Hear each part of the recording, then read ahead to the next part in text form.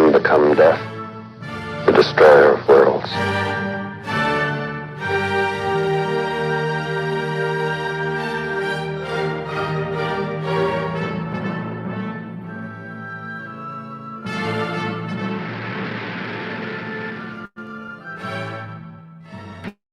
They have made a beginning, a brave beginning that can build a mighty structure for peace. In the dignity and worth of the human rights of men. 1947 symbolized the rebirth of a nation after the slumber of centuries.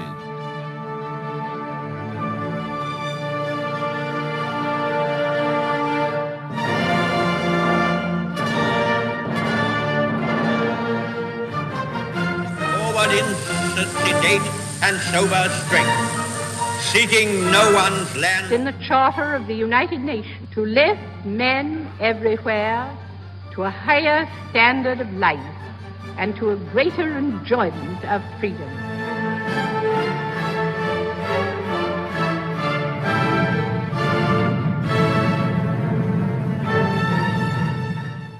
Who owns the patent on this vaccine? The people, I would say. There is no patent. This is... Could you patent the sun?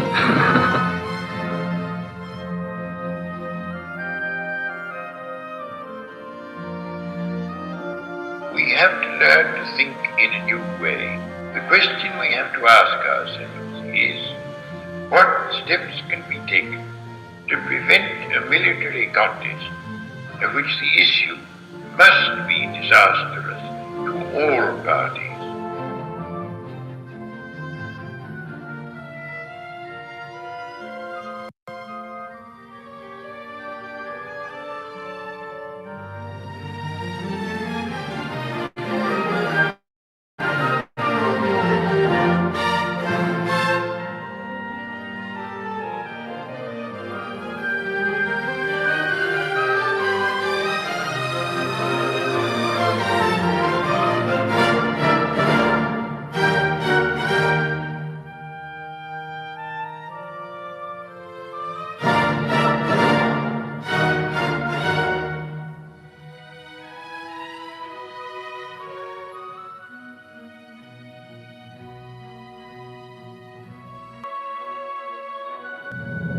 Armaments and military equipment sent to Cuba are designed exclusively for defensive purposes.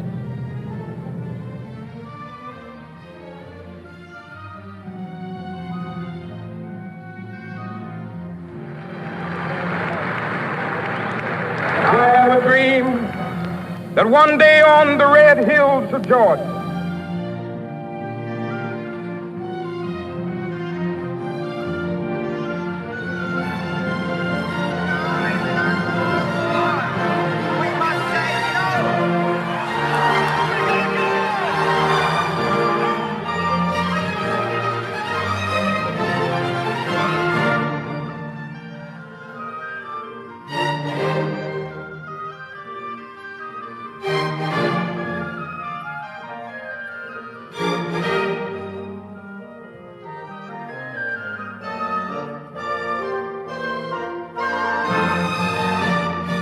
Go. Jinsei, go. Econ, go. Surgeon, go. Capcom, we're go for undocking. It's one small step for man, giant leap for mankind.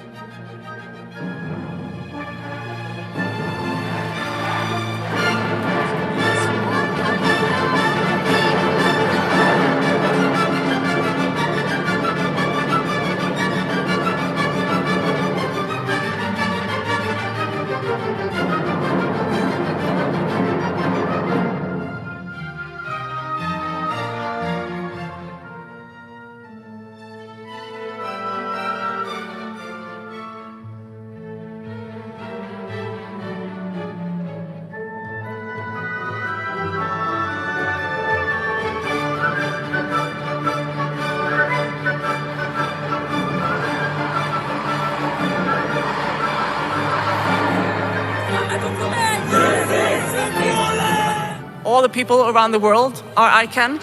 And if you believe that we must end nuclear weapons before they end us, if you believe we can, we really can, we'll end this long nuclear nightmare through the power of people, then you are ICANN. Hands up! Hands up! We're being brave.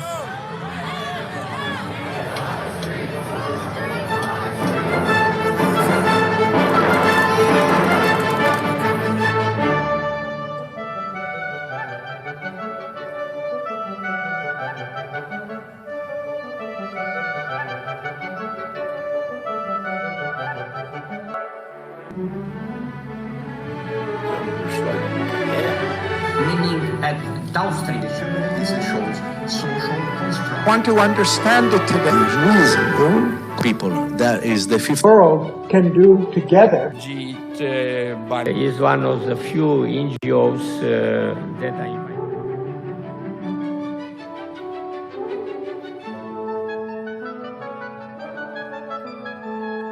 The organization we celebrate today emerged only after immense suffering. It took 2 world wars, millions of deaths, and the horrors of the Holocaust for world leaders to commit.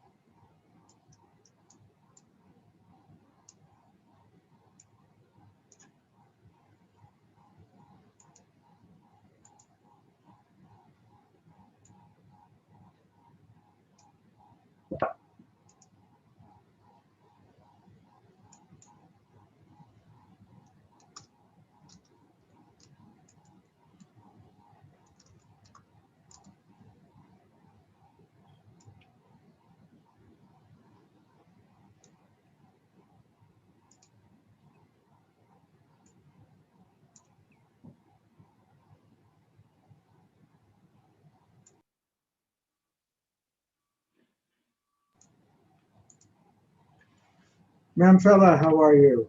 Hi, Gary. I'm well, and what about you? Well, it's quite a challenging week. This is the fourth day, and going up till 1 a.m. Indian time. So. Well, you only do big things. That's what Well, I've noticed about you.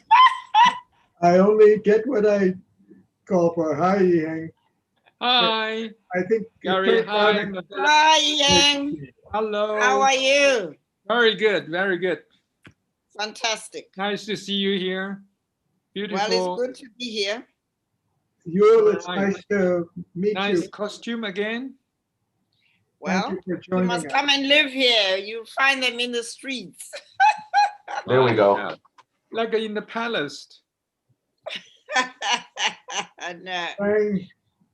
Your turn sideways. That's your, yes, your, okay. Hi. Hi, Dr. Chen. Hi, your. You sent us a magnificent proposal, but we would have had to cancel the rest of the conference to accommodate. Thank you. I'm glad you join us for a couple of sessions and we break the ice. I'm so appreciative of your invitation. Thank you. Right. So Jim Feng is you will switch Jim your Feng, camera somehow. We have to watch you like this way. Okay. Right. There you go. Very good. Great. Great. I think, Gary, that's why you asked me to come on board, right? Absolutely, I did. Absolutely. I absolutely break the ice in all directions Yes. as much as possible. Zachary, thank you for joining us. Nice to see you. Thank you. Oh yeah, Zachary. Hello. Good to see you here. Thank you. It's 9:30 p.m. in Kuala Lumpur. Wow. Right. Same thing with Beijing, right? 9:30. Yes. And Amnon, thank you for joining us. It's a pleasure to meet you. Thank you. Thank you very much. We look forward to your contribution. Thank you. Yiheng, I'm going to turn this over to you. This is your show. I just wanted to say hello and meet everybody, and then we'll enjoy watching the show. I think, are we all here?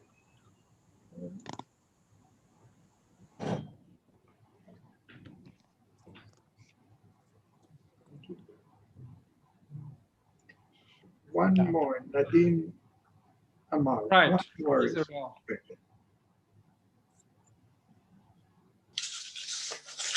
It worked out very well, the last minute inspiration. Right. I'm sure it will. I was a little bit skeptical with the participants, but Gary, thank you for encouraging me to do that. Well, I know that the time zone is definitely problematic for somebody or else somebody else. So when everybody's getting up in California, I'll be like you, ready for to call it a day. We've managed to scan the globe, but we haven't managed to compress the time zones yet and solve that problem. All right. Zachary, where are you based now? I'm based in Kuala Lumpur. Ah, that's right. I thought I used to be in Japan. I know that. That's why I had it down. I thought you were back in Kuala Lumpur. Yeah. Just wanted to be sure. So I'm in South India, so not too far away. Where's that? In Chennai? In Pondicherry, south of Chennai. All right. All right. Just a short hop away. Yes. Except the flights are quite restrained now. Well, there's no hopping now. There's no hopping at all. So. Shall we wait for Nadim, or I think you can begin. We can begin because I think, because of Amnon, I'm thinking whether Amnon will be the first one to talk. So before I give it to Amnon, well, we have two, I would say, honorable and senior person here. One is Amnon, and the other one is Mandela. So these are the grandparents level. I believe, Zachary, you are also parents, grandparents. But these are the two seniors. I will give them as the superiority in the certain way.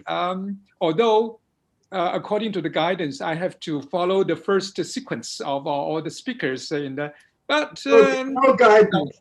No guidance. We are in an Asian world, so respect to the elderly people. You're in charge here. You make the rules today. Yes, actually, all this happens. Well, this initiative is coming from my side, and I was very much engaged in the last 1.5 years after our first meeting in Dubrovnik regarding East and West, and how that will meet each other, and especially when we were talking about a new emerging civilization. During that time, actually, I do come up with something and talking about collectivism and also individualism. And happily in 2020, when the COVID-19 starts, so I'm ready actually to talk about that, but somehow it has automatically come out. And China became the first one to be, I won't say accused, and somehow doing something with collectivism and very effectively. At that time was a little bit strange happened. So all the countries outside China became actually somehow against that kind of movement. It's very interesting. And that's a reason why I'm trying to put this as a topic and try to sort it out, whether the collectivism or individualism, or we put this here as freedom and authority, are they separated or are they combined? This is the reason why we invite you as the panelists to talk about this, and with your own different area or different region in different opinions. Very interesting here.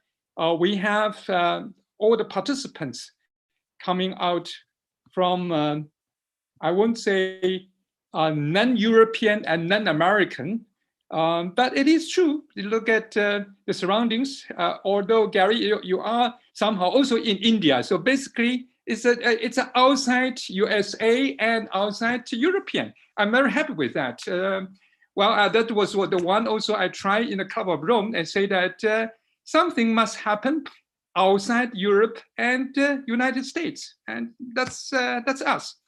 I'm happy that we can start today's topic, and I hand it over to Amnon with your superiority or with your age and with your understanding, also long years with UNESCO, and also the declaration, your participation in the Declaration of Bioethics and Human Rights. So please go ahead.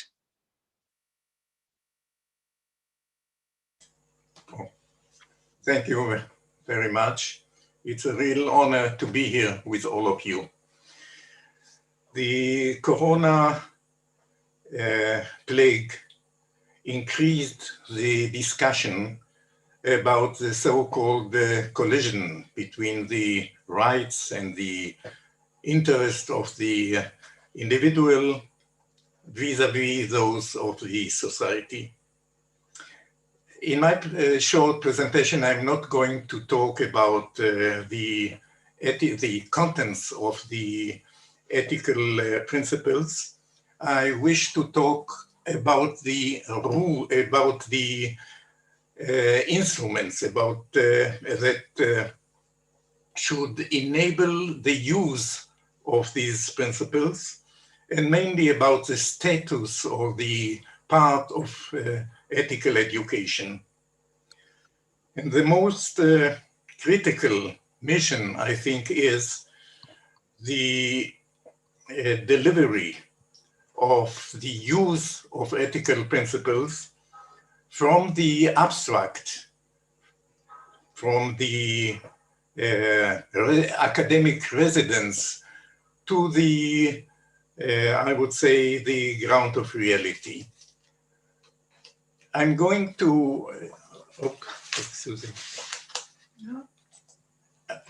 I'm going to talk about 4 agents, I call them agents, that are expected to deliver the message of ethics to the whole society. And I mean, first of all, the legislature, the judiciary, the judge, the doctor, and the teacher. And there will be no chance for realizing the delivery of these ethical principles unless these four agents would be ready and able to learn the ethical principles, to study them, to be ready to adopt them, to be ready to use them. If I refer to the legislature, the ordinary legislature, of course, is driven by political considerations. But still, he has to be aware of the existence, of the meaning, of the weight of the ethical principles and of his duty to follow them. Coming on to the judge, the main function of a judge is to follow the law. But fortunately, judges do have another tool that they may and should use in special circumstances and with a specific case. And this is the interpretation instrument. Going on to the doctor.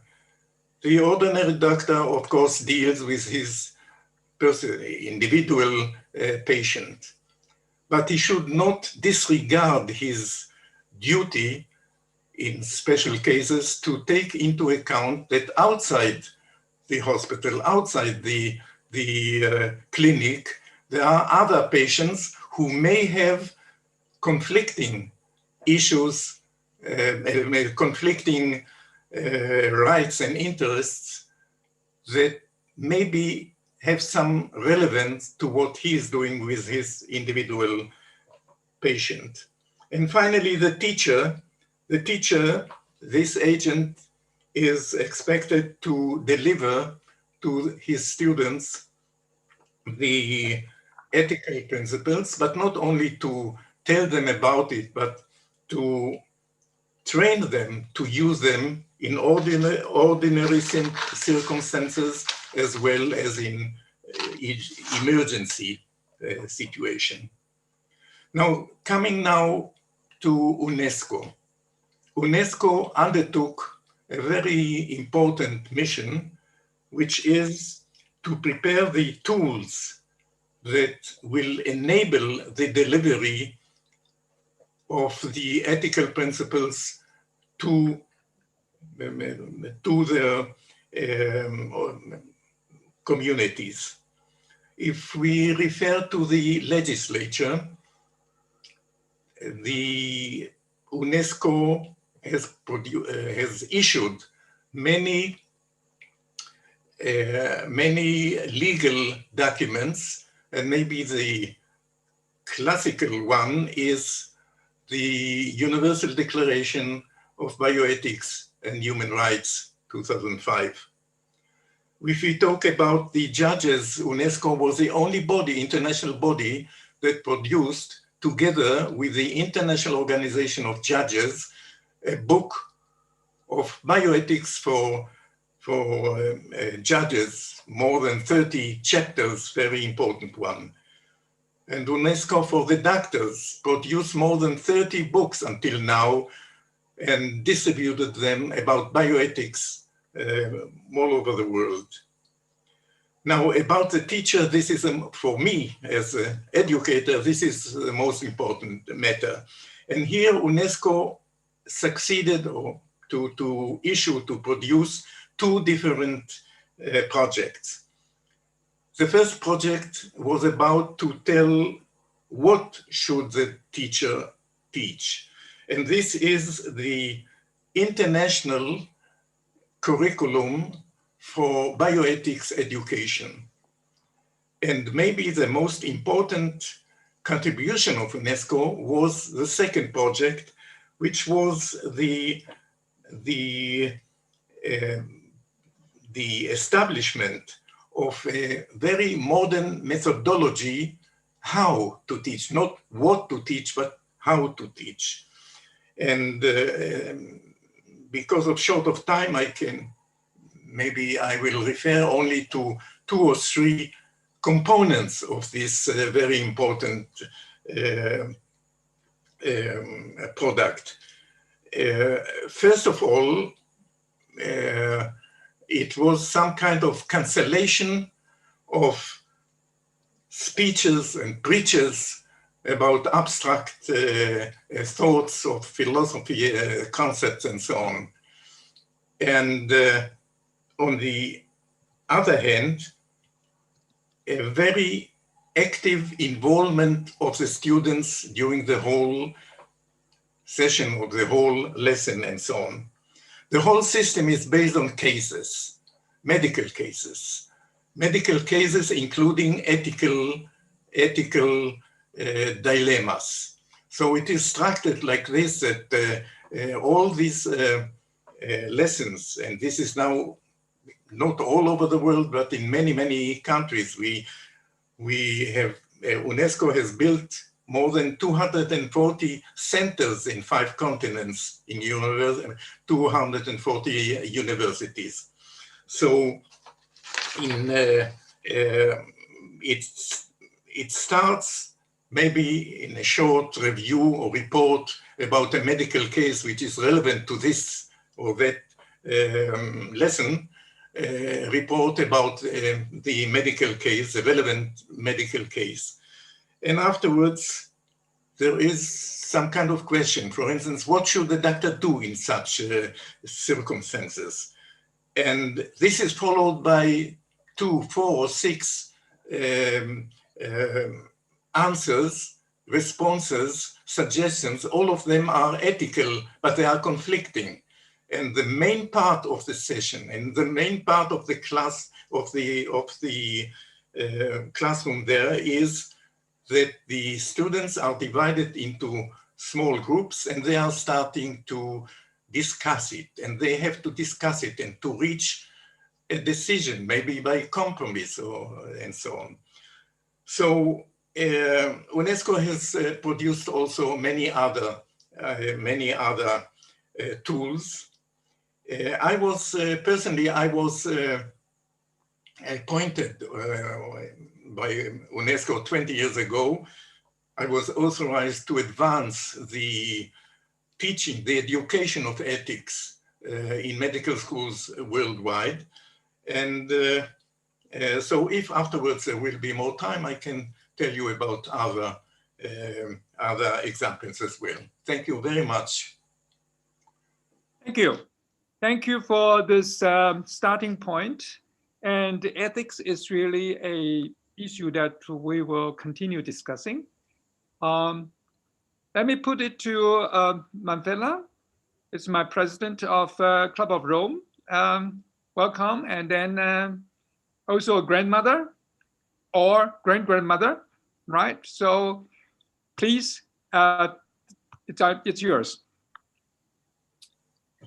Thank you so much, Ian, and thanks to all of you for being part of this panel. I just find the idea of juxtaposing individual freedom with social authority very puzzling, because it raises a fundamental question about how we define freedom itself. How do we define freedom? Is it freedom from something or freedom to do? Individual freedom sits in the context of a species that is essentially and fundamentally relational. So that's the first issue.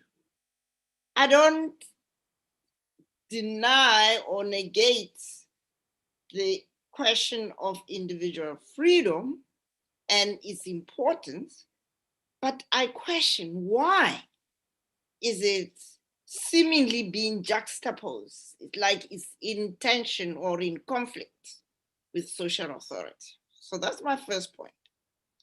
My second point is to be human is to be relational.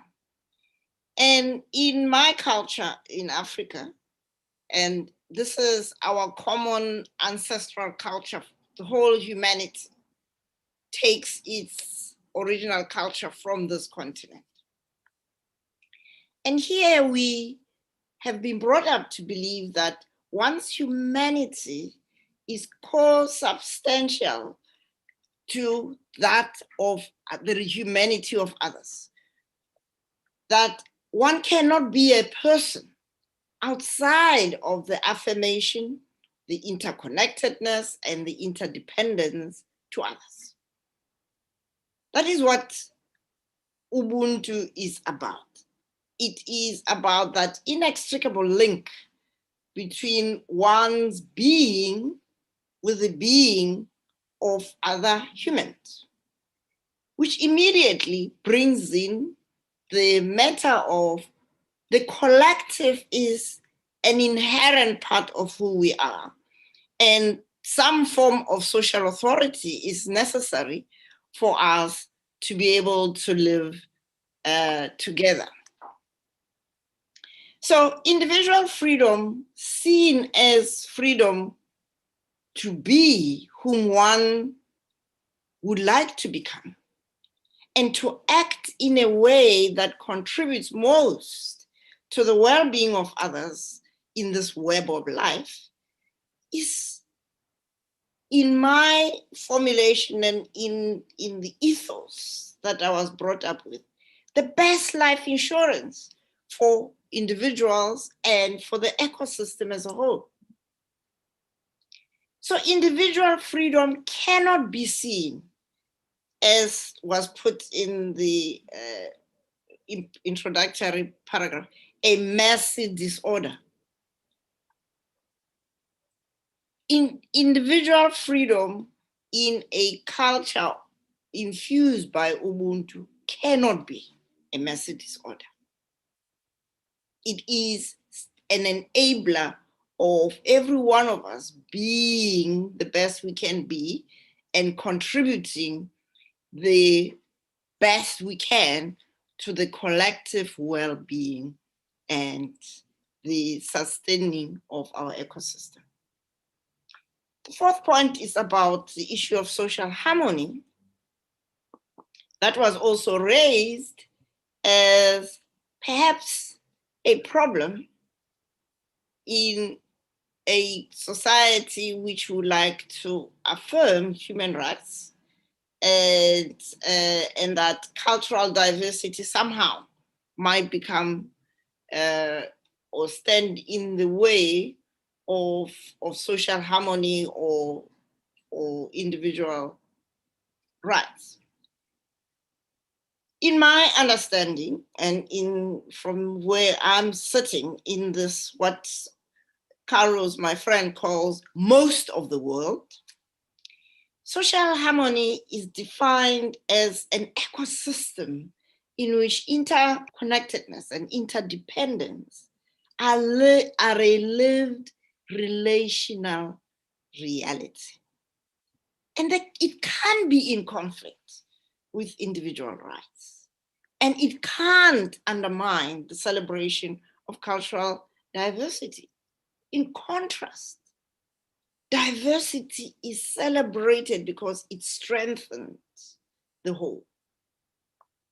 So individual rights that are framed as being in conflict with social harmony can only be those individual rights that are driven by the right to exploit, the right to dominate at the expense of others. And so I come to the conclusion that to be that humanity that emerges from this planetary moment of multiple crises, we have to be open to shift in mindsets. We have to shift our mindsets to look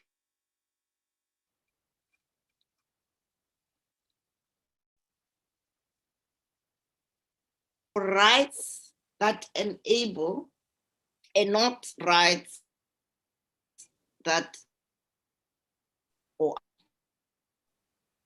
because the loudest proponents of rights, as we have seen over the last year or so, are those who would like to have the right to do as they please, whatever the cost to the ecosystem. The right not to protect others from the harm they may cause them, for example, in the case of masks and coronavirus. So I conclude by saying and affirming what we started talking about in Dubrovnik, that wouldn't the new way of being human, an acknowledgement that we are part of an interconnected, interdependent web of life. Only thrive by responsibly stewarding the abundance of resources in our ecosystem to enable individuals to develop into the fullness of their beings by allowing or contributing to others also developing to their fullness. Those are my points. Thank you. Thank you very much. That's wonderful continuity or continuing the from the ethics to the human rights, and also the individual needs. When I try to put the East and West together, I am somehow opt to the Chinese way of defining using the 5 elements. If we look at the values which are common today, freedom, it's just the water in the 5 elements. Equality is the wood. Democracy, the fire. Legality, earth. And belief, metal. So they are interconnected somehow with the benefiting as one way, that's water, wood, fire, earth, and metal. And controlling the other way around is water, fire, metal, wood, earth also. If the dynamic balance, what we need is actually we are trying to achieve all the time, regionally or locally. So with that, also connected with what Ubuntu was trying to explain or showing us in Africa, simply shows that I'm because you are. So it is a harmony somehow generated through these 5 elements going around. Okay, with that, I would like to hand it over to Jingfeng, our friend in China. Jingfeng?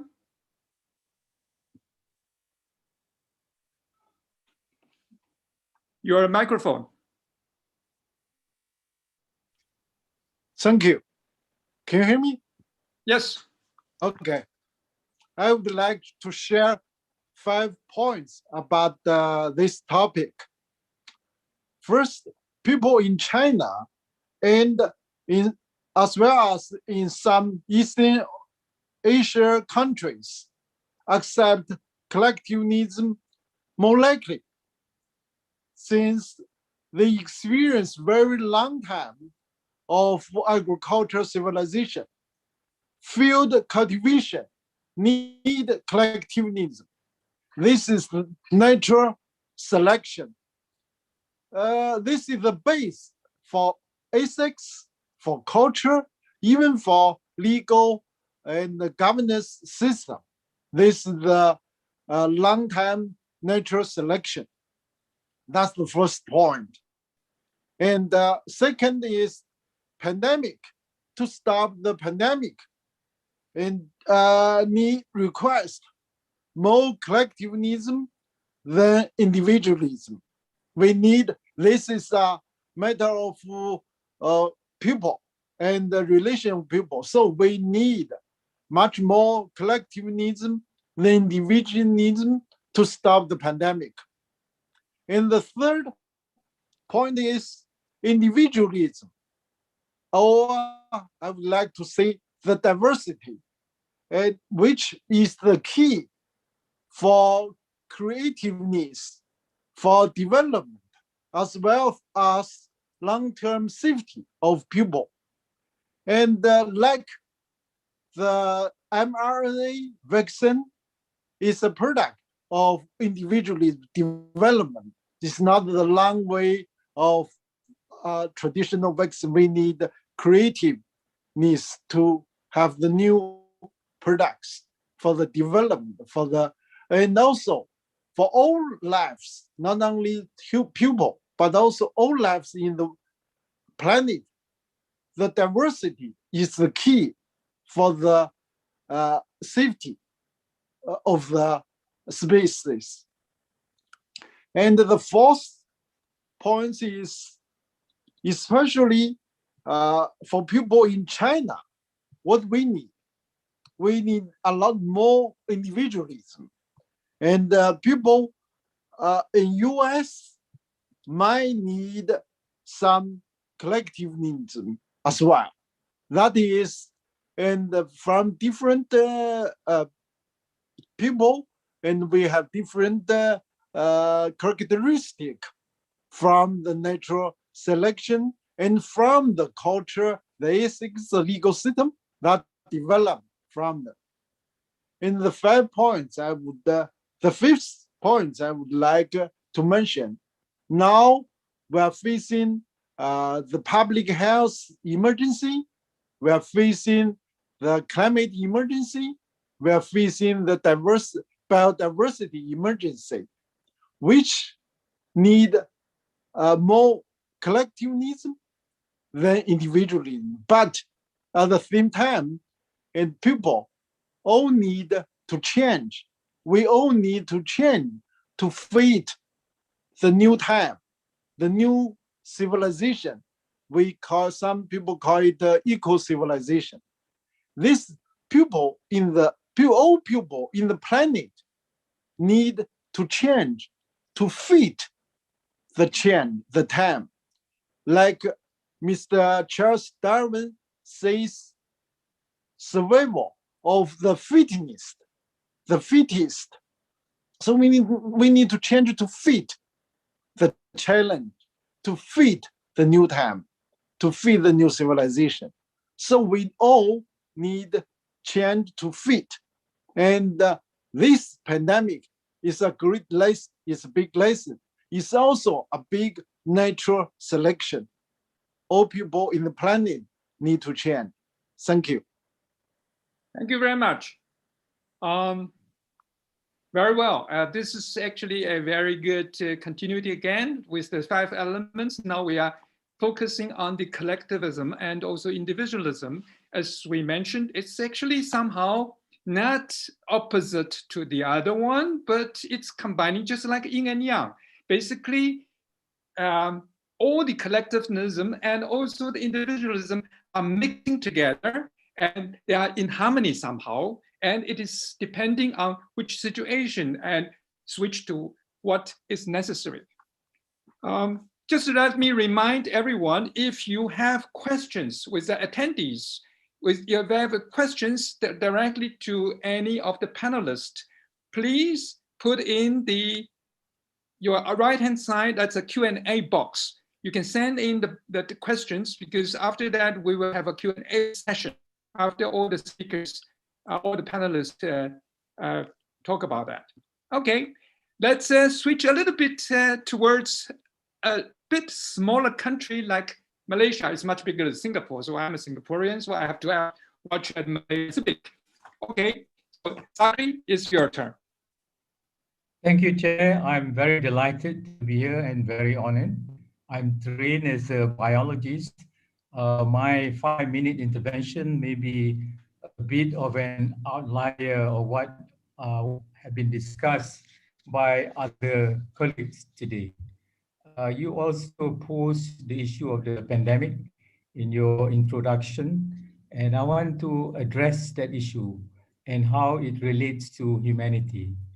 Uh, Up to today, ladies and gentlemen, it is abundantly clear that in mitigating the catastrophic impact of COVID-19, governments of the world are genuinely concerned and preoccupied about saving human lives, maintaining human well-being, and halting an economic meltdown of an untold proportion.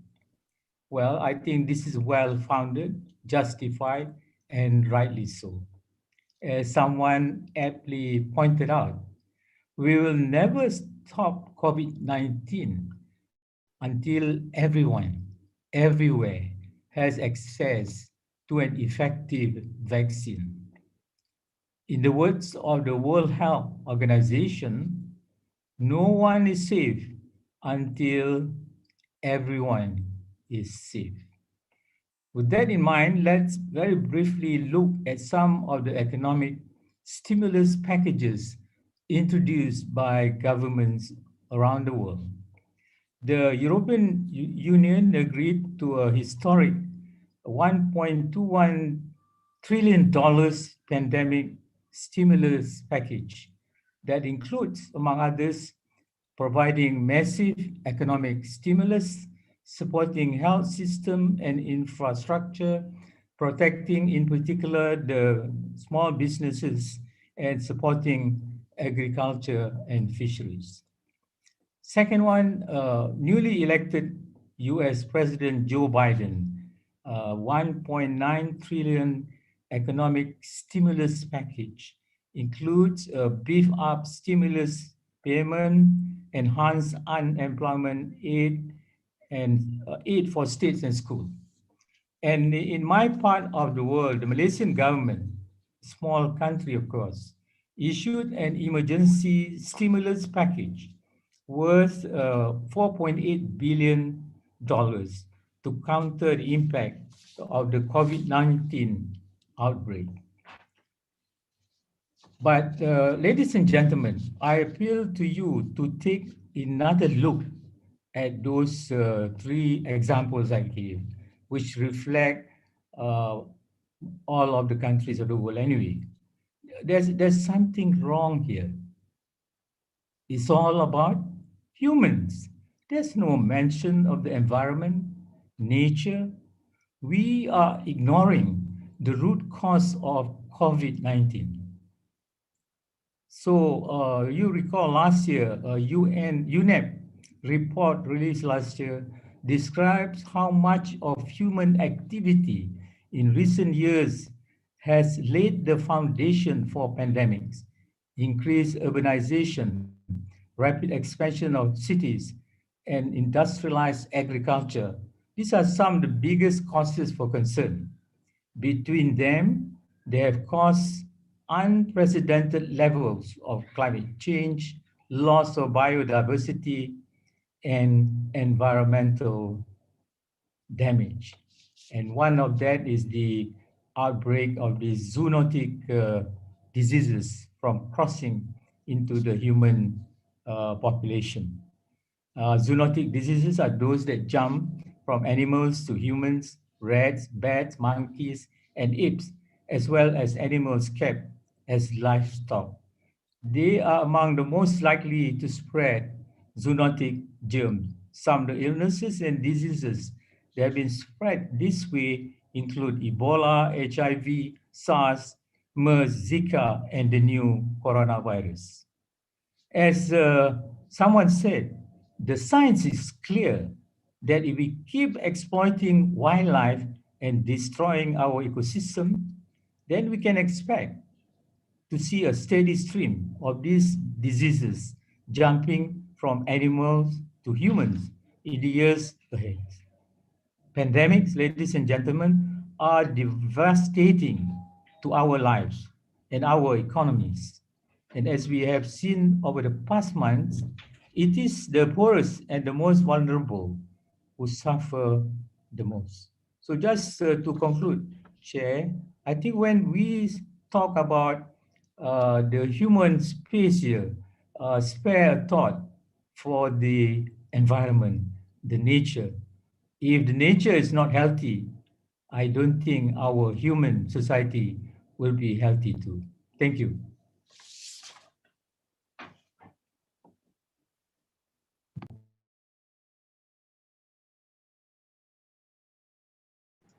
Yi Heng, you're muted.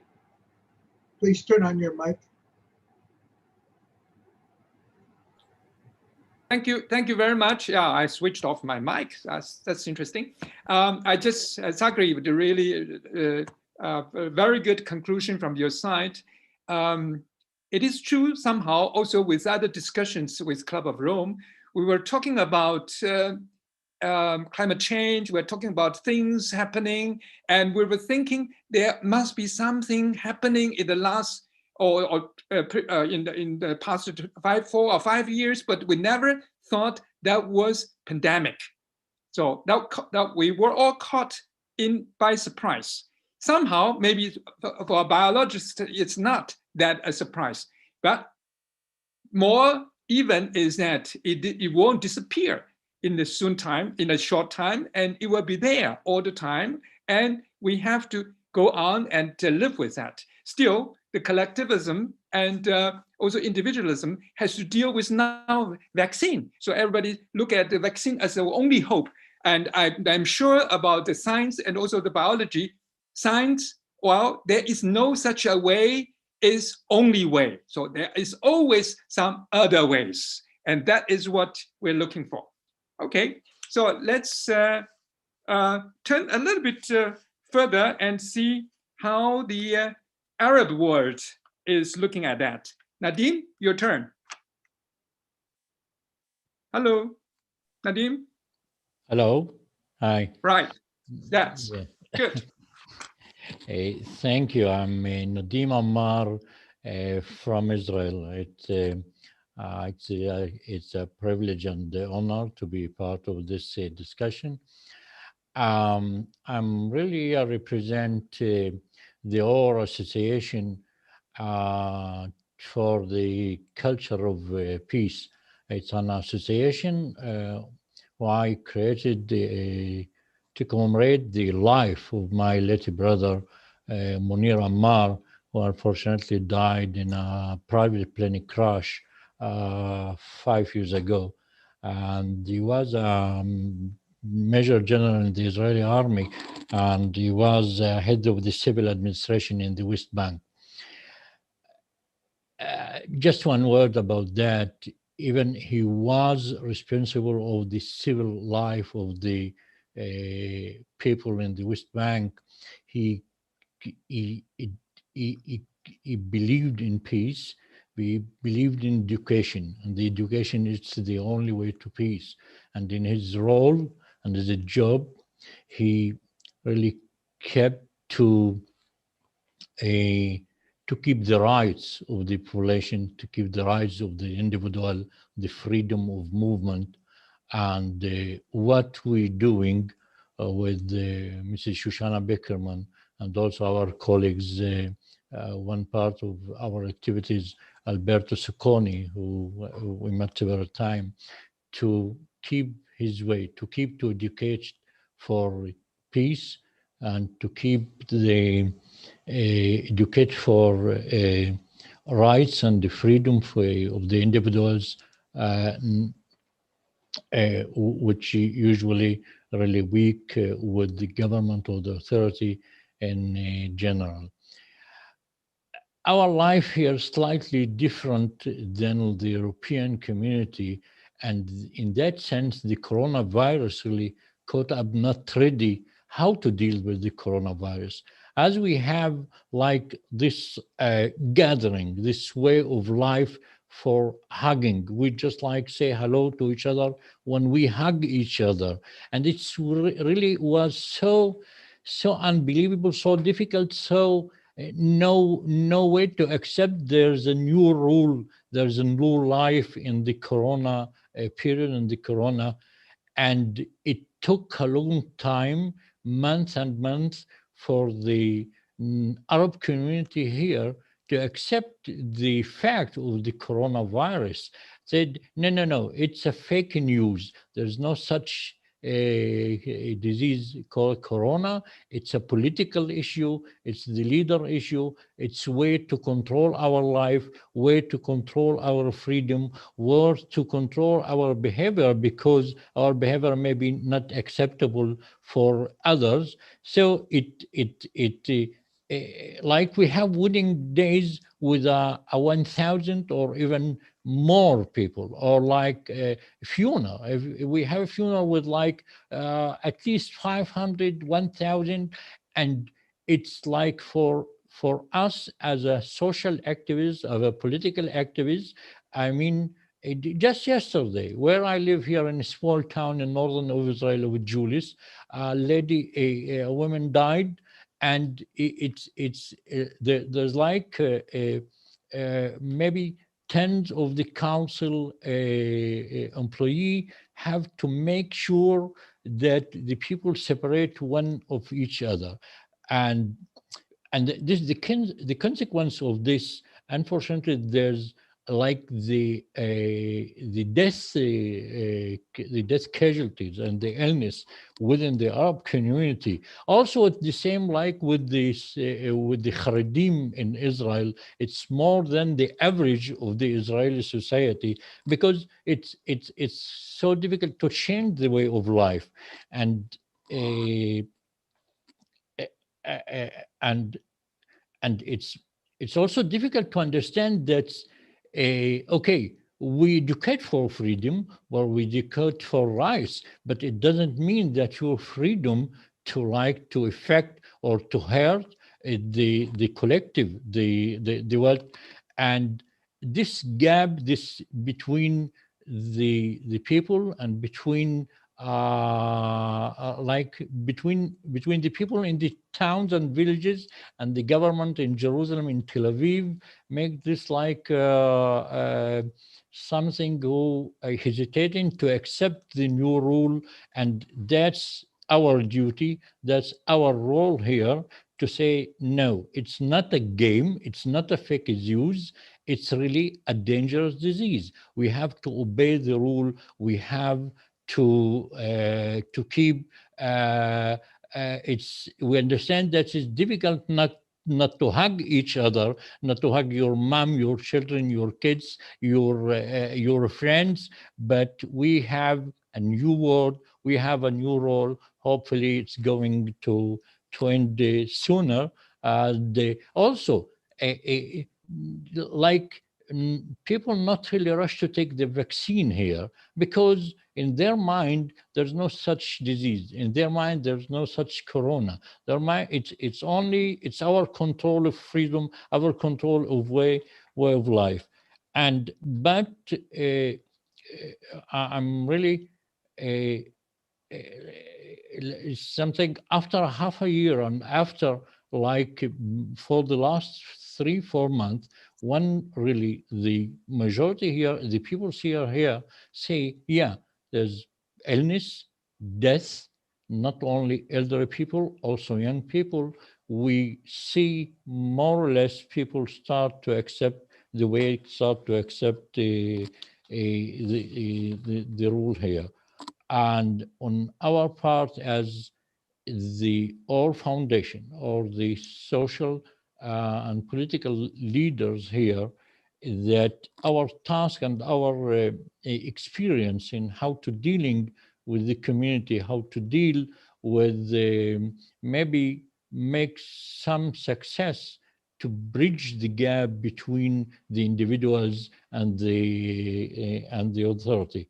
And that's my conclusion, that maybe in different culture, in different communities, it's not only if you leave the authority, if you leave the main government to give the role, it won't work. You need the local leaders, the local community to make this link for understanding really that's the right, the freedom of the individuals must combine with the collective, and in this way, hopefully we come through this this disease.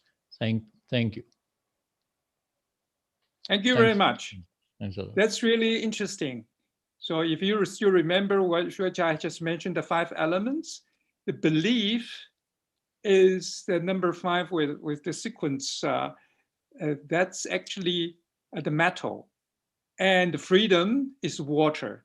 So from belief to freedom, that's from metal to water. So it's actually, water is the one created by metal. Interesting somehow. And on the other hand, if we think about the Chinese medicine, it's all about pandemic. And the whole medical book started 500 after Christos, dealing with pandemic only. So when Chinese listen to the word of pandemic, they just queued up and say, what should we do? And we will do all together. Well, that's a Chinese mentality. That's why it was so easy to call upon one way and everybody just line up and do the same thing. Okay, let's switch a little bit further and to a African American society. That's now it's your turn.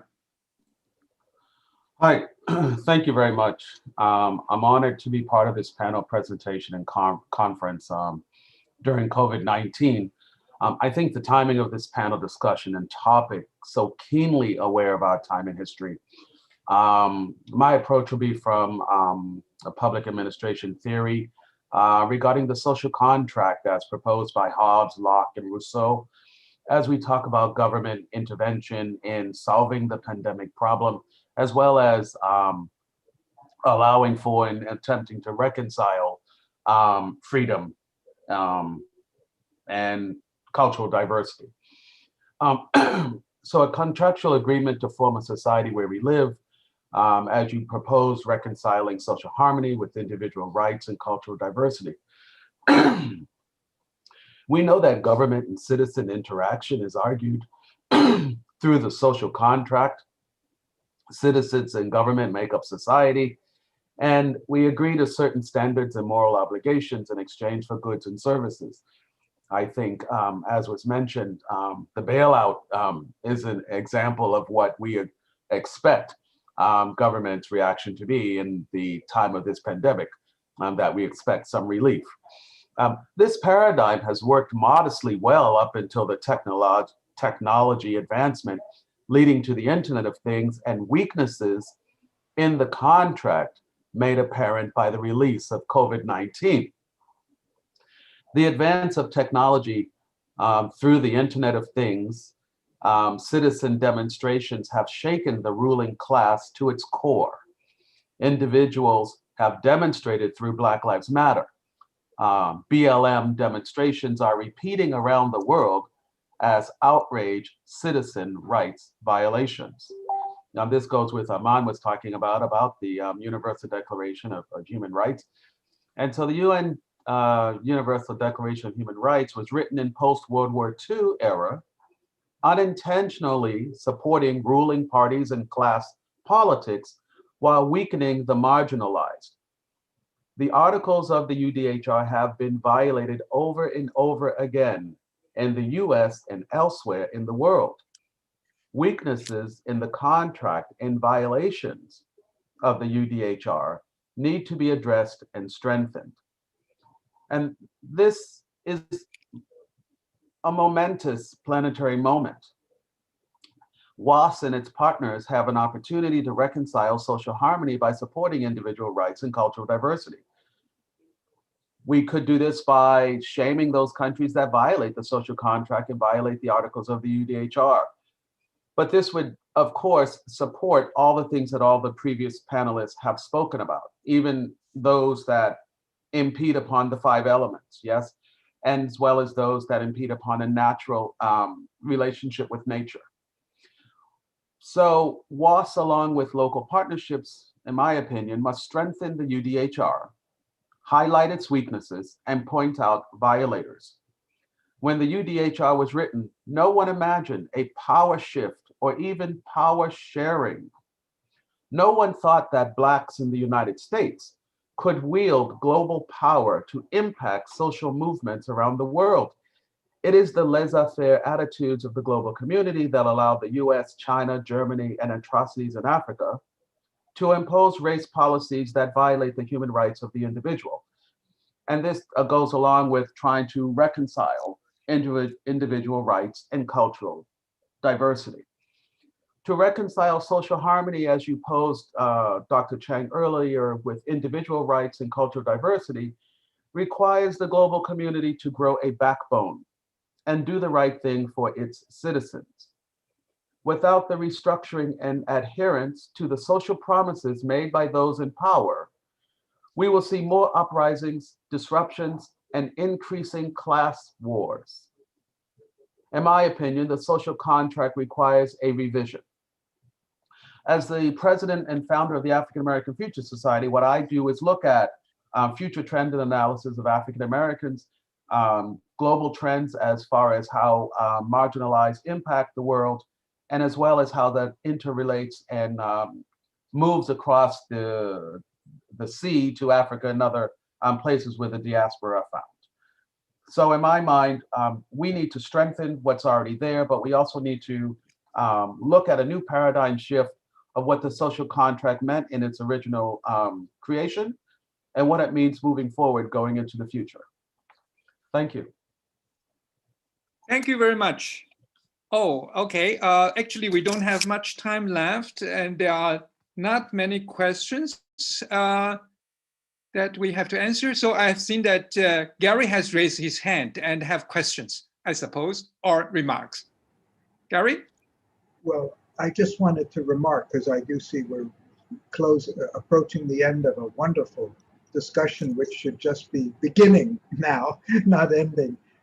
I wanted to thank all the panelists. I just wanted to comment, I think the discussion of the freedom and authority, the individual and collective, is exactly what it right on. And my only comment would be, in principle, we understand theoretically that there has to be a balance and a harmony.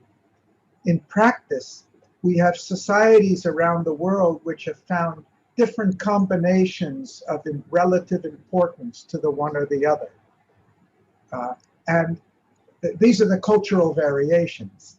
And the COVID, the pandemic, has dramatically illustrated to the Western world that there are circumstances in which the collective conformity to a social authority has an immense value for survival.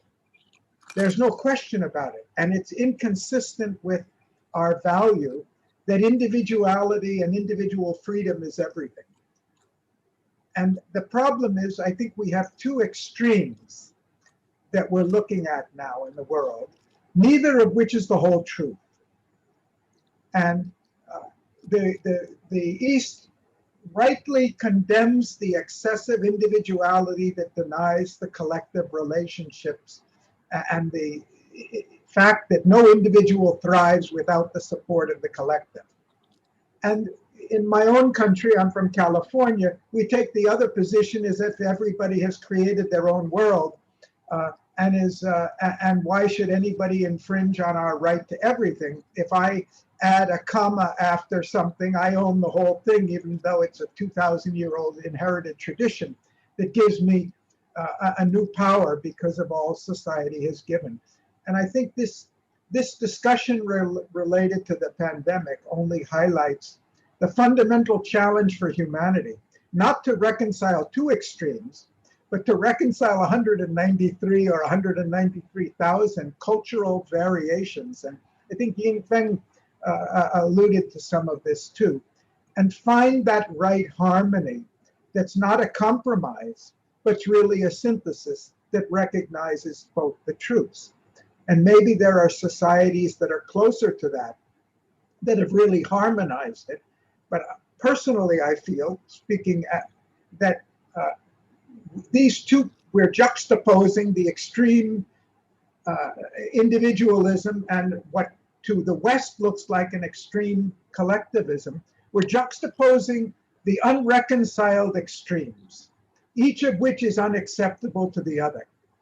And how are we going to find a peace and harmony in the world unless we both discover there's a higher truth? And maybe that's why the world is finally coming together, where we can't live separately ignoring each other. We have to find that higher truth and that higher synthesis of the values. So thank you all for a wonderful discussion. Thank you very much. Thank you for this session. I think I really enjoy moderate this, and I'm very happy. That's the beginning. That's the only beginning. It will continue. Let's remember that, Yiheng, and follow it up. Thank you. Thank you. Thank you. Thank you all. Thank you. Thank you very much. And we have another session beginning just in a moment. Okay. So peace and human security. There we go. Our new moderator. Hi, Jonathan. Gary, your closing remarks would be excellent for an opening of our session. It's all yours. We're going to jump you in. I mean, that was really an important point of taking the best of every society and being respectful for the fact that that the extremes don't fulfill the whole. They all have a truth in them, but not the whole truth. That's the problem. Absolutely. Absolutely. Five blind men and an elephant. Exactly. Hi, Azita. Nice to see you again. Thanks for joining us. Hello, Gary. Hello, Yuri. Hello, everybody. Great to see you. Greetings from sunny but covered by snow Moscow. Hello, now that I am unmuted. Nice to see you. I understood your greeting just from Hello to everyone. Hello, good afternoon from Budapest. Oh. Hi, Gary. Good to see you. Good to see you.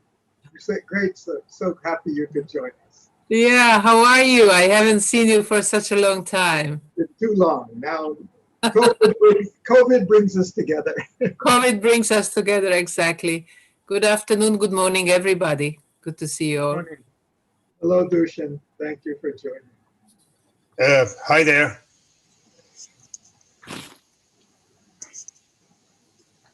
I think we're almost over here. We're waiting for Donato. Donato wanted to open the session. Ah, I see. And I think, where is Maria and Alan? Oh, yes, we're just 3 minutes behind. Right. Well, we'll wait another minute or so, and then I'll just, oh, there, good, we have Maria. Okay. Hi, Maria. Hi, Gary. So great to see you. Hi, Jonathan. Oh, hi. Oh, I'm so happy to see you. So good to see you. Where are you now? Now I am in Managua, Nicaragua, with my husband's friends. Okay, so lovely to see you. I miss you very much. So. Me too, Kathleen. It's so great to see you. Yeah. Where are you? Well, you're back home. I am back home. I am in Budapest. Yes. Oh, wonderful. It's very cold out there in New York, so you'd rather be there. Yeah, it's cold here as well, but it's beautiful and sunny. So I enjoy, you know what I enjoy in Budapest? That it's quiet, not like the 24 hours noise in New York. You know, this is totally new. This is totally new for me. Beautiful. Well, I think, Gary, what do you think? Should we just start with and let Donato come in and whoever else is coming? Donato has come in. Alan is the only one. Okay, I don't see Donato. Yes, I see him. Oh, there you are. We'll let Donato open the session. I think we should start. Please do. Excellent. So welcome to this special session on peace and human security of WAAS at 60. Thank you all. I see so many friendly faces, so many friends and members of the World Academy. I will not introduce you all because I think we will speak one after the other one. Jonathan will spin off the discussion in a minute, but let me just mention the ones I see on screen. I see Azita Berar, I see Tibor Todt, Dusan Vujovic, Katalin Bogiai, Ambassador Samoyov, and Maria Fernanda Espinosa. Is someone else? Gary is with us or not? I'm not so sure. In any case, before we start, Gary is also with us. Great. The intention that we have today is to have a reflection on human security. What is human security for all of us? A reflection as a tool that we want to set in place, an operational concept that already exists to some extent, but that we want to promote. We want to promote further understanding of what human security is, what it represents for all of us as a framework for action. We all know that there are many areas that fall under human security. There is even a General Assembly, UN General Assembly resolution 66/290 that defines what human security is all about. And there it says that human security is an approach to assist member states and to help them addressing issues of survival, of livelihoods, of dignity of people. But if we go more in depth, if we as practitioners, as we all are, we want to understand what really human security is all about, in my views, we have to consider three aspects. One is basic needs. I mean, what are human basic needs? I mean, we are catering also towards people who have less than we do, and we need to cater for their well-being. So when I say basic needs, in my opinion, is the well-being of people. And it includes health, it includes education, basic services. There is certainly an issue of equity. So what do we do to promote sound governance, local ownership, equitable rules and regulations, rule of law in general? I can see that Azita is smiling because she's a great expert in this field. And opportunities. This for me is the third point. That is, what do you do to promote economic and social opportunities? What do we do to really empower people to have a better quality of life? So I think that around these concepts, we can reason. You can have, and you will have, your own interpretation of what is human security. We are very much interested in that for one particular reason. Well, first of all, because we all deal with that, but also because WAAS, the World Academy, has been tasked by the United Nations, Human Security Unit, to conduct a survey on to define a better understanding of human security itself. And we are currently doing that.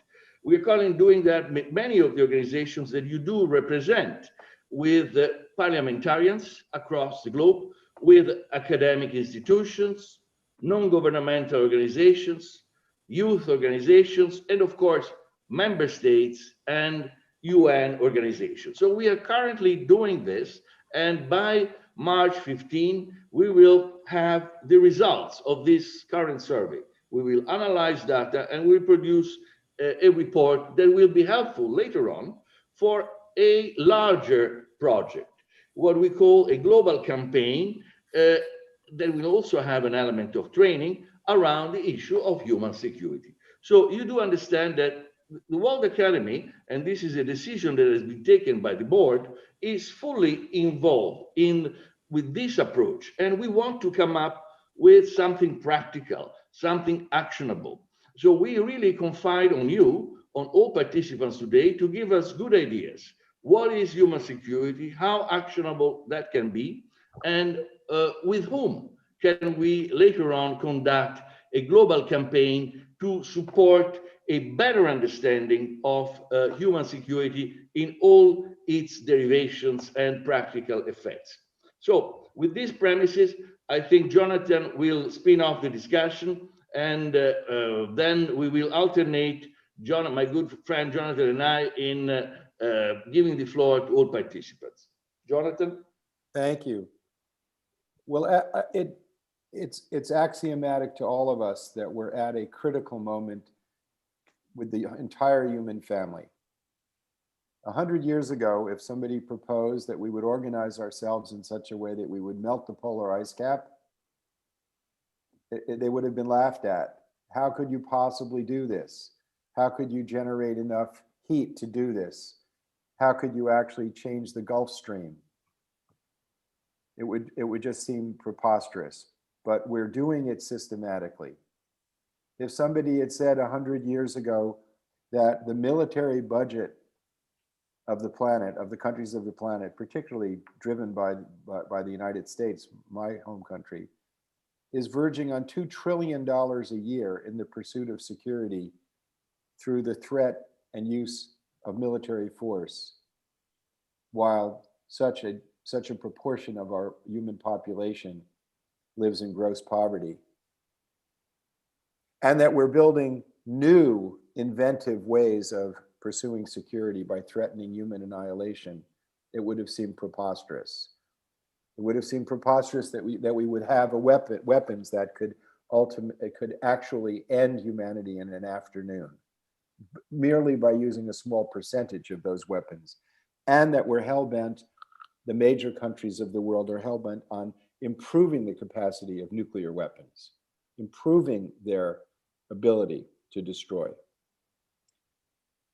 And that the pursuit of meeting human needs by the two most important institutions of our time, the corporation, which galvanizes enormous amounts of human energy and resources for its purposes, and the state, are both operating under premises that I would say are mythical. The state is operating with a focus on security, mainly on nationalism using military means. And the justification for the modernization of their horrific arsenals, they are twofold. One is internationally, they say, we're pursuing strategic stability. We have to have these weapons for strategic stability. I call that the shiny white stallion. And then domestically, in the debates as to how the state will provide security to its people, the political class of the major countries argues for military advantage. If by having military advantage, your state will have security and the people will have security. So the strategic stability is kind of like a turtle. It's very stable and slow. And military advantage is like that sharp stallion. It's exciting, it's sexy, and there's profit to be made. And it attracts eyeballs. And in the debates domestically in the major countries, the dove of peace hardly gets in the room, the dove of disarmament.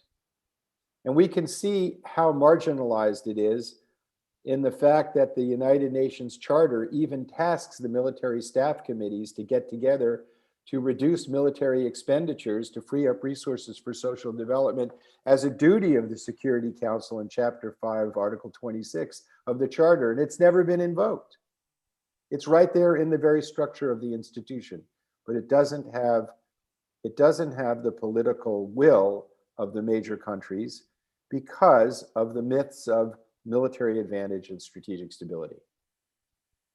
Both of them in derogation of meeting actual human needs and addressing the existential threats that I need to inform this community of of the natural, of destroying the natural world and threatening annihilation.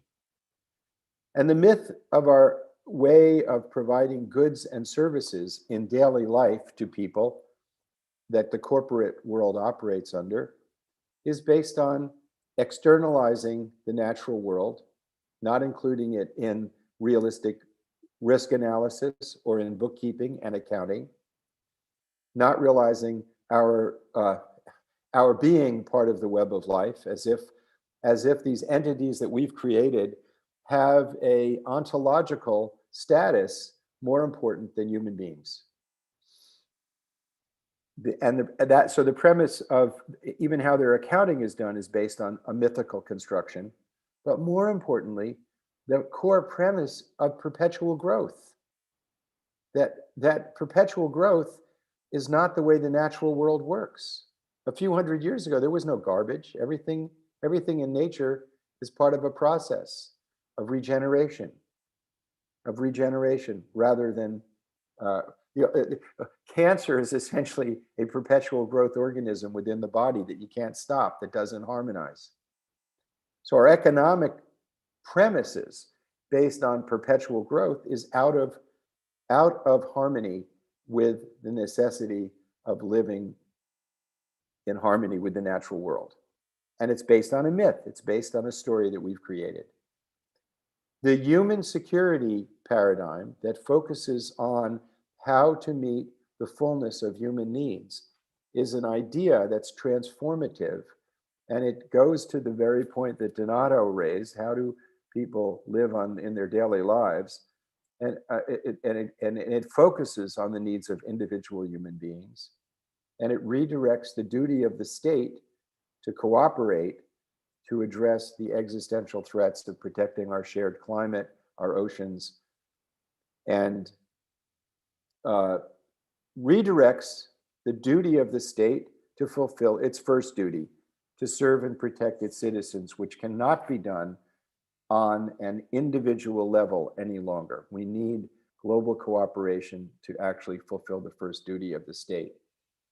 So I'm pleased to say that the World Academy is negotiating, and I feel confident we'll be able to fulfill that, to do a project with the United Nations to advance and mainstream a redirecting of how we define security, and thus a redirecting of the debate amongst and within states, and a redirecting of how international relations are taught, how economics is taught, how military planning is taught, and focus, instead of the perpetual growth of corporations in the realm of economics, and instead of militarism and nationalism as the core premise of the state. Not that we don't need militaries and that nations are not important.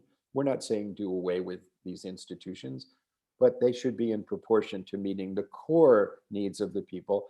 And one could say that the integrated human security agenda that we saw in the world summits of the 1990s, which laid the backbone of the Millennium Development Goals and now in the Sustainable Development Goals, is a really good template to move toward. But we will not fulfill those goals until we have this change of direction. And hopefully this discussion will add to that, and we'll find more commitments and more ideas. I know some of the people on this call have exemplified in their careers examples of institutionalization of real human security agendas. I've directly seen Maria Espinosa take that kind of leadership role when she was the president of the General Assembly. I've seen Tibor Toth do that in the way he created and advanced the institutional structure of the Comprehensive Test Ban Treaty Organization. And I've seen Alan Ware create a network of parliamentarians with a like-minded attitude. And I'm sorry, I don't know well the rest of our panelists, but I know with three of them, they are examples of people who've actually brought these ideas into practice. And with that, I am happy to hand over the choreography to my good friend Donato. Thank you very much, Jonathan, for so eloquently explaining, I mean, what human security is nowadays, and reminding us also of the various existential threats that we have to cope with. Well, we have an imminent one, COVID, that is changing our life, and that we have certainly to cope with beyond all the other threats that were already accompanying our lives every day. So I, with your spin-off and with the questions, basic questions that I tried to raise in the beginning, I will start giving the floor to the first speaker, the first panelist. Again, the word panelist is not exactly the real term. It's really an informed conversation that we are having today. Is a conversation with high level specialists that will help us design a path, giving really a sense of direction to the project that Jonathan has explained even better than I tried to do. So the first speaker is Kathleen Bogyai. Kathleen is ambassador of Hungary. She was the 15th ambassador of Hungary to the United Nations and president of UNESCO 36th General Conference. Kathleen, we don't have much time, 3-4 minutes. If you, then we will have several rounds. We want to have several rounds of conversations. Please, up to you to give us your suggestions. Thank you. Thank you very much. As I said, good morning or good afternoon from Hungary. It's great to see you all. Coming and spending a lot of time at UNESCO, obviously, and in the United Nations in New York, makes me think that our discussion today is really timely. And I would go back to this resolution we were talking about, because after the approach you were talking about in this resolution, for me the main point is when it talks about the right of people to live in freedom and dignity, free from poverty and despair and from fear. And we live in I always say that today we live in a chaotic world. So the chaos is the order. It's a chaotic word, and also it's a word without trust. Just lately, when Secretary of State George Shultz died when he was 100 years old, we welcomed him to the Foreign Policy Association. And actually he was talking about the big lack of trust in every relationships, in families, in countries, between governments and people, between multilateral institutions and governments. And this lack of trust, I think, is what very much influences today the way of feeling, the existence of the people as well. And another starting point for me is that actually, we are talking about a time in this chaotic world when COVID actually influences everybody. And just yesterday or 2 days ago, just listening to Antonio Guterres, we just had a Security Council meeting on the vaccine equity. And he said that only 10 countries have administered 75% of COVID-19 vaccines, and 130 countries have not received a single dose. So how are we talking about this feeling of human security if we don't even know that we will be vaccinated, we will be able to live in a safe world or not? So I think we have to look at this problem from two sides. From obviously the global institution sides, what the roles can be, how multilateral diplomacy can accelerate this process or build kind of trust and understanding between peoples and cultures and nations, because we just remember why the UN was really set up. But also, we just know exactly that it's up to the relationship between the people and the governments how this trust can be built up and how it can influence our way of feeling of secure or not. I would opt for a very strong solution which starts with education, with strong political will and policies, and with strengthening the cultural relations and cultural diplomacy. I very often felt that within the soft power, cultural diplomacy was not taken into the right place, because through the dialogue with culture, we can really build a kind of long-time understanding, long-time bridges between people. And if we want to really take it seriously, what this resolution is talking about, starting with human dignity, first of all, we can really, and we have to really build up the trust, the understanding, and the personal dignity in people. So I would say we have to look at this from the multilateral diplomacy perspective and of course from national policies. Thank you. Thank you, Kathleen. Thank you very much for your perspective. I don't know if Jonathan, you want to come in with comments, or should we have them all together later on? I would like a very short comment here. George Shultz's wife has written a beautiful eulogy and quoting him, and she calls it Currency of the Realm. And he was 100 when he passed away. And the entire essay, he describes different political systems and ideologies and his experience over all these years. And he says that when he walked into a room and there was trust, no matter how far the differences, progress could be made. And that when there wasn't trust, even if they stated common purposes, no progress was made. And so he called it the currency of the realm, and that building human trust, that it was as if his entire political ideology boiled down to, I've learned that trust is the most important quality in political discourse. It's very moving. Exactly. I will try and find it and share it with the with the report. Yeah, I mean, his last essay was, on trust, this very big essay, and obviously what you were talking about, Jonathan.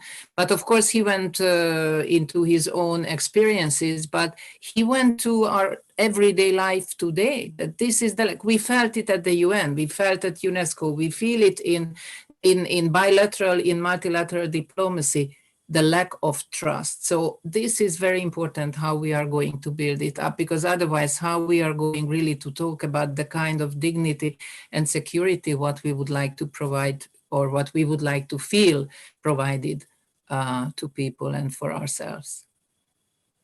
Thank you, Kathleen. Thank you, Jonathan. Next one to speak is Maria Fernanda Espinosa. She was the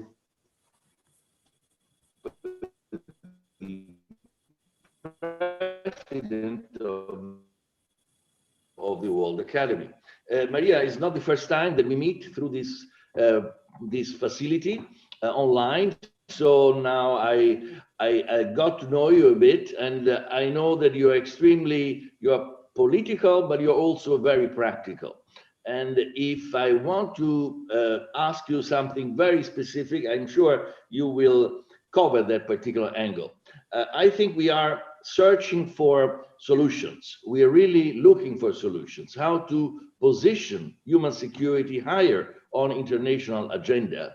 And now we have a window of opportunity. So my question to you is what to do? What would you do?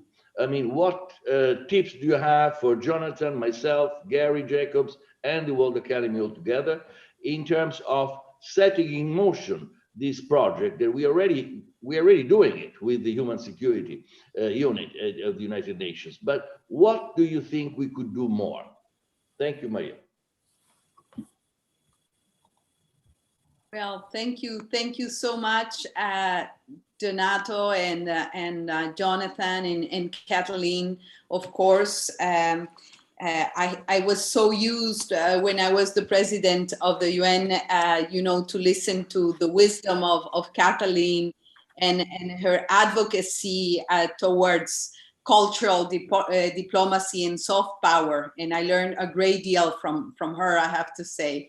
You know, the power of soft power is unbelievable. And I think that when we agree that we are suffering from a trust crisis, I think that that perhaps can be the antidote. And I think that we need diplomacy more than ever.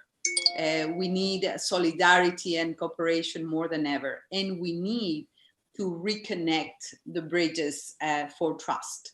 And this is not happening only at the international level.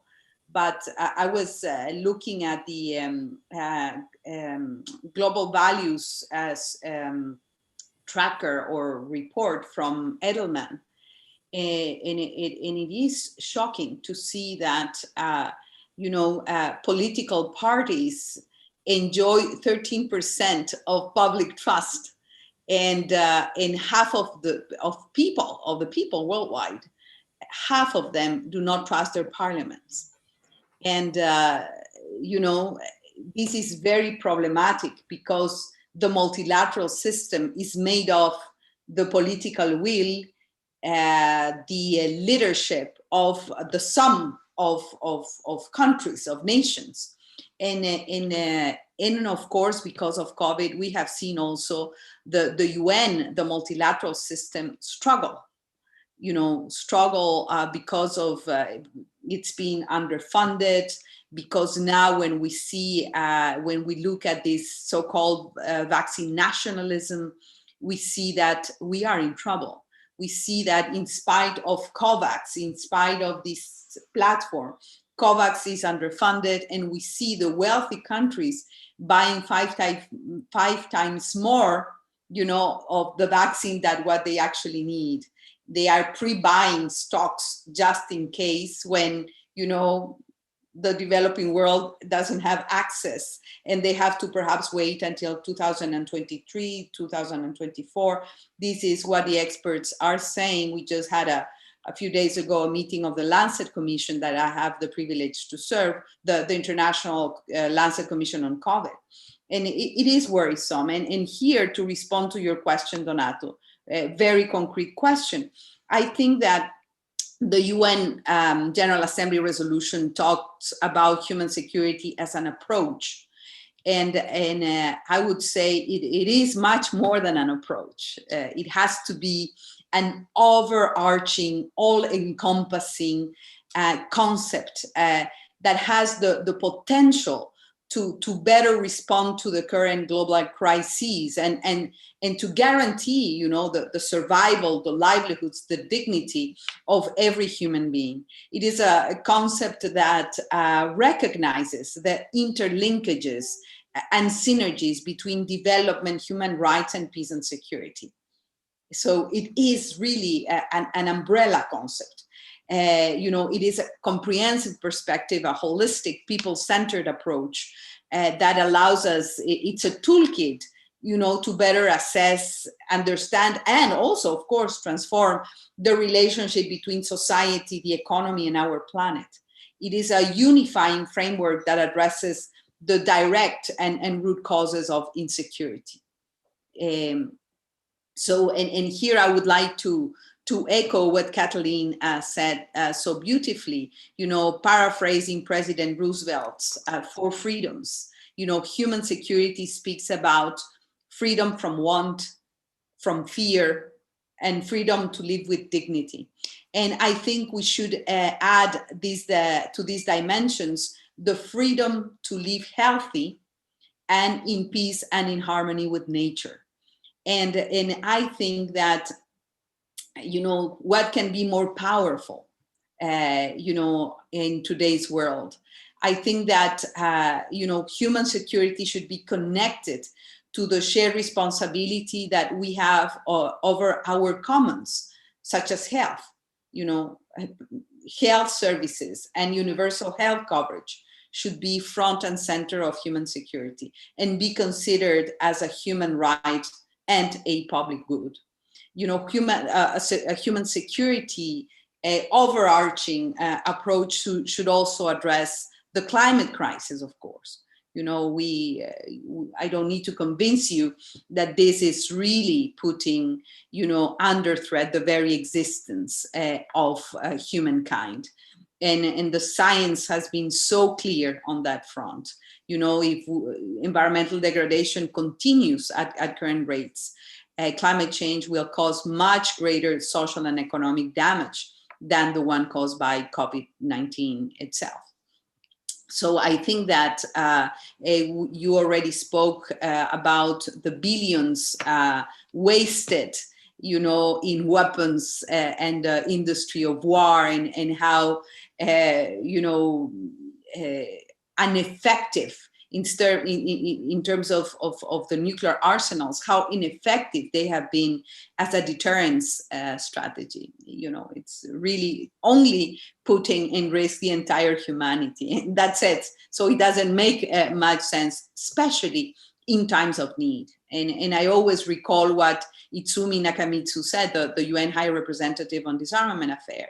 She said, you know, if only 10% of today's global military spending were spent in SDG 13 only on climate action, so the current costs of adaptation and mitigation in developing countries would be covered several times over. So I think that when you say how to define human security, you know, connected to climate, to connected to our global commons, but also connected to gender disparities. I think that women and girls are affected differently by conflict, and we know that. Let's just speak the last data of 2019.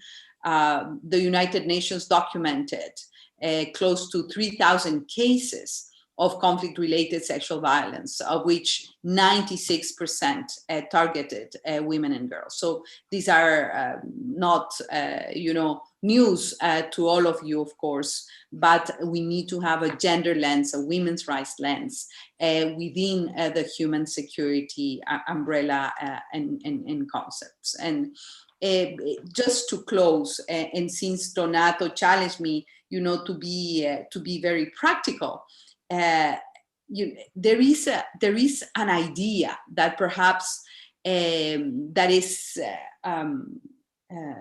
you know, populating different spaces for discussion, and I think it deserves attention. It deserves, and it is the creation of a potential global resilience council within the structure of the UN, following a little bit the path of the creation of the Human Rights Council, you know, a few years ago.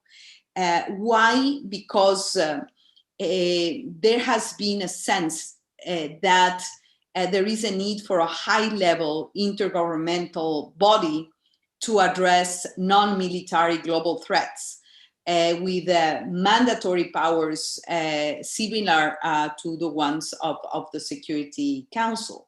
They are speaking about having a subsidiary body from the UN General Assembly called this Global Resilience Council, looking at conflict and crisis, but beyond, you know, the military, the military and weapon-led kind of conflict. And I think it is an interesting approach.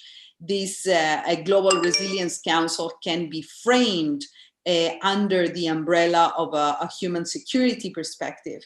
There is a lot of writing that is happening as we speak on the idea of this Global Resilience Council. And that can be, you know, as an innovation, as an idea to be further explored. That could be something that we can collectively perhaps think about. And the good news, in spite of the suffering, of the losses, of the vaccine nationalism and all of that, of the lack of trust, I think that the good news is that I feel there is momentum, there is a global appetite to see the multilateral system being retooled, genuinely retooled. The UN is currently undergoing a reform process, which is more technocratic. It's going to improve its delivery capacity. Kathleen has been part also of that from the member states' perspective, the management reform, the peace and security pillar reform, and the development pillar reform. And I think that now, because of the UN 75 political declaration, there is a window of opportunity to think creatively, to ensure that we are better equipped and prepared. And when I say we, is the multilateral system, is the United Nations, that we are better prepared, better equipped to deal with crises. Now it is the COVID pandemic. Unfortunately, it seems like it's not going to be the last one. To deal with the climate crisis, to deal with the disasters agenda in general, to deal with non-war, non-armed conflict related security deficits. Where diplomacy, health diplomacy is front and center, where science diplomacy is also front and center. So I wanted to leave you with this idea of the Global Resilience Council and see how it flies. It can be interesting. And of course, Donato and Jonathan, I'm more than happy to have more, brainstorming opportunities for the survey and study on human security. Thank you, and back to you, Donato. Thank you, Maria. Thank you very much. Really inspiring and factual, and with this fantastic idea of the Global Resilience Council that personally I didn't know about, and I think would be really the ideal end result of our project, or at least we could contribute to this. And therefore, we definitely need your leadership, Maria, for our own project with human security. We count on you to be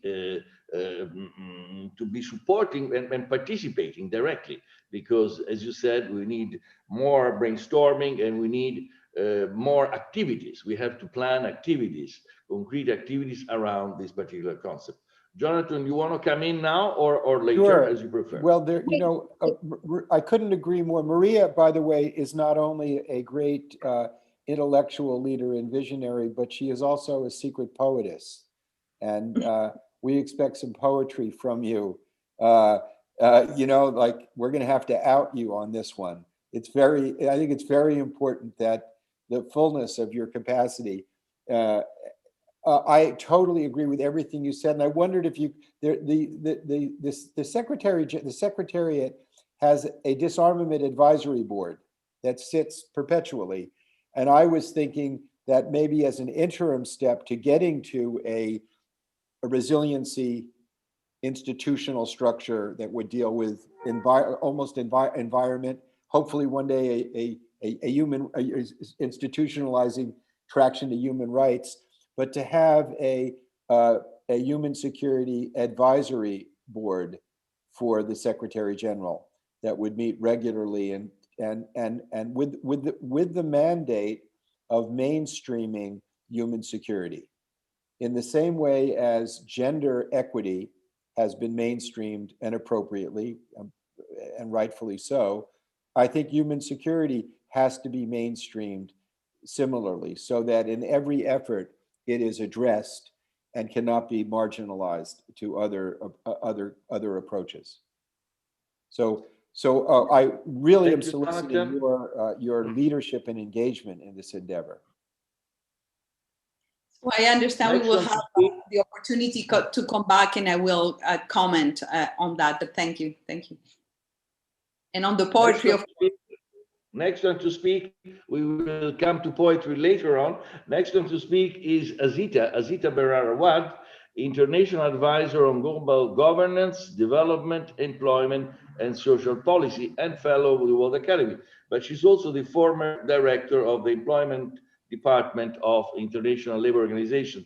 I had the pleasure of working with Azita for many years, and in particular, we worked on a single instrument that deals with the resilience, with peace and decent work, is the only ILO normative instrument that deals with this particular aspect that we revamped together. So Azita will probably also tell us something about the employment dimension that I think we need to factor in, as we need to factor in other neglected areas of human security, neglected in the sense that are not yet so self-evident. I mean, or are evident, but not that prominent on the international agenda. Azita, it's nice to see you, and I'm very pleased to welcome you. Thank you very much, Donato. Thank you. Greetings to you also. You joined later. I didn't have an opportunity to say hi to you. And hello to all my co-panelists and attendees to this session. As Donato put it, I have more than 30 years of experience in policy development, conceptual development, and policy advice and implementation in the UN system, at ILO in particular. And coming back to the topic that is before us on this nexus of peace and human security from different vantage points on how practically in situations of peace building, you can bring together this nexus of development, peace building, and humanitarian assistance, because that has been the practical implementation of the concept of human security, or attempts at bringing these three together. Challenges are very many. And the second point has been in international negotiations on this recommendation that Donato referred to, which is putting employment and decent work as one of those major wicked issues that we have to face, and the inequalities in access to economic justice or social justice at the forefront of, as root cause of conflict, of polarization, but also as a solution for peace building, and peace in the very broad sense of not just lack of conflict, but social peace and political getting together. So I would just like to make some remarks which are, you may find a little bit provocative. The concept of human security is not new. As it was reminded by Jonathan and by our previous distinguished panelists, it has a life, and if we look at its life and generation in the UN system, it was developed in the post-Cold War era, and as a way of bringing a human face, if I may say, into the security discourse. And to me, the most important value addition, normative value addition of the concept of human security is its linkage with security discourse. So as Jonathan was saying, the question is to say that security, national sovereignty cannot be defined only in terms of state security, military security, but we have to look at human deprivations and a state obligation to fulfill human security. But sometimes we know that the state is the one which is attacking or threatening human security. So the question is, which state we are talking about, and human security of whom? So we have it, if we look back, and if WAAS now is partnering with the Human Security Unit of the UN in advancing our thinking about the concept of human security, let us look also at the criticism of the concept, because we have like 30 years of implementation. It's interesting to note the origin of it. It came both from the peace agenda, peacemaking agenda discourse and programming and planning of the UN, as well as from the Human Development report, especially the 1994 Human Development Report that put try to characterize. Now, its practical implementation then has been really in the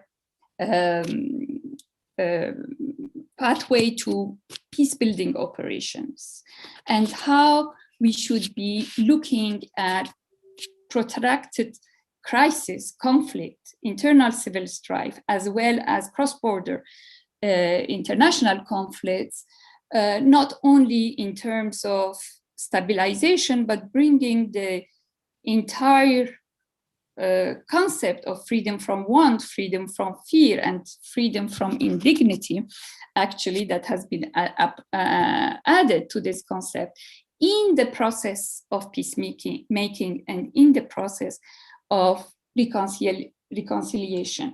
So I really think that the value addition of the concept, which remains to date very relevant, is using it in the discussions on security. Because if we want to look at it, the human security, let us then ask in a broader sense of COVID-19, obviously the biggest threat to human security, or environmental degradation, or another big threat to human security. Obviously, nobody can deny that. But what I am questioning is, what does it bring in addition to the Sustainable Development Agenda, or does the Sustainable Development Agenda contain all these elements: freedom from want, freedom from fear, freedom from indignity, as well as the full implementation of the comprehensive set of human rights, political and civil rights, as well as economic and cultural and civil. So my question is, are we adding another conceptual framework into, or are we putting it as an approach that sustains both sustainable development, implementation of human rights in their totality, but also injects a human narrative into the security discussion and into the peacemaking processes? And let me also show there is an abundant academic literature on the concept, on the sometimes lack of clarity of concept. There is a lot of performance analysis of practical implementation and difficulties in actually implementing in practice this whole notion of focusing on root causes, and in particular socioeconomic grievances, poverty and inequality in the context of conflict and peacemaking. How can you deal with the short-termism of emergency operations, humanitarian operations at the same time? So it has become confined to the lower denominator of doing no harm, so that you know what you're doing with your emergency relief operations, humanitarian assistance, should not undermine longer-term development cooperation. But also, let us also face that the concept has been contested in terms of some of the policy narratives that have been drawn from this. Now, that is the fate of any concept, no? But let's just take some of them. For instance, this whole notion of East-West understanding of the concept of human security, but more importantly, I would say global North, global South, if these concepts still make sense in understanding the relationship. It has become a manner of, especially in the peace building discourse and policy narrative, a kind of donor-recipient discussion, in a sense that we are concerned about human security over there because lack of these deprivation, lack of these fulfillment, that deprivations are in fact a threat to our human security over here. And the discourse of course, migration and refugees, and we know how these narratives have been used, you know, to feed into some populist approaches, which go against the concept of human security, but it is using that concept of human security and coming to some maybe other policy narratives that are less acceptable or highly contested. Another one is the whole notion of youth. You know, we are youth and terrorism, and what does it have to go? It all comes from the notion of human security, and actually, it's interesting to look into the policy narrative around youth empowerment and youth in global affairs. And you will see that there is, on the one hand, this courting of youth agency, youth participation, youth leadership, but also at the same time, victimization of youth, or youth perpetrators of violence and of conflict. So I really think that we have to unlock this concept of human security, keep in mind the way this concept has been used, and see how we want to project it further in future denominations. And I will just add 30 seconds. To me, what it doesn't imply necessarily at first value is the whole notion of distributional justice, because even if it is putting the emphasis on looking at root causes and multi-sectoral responses, including to socio-economic grievances, it doesn't head-on address the issue of inequalities. And if we have one of those very important wicked questions that we have to address is our inequalities. So are we gaining much by bringing human security without the inequality aspect, without the distributional justice, without the social justice aspect into the discussion? I'll leave it at that. Thank you, Azita. Thank you. You have covered so much that it will be very hard to wrap it up in 1 minute. Jonathan may try to do so. No, I'm not going. I'm not going. Yes, we have. I'm not going to try to wrap it up, but I'm going to give two comments. One of the issues that your life has addressed, Azita, is employment. And that goes very much to the heart of dignity in much of the world.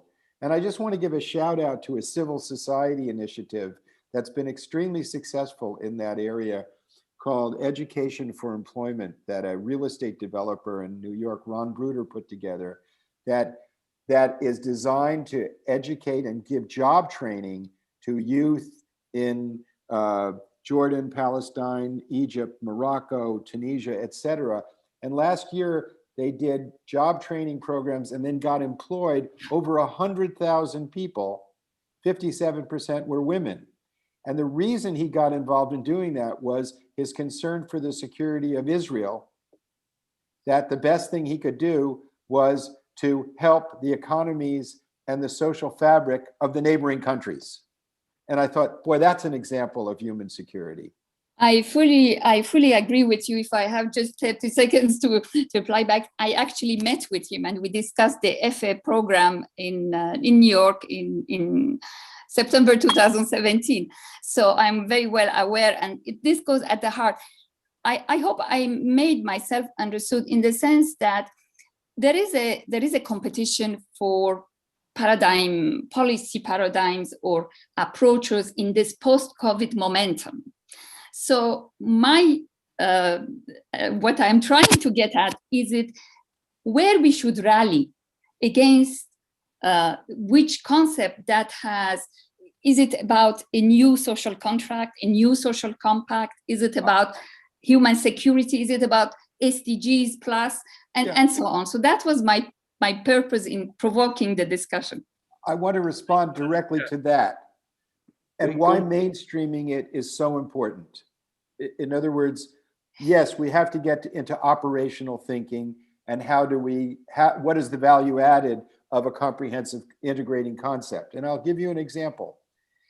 In 2009, the Joint Chiefs of Staff of the United States came up with the conclusion that the greatest threat to national security was climate change. And their conclusion was, because of that, there's going to be social disruptions and we need more money to respond to new kinds of civil chaos, military responses to it. And I analogize that to my driving home and calling my wife and saying, darling, the steering wheel is loose on my car. Would you book me a room in the hospital? Instead of, now, if human security was mainstreamed, their response would have had to be, how do we deal with climate change and how does that affect people on this in their daily lives? But because they have no obligation to respond to that, they don't. They do have an obligation to respond to gender equity in the echelons of the military because that's been mainstreamed. So if we mainstream the concept of human security, that response that they gave would have been patently unacceptable. And that's one of the values added, that it creates a point of reference for institutions. So it is the power of an idea, and then it becomes operational. But first we have to say, this is an idea that we believe in, one, because it's true. Just like it's true that women have to be equal in power to men in our institutions.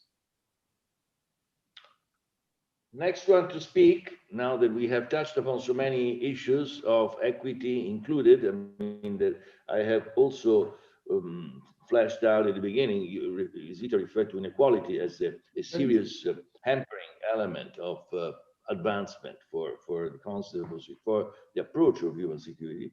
I think that we also have someone next, that is Professor Dusan Vujovic, that is an expert on local economic development, besides being former minister of Serbia and WAAS fellow. So he will tell us also about his perception of human security and how can you advance that at local level. I think this is fundamentally important, not just the overarching policy issues, but the local level. Dusan, to you, thank you. Thank you so much. We are obviously very short of time, so let me try and keep it very tight. Let me start with the phrase of my friend here. I spent 9,000 days working for the World Bank before retiring and taking on this finance minister position in Serbia. And one of my colleagues at the end of our long, exhausting missions, where I understand we were dealing with the economic side of peace and security all the time without specifying things that you so eloquently expressed today. He said, in the end, when everything is said and done, much more was said than done. So my intention here is to try and give some directions as to what can be done to move from this situation. Let me quote Gary in his 4 or 5 year old article on peace and security.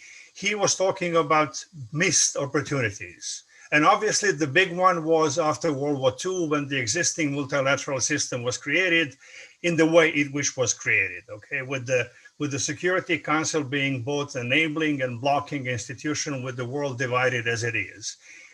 We can do as many tries as we want until we change some of those basic premises. We can get only this far, you know. So some things have to be understood the way they really are in real world.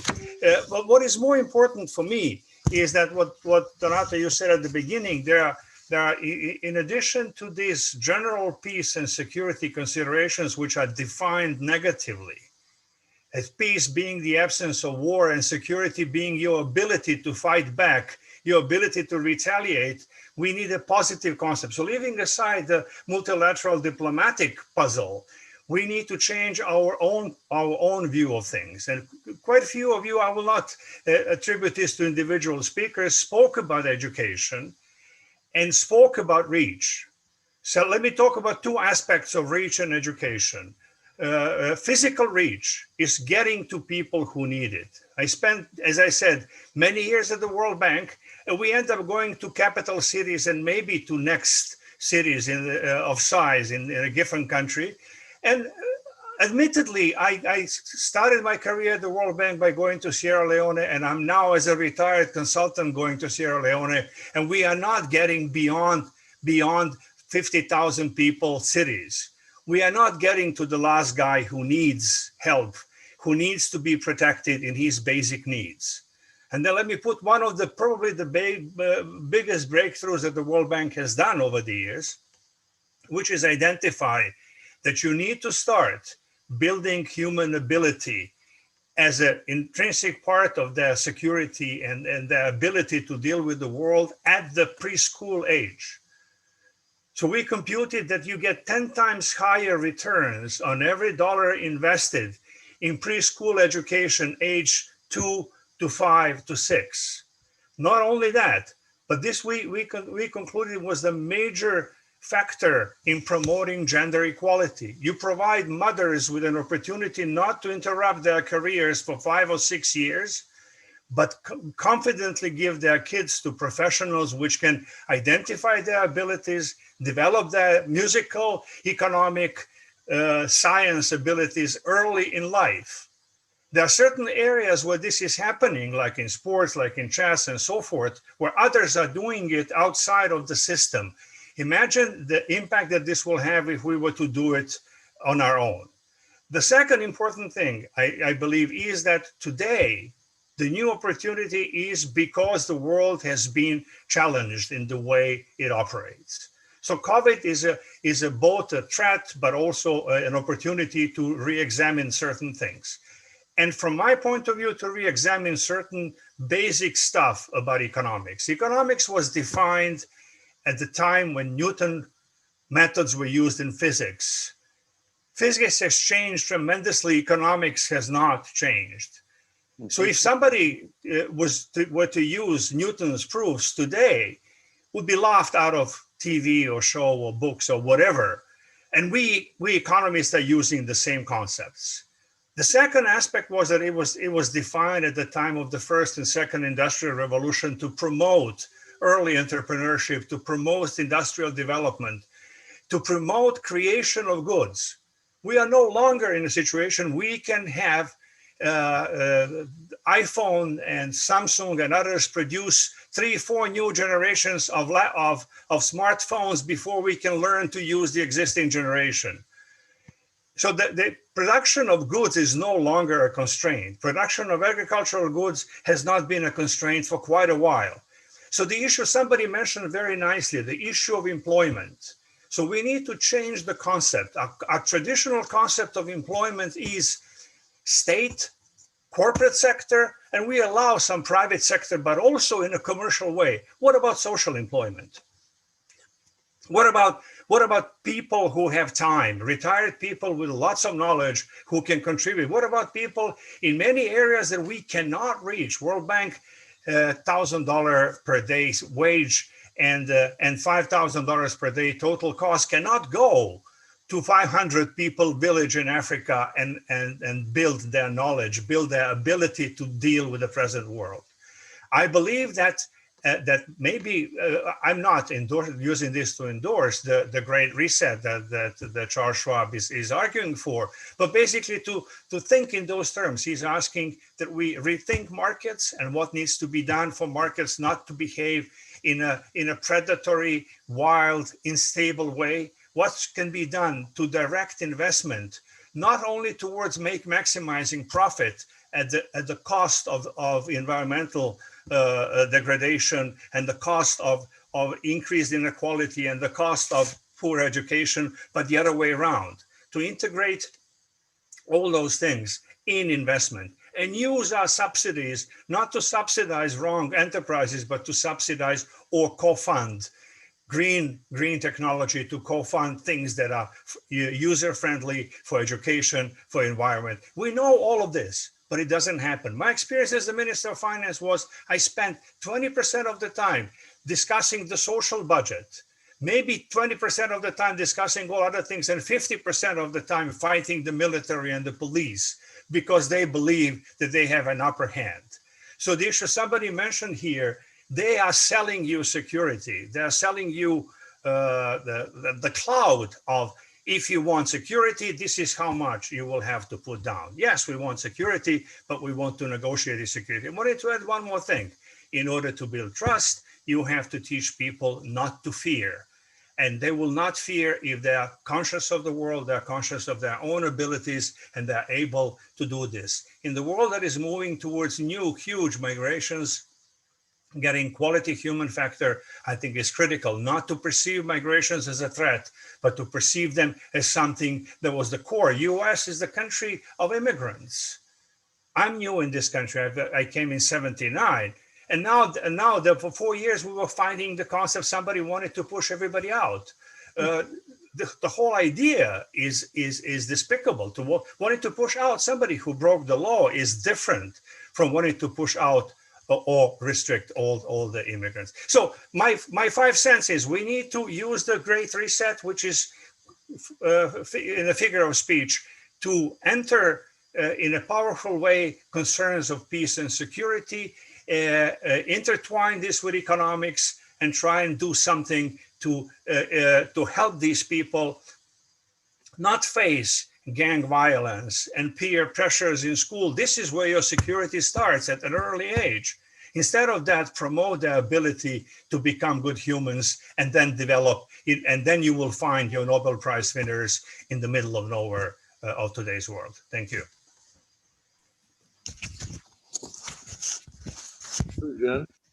Thank you very much.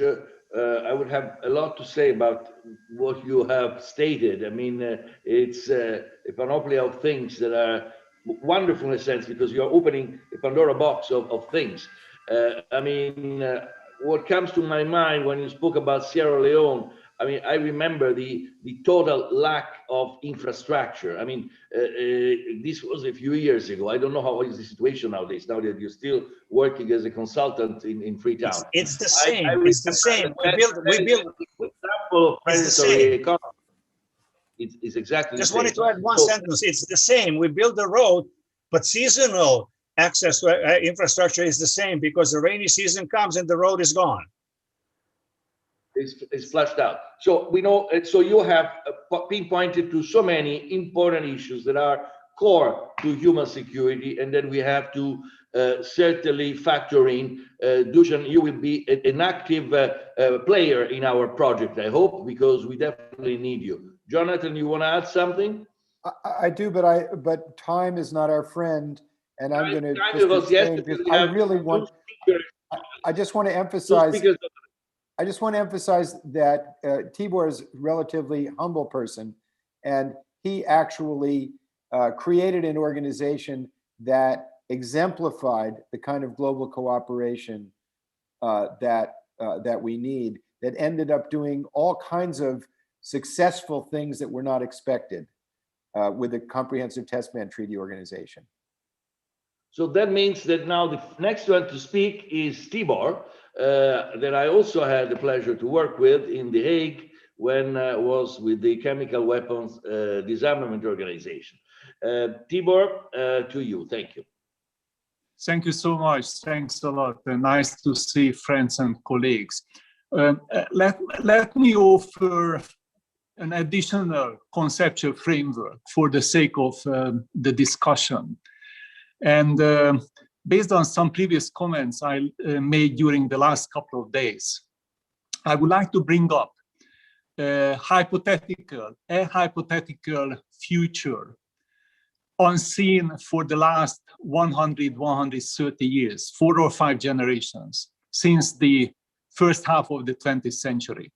And why I feel for our discussion and for the continuation of the discussion you will have, this conceptual framework, additional conceptual framework is needed, because I feel that the security concept, peace and security alone, or the security concept as embodied in the human security, none of them are adequate in themselves to enable us to understand fully where we are and where we are going long term, the secular perspective, and the tools we need, and the critical time frame for action. So what I would describe is age of change management. And when I speak about the age as the first component, I'm referring more to ages. To give the example, old age is second half of the 20th century, the ongoing age practically. And the passage from the old age to the new age. And the new age for me is the second half of the 21st century, second half of the 21st century. And the old age is third industrial revolution, but not just that, with all the zeitgeist, the spirit of the age, attributions, social, economic, and cultural. And the new age, with many simplifications, fourth industrial revolution, and its future attributes, still we do not know. What is more important for me, because many are addressing the old and the new, the period in between, this change, this passage. So, and I would like to a bit hypothesize that, and it's risky because I have to put in time boxes, periods behind us and in front of us. That will be a long period potentially, that passage, that age of change. And because of the length of it, it deserves its own categorization as an age of change in between the old one, the ongoing one, and the new one. And in a way, change of age is a euphemism. Why it is a euphemism? Because the last time societies tried to manage a change of age can be dated back to 120 years, to the whole of the first half of the 20th century. From the beginning until the 1950s. One historian, and I do not necessarily share the ideological approach, but Hobsbawm called that half a century age of change the age of catastrophe. The age of catastrophe in singular as a continuum of calamities. And the previous one, if there is a need for a reference point, probably happened 120 years before that, in between 1789 and 1848, or if you would like to capture US and Japan, between the 1860s, okay, another 50, 70, 80 years.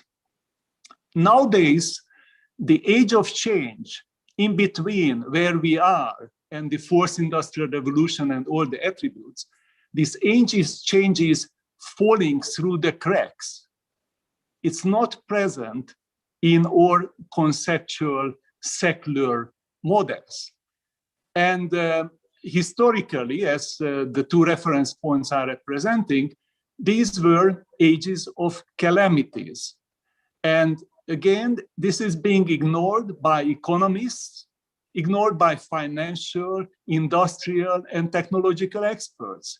Rightly so, because we need all the momentum and the drive and the positive approach to things. But as one of the futures, this age of change might be peppered with uprisings, with revolutions, and with counter-revolutions and civil wars and major wars, and as it happened in those periods, with everything mixed together, not managed by anyone. On the management, just quickly, I think there are important counter-cyclical measures underway. And of course, when I mentioned that there is a need to address this age of change management issue, the idea is not to take away oxygen, not to take away oxygen from the Paris Convention implementation, not to take away oxygen from the SDG implementation or the Sendai framework, disaster risk reduction implementation. All of them are, or many of them up to 2030. And the question is, do we have the time for the other wicked issue? Because I think wicked issue is an understatement here. If the worst case scenario is unfolding, do we have 9 years to go? Do we have 7 or 8 years to go? No one knows. So the idea is to somehow manage early on, even just moving the needle degree by degree, not more necessarily, but starting to move the needle for all those who historically have been not just winners of those changes, the new age winners, but all the losers who are there, be it in the economic sphere, be it in the social sphere and its subspheres, finance and technology and culture. So this is a very, very difficult task in front of us. You might ask the question, okay, what can we do? I think based on the time frame, top-down mobilization, as it was foreseen by Oppenheimer 60 years ago and other top scientists, mobilizing the cream of the scientific community, focusing as a laser beam on this issue and these challenges. In addition to that, like on climate change and incrementally happening on SDGs, a top-down mobilization of leaders, a top-down mobilization of the business and the financial community in the context, as an example, of the environmental, social, and governance disclosures, the sustainability disclosures. One practical mobilization tool idea I'm right now trying to launch is working on, with a few potential partners, a series of age of change stress tests. Age of change stress tests. Okay, stress tests are becoming the most important tool in the toolbox of banks, central banks, and institutions overseeing, like the Bank of International Settlements and the European Central Bank. And governments are paying attention to the outcome of those stress tests. So this sphere of age of change, though it's a longer term issue, it's more secular, but it can impact already us tomorrow, okay? As the first calamities, the uprisings, are there already in an embryonic form. So these stress tests could be underpinned by cutting-edge tools like agent-based modeling. But what is important, we do not say that this time is different, or we do not try to have the day after type of revisiting the complexities. Thank you so much. Thank you.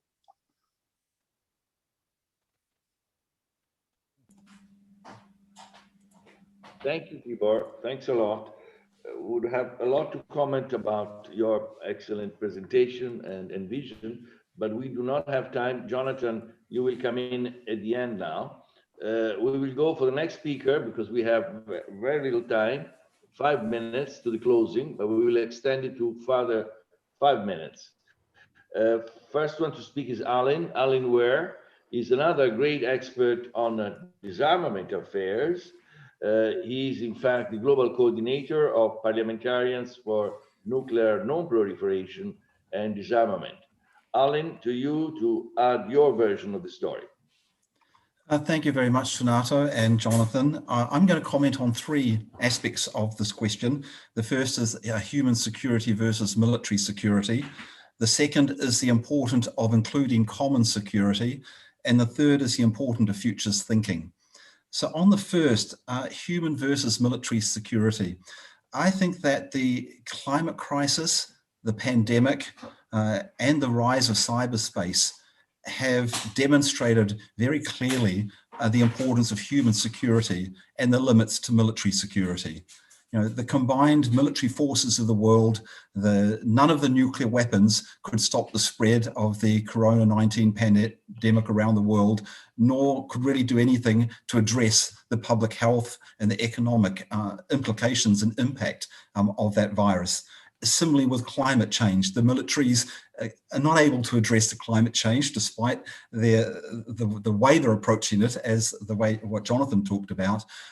Indeed, the huge investments in military and the military operations contribute to climate change. So it's given a huge opening for us to be able to make a difference and to start shifting that current emphasis or investments and priorities that are in governments on military security, the $1.9 trillion that are invested every year in the militaries, the $100 billion that are invested in nuclear weapons. We have a big opportunity now to work with parliamentarians and with civil society who are more aware and also more connected to be able to cut the military budgets, cut the nuclear weapons budgets, and put these financial and human resources into the human security framework. And so that's why we're very happy to be part of the Move the Nuclear Weapons Money program, which is doing that. The second point on common security, I think we need to embrace the common security framework as well as the human security framework. If you're just talking about human security, it puts us in competition or at odds with those who believe that national security is still important. And I'm amongst those. I still believe that national security is important.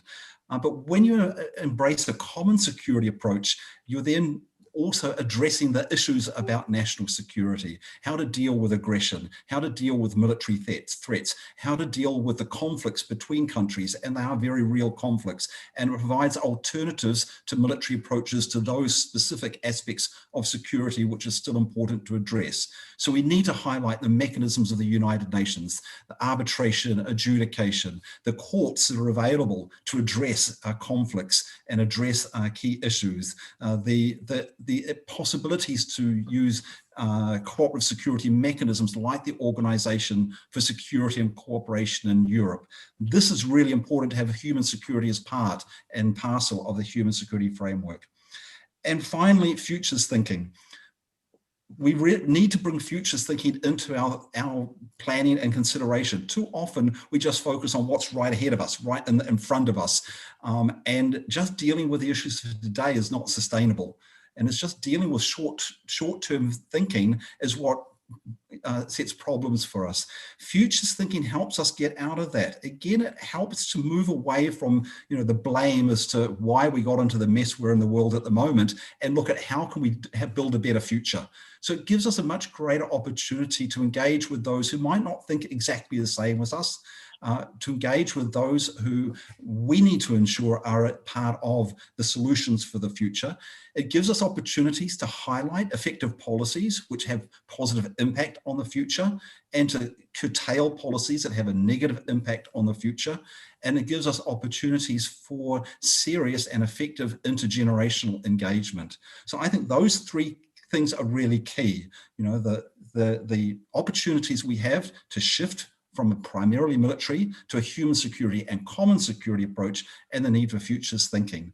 And I'm very happy that with the futures thinking, World Academy of Arts and Sciences is engaged very much in this, and as such is co-sponsoring World Future Day on March the 1st, a 24-hour round the world global conversation, which I hope many of the people on here will also engage in to take these ideas forward. Thank you very much.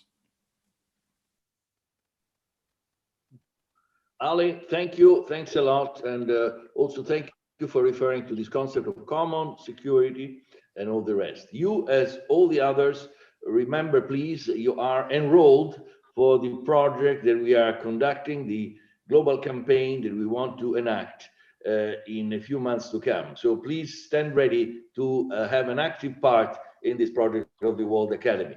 The last one to speak, I'm sorry to say, because time is really lapsing fast, is Yuri Sayamov, who is a scientist. He's also a diplomat, and he still teaches, I think, at the Faculty of Global Processes of Moscow University. Yuri, thank you for adding your perspective. Thank you, Donato. Greetings to all co-panelists, and I'll make it short because there is a shortage of time. Anyway, Donato, you invited to speak about not so known sides of this problem of human security, and even neglected sometimes. And I would say that there is a danger of intellectual degradation of humanity.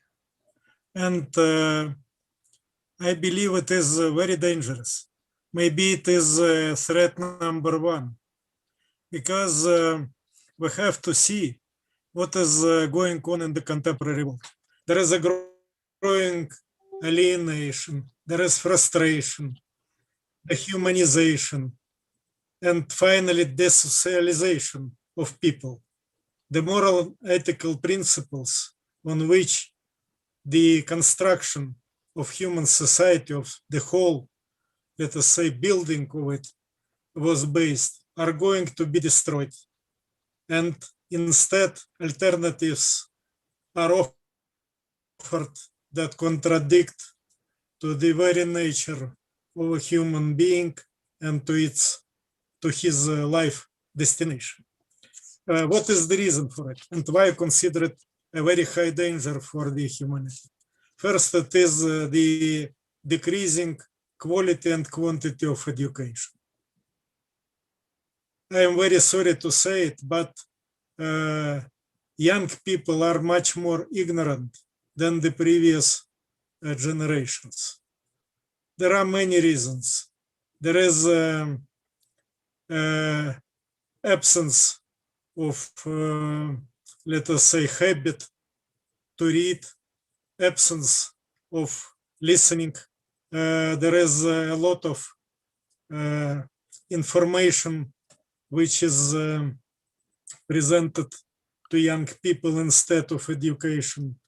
And this is why I think we have to consider this problem, because I cannot speak longer in details. There are many details, very interesting details, but somehow we have also, in my opinion, to put some attention to the notion of the so-called social intellectual component of civilization, because there are some distinctions between the individual intellect, between group intellect, and between social intellect. And very important for the state of human security is the situation with the public or social intellect. Because Gary, at the beginning of our session today, he mentioned just briefly the problem of the human gap. It is a very important problem. For the first time, it was described, if I am not mistaken, in 1979 in one of the reports to the Club of Rome. But today, somebody already mentioned this story with mobile phones, with gadgets and so on. It is true. It is a good illustration. The human being cannot cope with the speed of the change of the world and with the complexity it gains evermore. Even when you buy a new telephone, you have to cope with it. You need some days to get accustomed with it. And for some users like me, I can never be totally informed about all the abilities which are inserted in this device. It is just an illustration, but I think following the very important topic of human security, and I really congratulate the Academy for raising this problem. And Donato knows we made a couple of events to speed up somehow the understanding of this problem. We organized a joint event in May and in December devoted to human security on the platform of the Moscow State University. I am very grateful to Donato for his moderating of one of the sessions. It was a very interesting and also fruitful discussion, because so many people, they sometimes do not understand the whole scope of this problem. And I mentioned just one part of it. I selected it because it is little, let us say, little spoken about and mentioned, but important in my opinion. But colleagues spoke about many other things, and I would be very, actually, Tibor spoke about what I was going to speak also. We need to restore scientific diplomacy. Scientific diplomacy of Dr. Bernard Russell, of Albert Einstein, of Oppenheimer, of Kapitsa, of many other people. That's why that time, I mean, after the Second World War, there was a necessity to mobilize the scientific community, because the scientists who explored the nuclear, let us say, who created the nuclear weapon, they first asked the governments to speed up the process of all these works on this topic, because it was needed to stop the Hitlerite aggression. But after it was defeated, the same scientists, they asked their governments never to use the discoveries, never to use the nuclear weapon. And unfortunately it was done, but fortunately only once. And today, when the dangers and threats are multiplying, when they are not less dangerous than the nuclear weapon, for example, COVID has shown that a bacteriological weapon can kill the humanity not less effective than the nuclear one. And this is why we have really, I agree fully with Tibor, we have to undertake strong efforts to mobilize scientific community to oppose the dangers and to save the world and the humanity. Thank you so much. Yuri, thank you very much. Thank you for your intervention, your ideas referring to education. That is obviously a very poignant issue that needs to be addressed through our work even more. As we don't have time, we really run out of time. I will just give the floor to the co-moderator, Jonathan Granoff, that you all know, president of the Global Security Institute and academician, as we all are. Jonathan, to you for the closing. Yuri, it's interesting. One of the things that Donato and I had planned was we have a short dialogue between the very famous actor Michael Douglas and Dr. Joseph Rotblat, one of the very scientists who founded the Pugwash movement, one of the people who founded the World Academy of Arts and Sciences, and the singular scientist who walked off the Manhattan Project precisely because he saw the moral and practical dangers of nuclear weapons. And hopefully we'll be able to run that short thing tomorrow, because it goes right to the heart of the issue.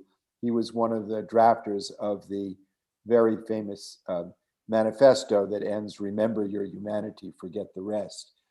And of course, that goes to the opening presentation we had on the importance of the currency of the realm, which is trust. And refocusing on human security is exactly based on building a different framework of how we pursue security. We never talked about the core insecurity that every human being faces, which is the fact of our mortality, and the fear of mortality and the insecurity facing death, and the attempts that people engage in to address that core existential insecurity. And it's often centered around identity of religion, identity of state, identity of an institution, or something that will transcend their individual existence, and how powerful that motive is, how powerful institutions are that address that core insecurity, which has to be transformed with a new consciousness of our global human community, that we can no longer utilize provincial identities to divide us, but we can find within the great religious traditions principles that do build human qualities and trust. That dimension we never touched on, but it's very important because religious and ethnic violence cannot be ignored. I want to just juxtapose this issue of trust with the greatest institutionalization of distrust, which are nuclear weapons. General Lee Butler, who was in charge of the targeting and readiness of the entire American nuclear arsenal, in criticizing nuclear weapons policy and demanding progress on abolition, said that the worst part of nuclear weapons is it codifies mankind's most murderous instincts as an acceptable resort. And I would say that in addition to the extraordinary economic expenditures, the codification of our most murderous instincts and institutionalization of the nuclear arsenals, the institutionalization based on fear and threat and deterrence is with terror. Deterrence it's a realm of terror. And the greatest cost is the barrier to the cooperation that's needed to address pandemics, climate, the health of the oceans, etc. And so the power of the idea of a human security shift cannot be underestimated, because it can incorporate that positive vision that is rooted in the very first word, our humanity, rather than other less universal principles. I was particularly moved by the emphasis on the importance of periods in our life in which we're not producers and consumers, between the ages of 2 to 5 and when we get older, that in fact, the security of a society is largely determined by how people are treated between the ages of 2 and 5. And yet that's rarely addressed in the dialogue on how human security and resilient societies are created. The closing presentation on the two closing presentations, I thought Tibor's point of looking, taking the lens of how we're looking at our historical period and learning from our past mistakes is of inestimable importance and should never be marginalized. And I was thinking of the examples of how horrific killing took place in the 2 world wars that gave rise to the need of the UN system, and how they were both based totally on mythical thinking that ignored the real human needs of the people in the countries that generated those wars.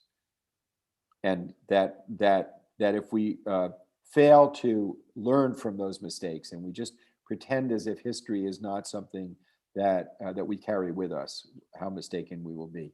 And then, of course, Alan Ware's emphasis on approaching military security based on finding cooperative principles. And we even saw that recently in the conflict between Armenia and Azerbaijan, how to give credit to Russia, invoking the OSCE, the Organization for Security and Cooperation in Europe, to help address the issue. And that I believe it's going to be successful, that we prevented the war from really getting out of hand. It could have. I saw that as a stress test, because we could have had a NATO country, Turkey, involved in direct military conflict with a non-NATO country. And that's exactly how World War I began. So finding these cooperative links and emphasizing them cannot be underestimated. And last but not least, the critique of the lack of intellectual rigor and seeing that as so important in any society, as the resource being the next generation. And it is not just, I have to say, Professor, that I was a lecturer at Seliger, the youth elite camp in Russia, twice, and I saw the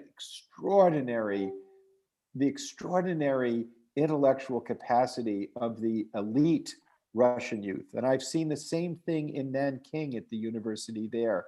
And I've seen the same thing at universities in Mexico City. I've seen the same thing in the universities of the United States, the top ones.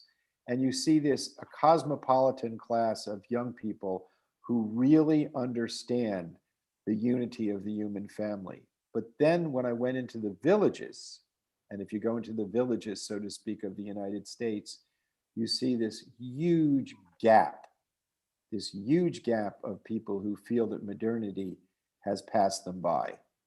And they're desperately looking for direction. They don't trust the old religious institutions. They definitely don't trust their governments. They don't trust their leaders. They don't have a narrative that gives them meaning. And they don't see how they fit into the future. And this is a global inequity of education. So one of the sessions that has taken place over the last few days has focused on the need for a global perspective in education.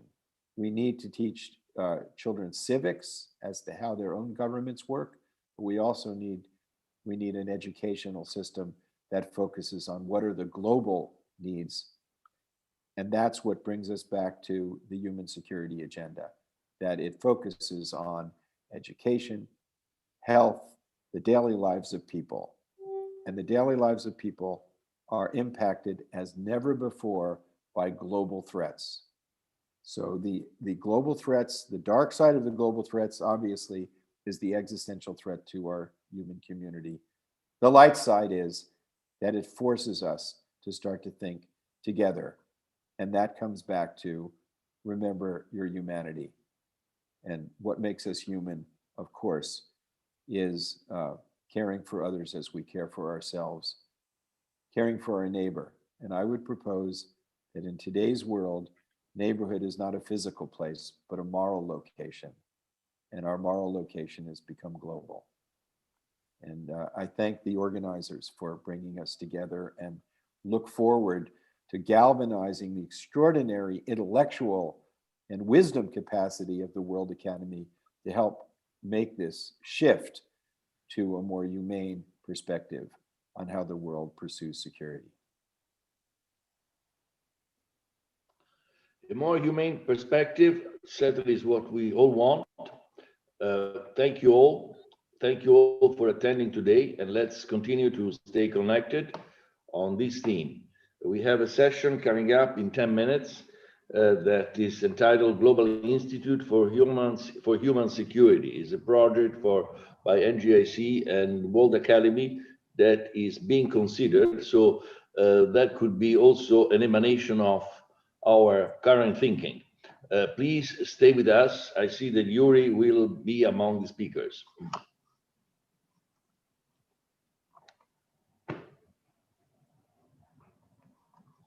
Thank you. Bye-bye. Thank you all. Thank you. Wonderful session. Really wonderful. Bye-bye. Thank you. Thank you very Thank much. you. Bye-bye. Bye-bye. Thanks a lot. Bye. Thank you.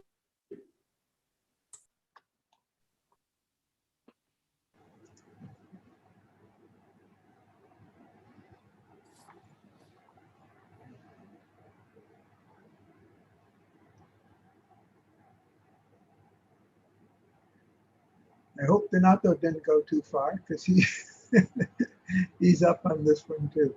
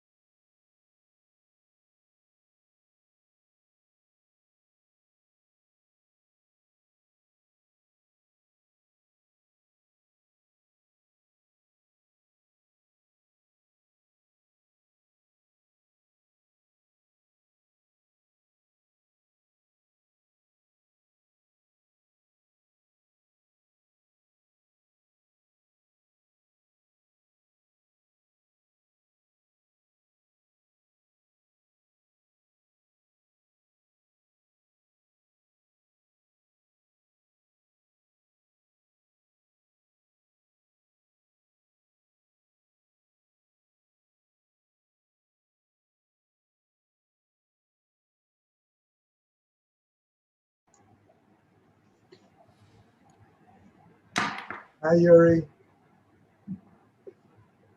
Hi. Hi, Ketan. Hi, Gary. How are you? I'm great. Great. Good to have you with us. Ketan, did you see my message just now? I saw one earlier today. No, I just sent you one in the chat. You All right. Just take a look. Hi, Peter. Hi, Nick. Soshana, nice to see you again. Yes, hello. Hello, good to see you again. Hi, Christian. Peter, we're really putting you to work.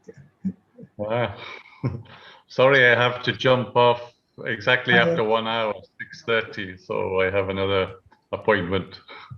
This is total exploitation, right? Thank you. Hi, Jerry. Hello. Good morning, good evening, good night. Dr. Lal, nice to meet you.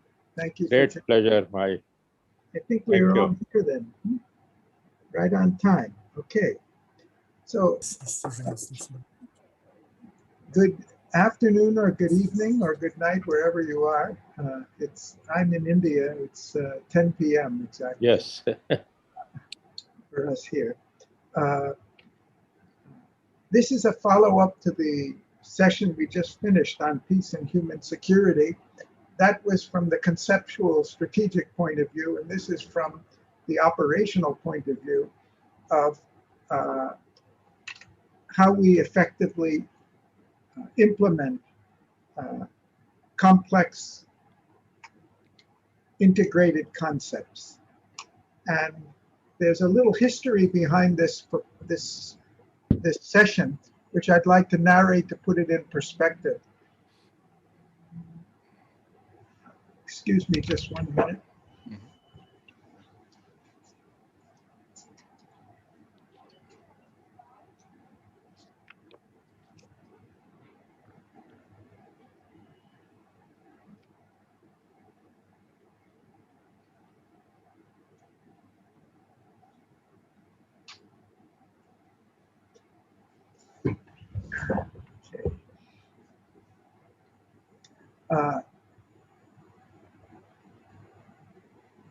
Over the last 5 years, since we had our first 6 years, since we had our first conference at the UN in Geneva, we've been looking at the complex interactions and interdependencies between the different sectors, the political, economic, social, cultural, ecological, technological dimensions, and trying to figure out, both for education, for research, and for implementation, how do we deal with this,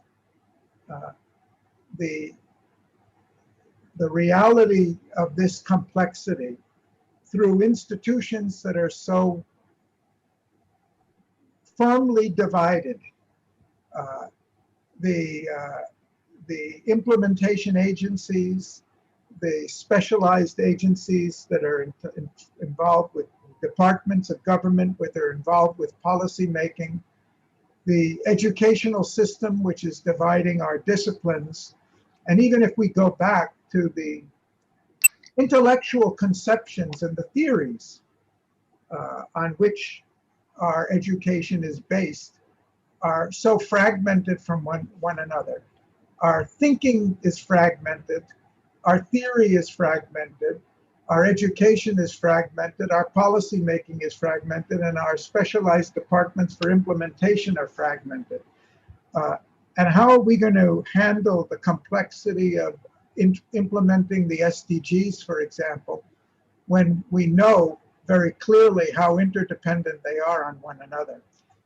And whatever we do at one end, if we don't follow it all the way back to thought and theory and education and research and policy making, we're not going to end up with the results that we're looking for. So on this thinking, about 2.5 years ago, we had a meeting with Ban Ki-moon.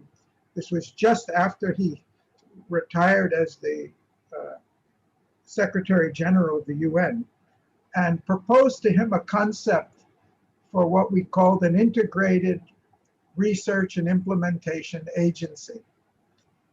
And our concept was that integration means we have to not only integrate horizontally across disciplines, which we refer to as transdisciplinarity, to mean it's not just putting everything together in a pot, but it's really looking at how everything is interrelated with each thing. But we also need to integrate from the conception, the theory, and the research all the way through implementation.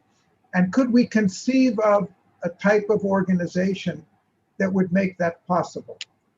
And we came up with a framework, a conceptual model for it. It was purely a concept, and in which we took and involved all the stakeholders that are involved from conception through implementation, and all the disciplines that are involved in addressing an issue. And from the beginning, they work together. So both horizontally and vertically, so to speak, the team would be involved in an integrated way. And we raised this for discussion at the conference we had in December at the UN, and had a very interesting discussion. That session was with Michael Muller, who was the Director General of the UN in Geneva at the time we started our global leadership project. And 1 month after signing the agreement with us, Michael retired from the UN and went off the map for a while. And we learned in December that what he's been doing for the last 1 year is working with an organization, GESDA, which is Geneva Science Diplomacy. Diplomacy, thank you for that. Diplomacy Anticipator. And we had a long discussion with Michael, and wonderful discussion with Michael after the Geneva conference, after we'd learned about what he was doing. And it turned out, when he read our concept paper written 2.5 years ago, he said, well, this is exactly what we're doing.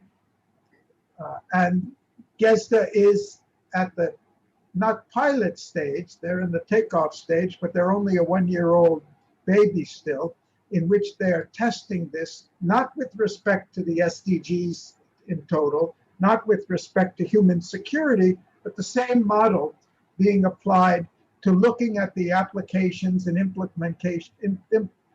implications of new emerging technologies and tracing it through. And so we have a special session tomorrow where Michael's going to talk to us, this is the keynote lecture tomorrow, presenting the model and their experience in the startup stage. But we thought it would be useful conceptually if we could help you could help us brainstorm on how do we overcome this challenge, which is there not only with respect to technology, not only respect to human security, but virtually with respect to everything that has a social and an ecological implication, like the pandemic is a classic example. We don't need to go further than that. So I'm inviting a discussion on how do we close the gaps. IAP, we have 2 representatives of IAP who are certainly trying to close an important gap between the research and the implementation, bringing groups together from different academies and actually looking at projects in the field that can close that gap. And we know how difficult that is. And we know of interdisciplinary teams in different disciplines that are trying to close some of the intellectual gaps that we have, which in the social sciences we are very, very far from closing. We've still got, I think the natural sciences are far ahead, because essentially you cannot build models of chemistry or geology unless you get your physics right. But you can build beautiful econometric models of the economy on premises about human behavior that have nothing to do with the way people actually behave. at least not the ones that I know, including myself. So there is an inherent integration of knowledge in the natural sciences. I'd say one reason, because it's much easier, less complex than human beings are. But we're way ahead, simply because the complexity is greater and the social sciences are younger. But we still have this challenge of putting both the dimensions together. So this is a subject for brainstorming. We would appreciate, I know Jerry has great experience in looking at problems from a multidimensional standpoint and trying to understand that complexity in the Millennium Club. So I think each of us brings a different perspective to it. Ketan, with his vast experience in business and finance and management and strategy and implementation from the business point of view, I wanted to just encourage us to think together and share your views on what are the issues we need to grapple with in order to overcome this, and how much of it is a structural problem, how much is it an operational problem, how much is it an intellectual problem? Because in the academy, we've really been working at the intellectual level to understand something more fundamental about the way society works, the way society evolves, the way the different sectors of social existence are interdependent with one another. But now we're trying to go, if we want to take a transdisciplinary approach from idea to action, we need an organizational model that matches the consciousness of the perspective. Otherwise, we'll end up fragmenting everything again as we go down the line. So unlike some of the other sessions, this is really a think tank.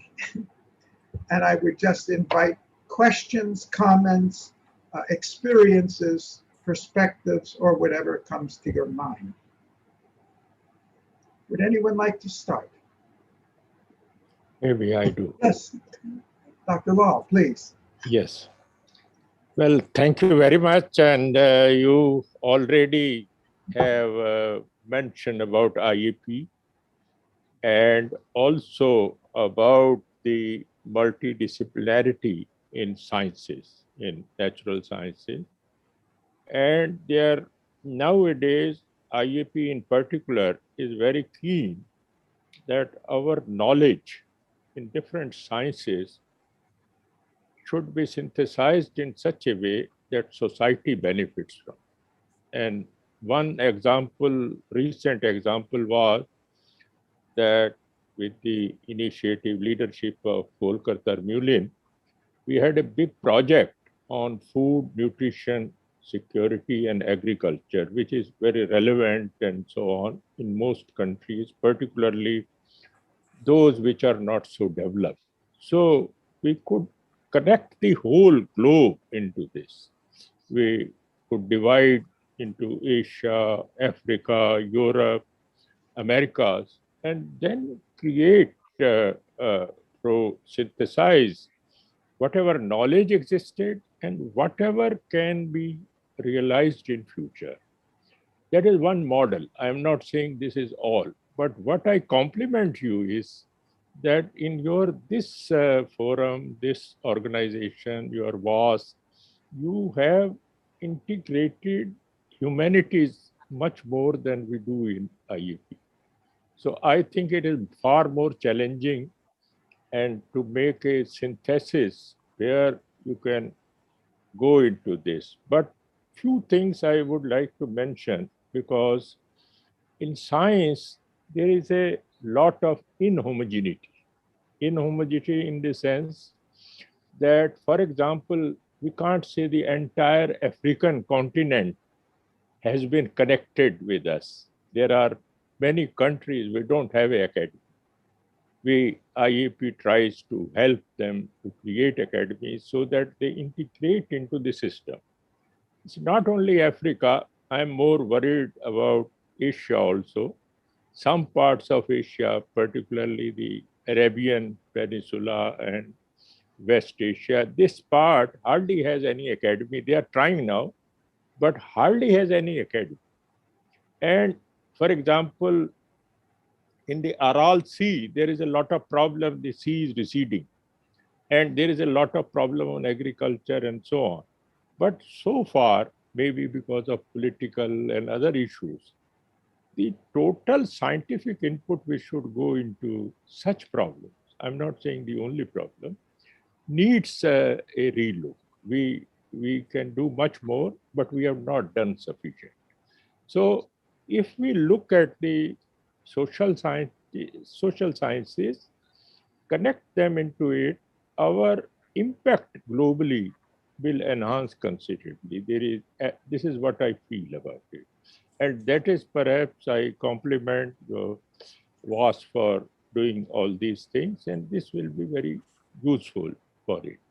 Second thing which I want to mention is that one thing which IAP realized, and it has succeeded to some extent, creating a global young academy. So we have younger people, and now in the present situation, they have also a place in our executive board.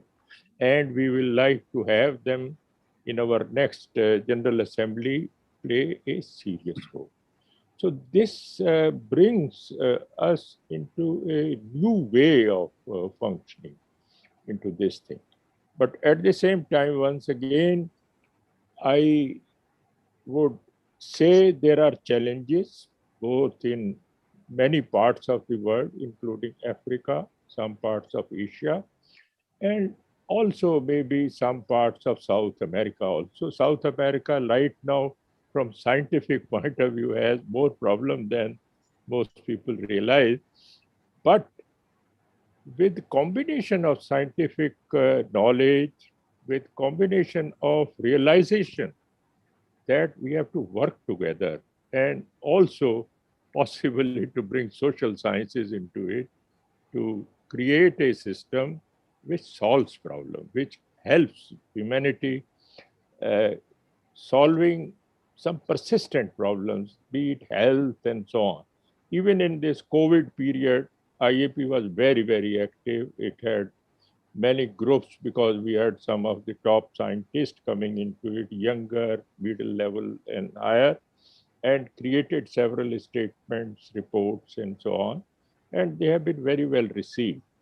So we have a system where scientific body, the excellence in science comes together, focuses on problems which are facing humanity, and would like to also enlarge its canvas to increase other science, social science and other departments of knowledge, so that we have a bigger impact globally and really help in creating solutions which help people. So to begin with, I leave it here, and if some more discussion goes, I'll be very much happy, glad to join in this.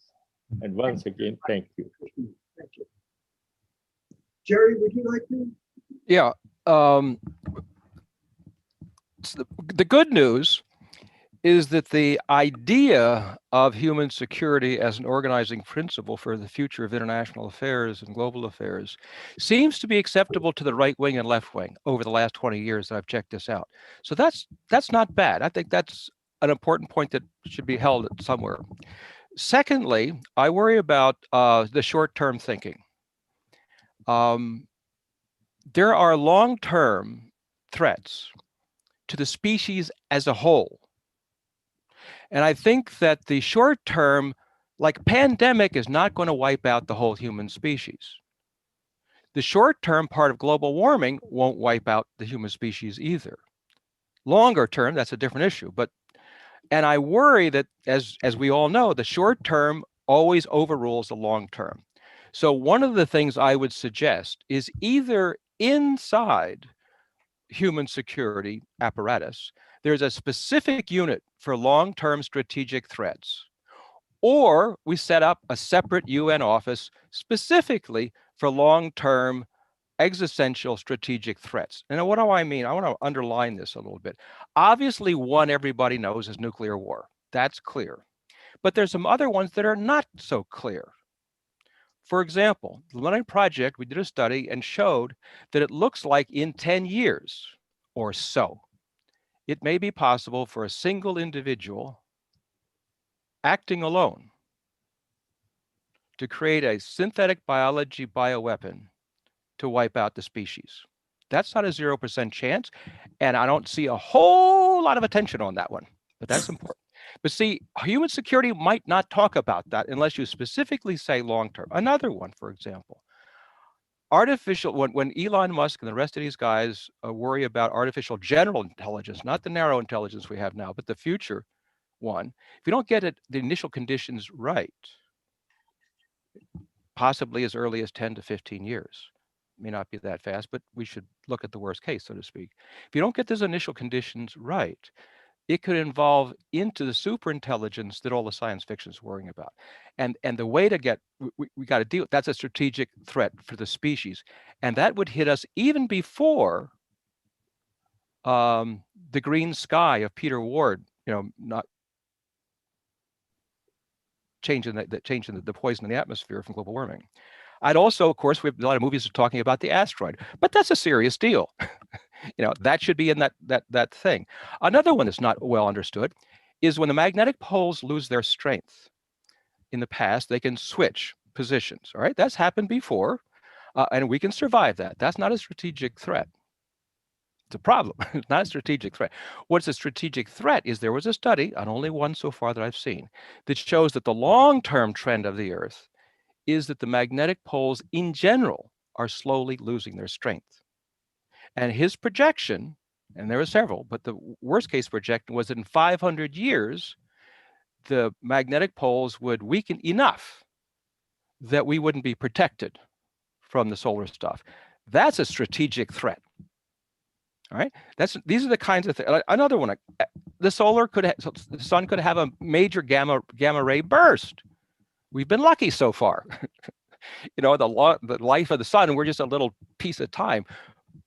But it could have happened 9 months ago, and we get hit in the next second, 9 minutes ago. Another is, this is not going away yet, is the nanotech gray goo problem. The Millennium Project did a study for the Office of Science Department of Energy years ago. We interviewed all the national lab, U.S. national lab heads, and we brought that one up. And they'd all say, oh, we're going to be able to handle the gray goo problem.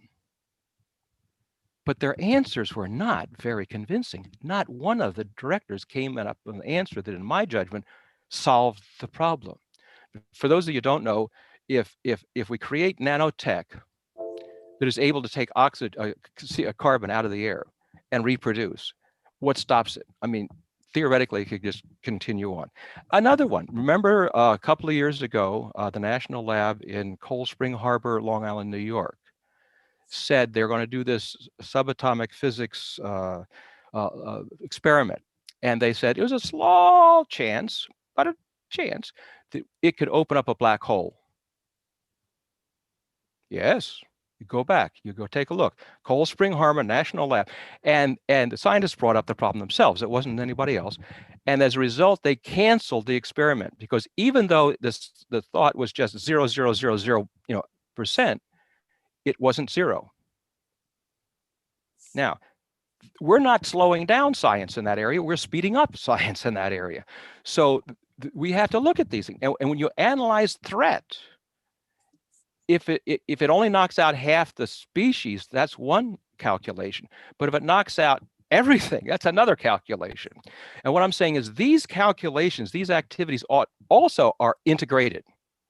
As we make progress in synthetic biology, that affects nanotech, et cetera, et cetera, et cetera. So what I'm jumping up and down about is that in the concept of human security, which I believe will succeed, I think that's a clear path. It's just being smart moving forward. But I worry that the long-term strategic for the species, like the pandemic, is not a strategic threat. All right, we can recover. The plague, all the rest of that sort of stuff. but some of the ones I've ticked off here can finish this off as a species. And so now to your first question very quickly, and I know I'm going a little long, about integration. One of the things we did in the Millennium Project was we had these 15 global challenges. And we take the Earth, and we put each one around it, and we show lines all over. So the graphic itself, oh boy, human beings. Hold on here a second. I'll have to stop this. Whoop, wrong way. What was I saying? Ah, yes. So a graphic has made the point and communicated very well that the 15 global challenges are interdependent and one is not more important than the other, and it's global. So I would say that one of the things we could probably do is do some sort of a global graphic like that. And what are the key elements? And maybe they're concentric circles. I'm not sure, but there's a lot of ways to do it. But I would stress that the understanding of the concept will be put forward by a smart graphic. Thanks. Thank you. I'd like to come to Peter and pick up on the work at IAP, but before doing that, Katana, I'd just like to put a question to you for thinking about it, as if you don't have enough to think about already. From a business perspective, if a business is not integrated in its thinking and not integrated in its execution of its thinking, things don't happen the way they're supposed to. Oh. Whereas the gap in research, if the thinking is not integrated, it may look great on paper.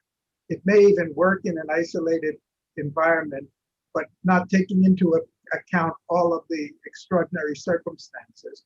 And when it comes to implementation, it may not get implemented or may have totally different consequences. So while I'm asking Peter a question, I wanted you to think about what can we learn from the structural knowledge that's inherent in successful business operation, that because it's a single organization, it's much more integrated than society is. And we've got research out in left field here, or maybe the legislature's out in left field. I'm not sure which one's in right or left. and we've got the implementation agencies somewhere else in the infield. Think about what we might be able to learn from that would be valid. Peter, I wanted to come back to IAP. I'm not sure, I think many of our viewers, attendees, may not be as familiar with the wonderful work that you're doing there. But as Krishnan talked about the integration of the different dimensions or disciplines, how far have you been able to, or do you know of the extension of from the research to the policy making to the actual implementation agencies to the impact, whether it's by civil society or government or whatever, and evaluation? Do you have any programs that are attempting this, what I would call a vertical integration from the research to the implementation?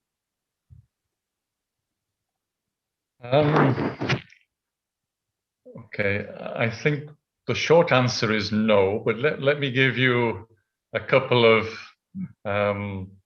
examples of how we're starting to manage that. I think Krishan, for example, mentioned the food and nutrition and food, nutrition security and agriculture project, which evolved through 4 regional reports, Africa, Asia, Europe, and the Americas, and finished with a global synthesis. And that included many, many scientists, many social scientists, economists, biotechnologists looking at what can happen in the future and so on. Everything from indigenous varieties of crops to the future of biotechnology in agriculture and precision agriculture, all these things. So it's quite a overarching report and series of reports, lots of inputs, and also importantly regionally specific, because just looking North and South agriculture in Europe is very, very different from agriculture in Africa, for example. This was something that emerged through us polling our academies. What do you think are the emerging issues that IAP should focus on? And we saw a cluster coming around this concept, and that's why we took it forward. And at that time, it was sort of not on the radar, particularly of the United Nations, of FAO is always dealing with, but we didn't sort of connect with them directly at the time. And those reports were released 2018, 2019, I think it was. So, but they've been picked up, and right now, you may have seen that the UN Secretary General has called for a UN summit on food system security that will happen later this year, November this year. And he set up various committees. There is a scientific committee which is actually being led by the guy Joachim von Braun that led our global study for the IAP study. So we have various people from our different continental working groups in the scientific committee. So we sort of preemptively, by scanning the horizon with our academies, asking what issues were emerging, we've placed ourselves very well to have good visibility and hopefully good impact. We're currently preparing, again, some papers, updated papers, to feed into this summit that will happen later this year. So there we have managed to verticalize our engagement, if you like, from our national academies right up to the Secretary General's Food Systems Summit. Another example is we have a science education group that is really promoting and has done for many years this concept of inquiry-based science education, getting kids to, instead of learning by rote, they learn by experimentation and figuring out the answers in teams by experimenting, by seeing what works, what doesn't work, and really the teacher guides rather than informs, if you like. And it's been shown to be a very effective way of teaching science. Now, from this group, a couple of years ago, we put out an IAP statement. So this is a document prepared by an expert group and endorsed by more than half of our member academies. So we, something 60, 70 academies endorsed this statement. It was released at the time of the Macron in France was holding a sort of climate summit. You may remember, maybe 3 years ago now. And out of that, the French government has started, not only because of our statement, but with other initiatives and lobbying. There is now an office for climate education in Paris that is now also aligned with UNESCO. It is producing modules and curricula for teachers based on the IPCC reports. So again, using the latest science to feed in what teachers need to teach the latest science. But a key message, and you touched on it before, from our statement was this cross-cutting education. So we shouldn't be teaching chemistry, we shouldn't be teaching history, we should be teaching climate change that looks at history, looks at chemistry, or in the chemistry syllabus, there is a climate change part which integrates with a climate change part of the history syllabus or the biology, whatever it might be. So the concept of integrating big issues like climate change across all the disciplines in agriculture, in climate change from an early age, getting more complex, obviously, as you go through the school system, is proposed in that statement. So there's just two ways of making the connections, I think. So maybe I will leave it there and maybe come back later. Very interesting examples and comments you've made. In fact, it got my mind thinking about a number of the things that we've seen. You mentioned the food. I happen to have had the privilege of knowing really the father of the Green Revolution in India, who wasn't a scientist, he was a political leader. And he had taken the technology from Borlaug's Simit in Mexico, the high-yielding varieties. And because India was under threat of a huge famine at that time, 65, FAO predicted 65, 66 because of the droughts, that there could be as many as 10 million deaths. That's not very good politics in a democracy with a free press and a judicial system. And so the government was really eager to do something to avoid this calamity. And he came back with the idea of taking the technology, which was unproven in Indian conditions. And the big obstacle he had there was that the agricultural scientists didn't believe that it was possible. They knew that a great work had been done, and Borlaug later got the World Peace Prize for that work because there was no food prize at that time to give him. And he created the food prize later. But the scientists said, first of all, it won't grow here. Secondly, even if it grows, our farmers won't grow it because they won't spend more money to grow a hybrid variety, which costs more to cultivate on the hope of getting higher yields. Thirdly, if they get higher yields, their experience is that in years of bumper crops, the prices collapse and they end up losing money or burning the crops on the road because the prices collapse.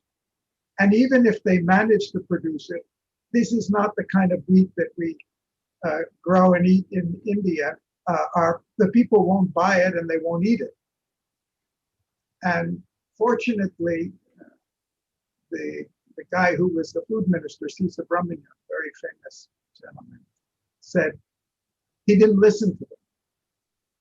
And he said, look, he came from a farming family. He said, and my point is, I have a point in saying it, is the farmer will produce more if he's confident of earning more. Not just a little bit more, but a significantly amount more. So if we want him to produce this, we're going to have to guarantee him a minimum floor price for what he grows. And that's not enough. We're going to have to guarantee him a market for what he grows. And for that, we need a marketing organization that can take the surpluses from Punjab or wherever they come from and market them in deficit areas at a time when the country did not have national agricultural markets. It was all local and regional markets. And so he said, we'll create the marketing organization, we'll create the pricing commission. We don't have enough fertilizer, so we'll create the fertilizer corporation. We don't have enough warehousing, we'll create that. We don't have, our agricultural research is all, every region is focusing on its own thing.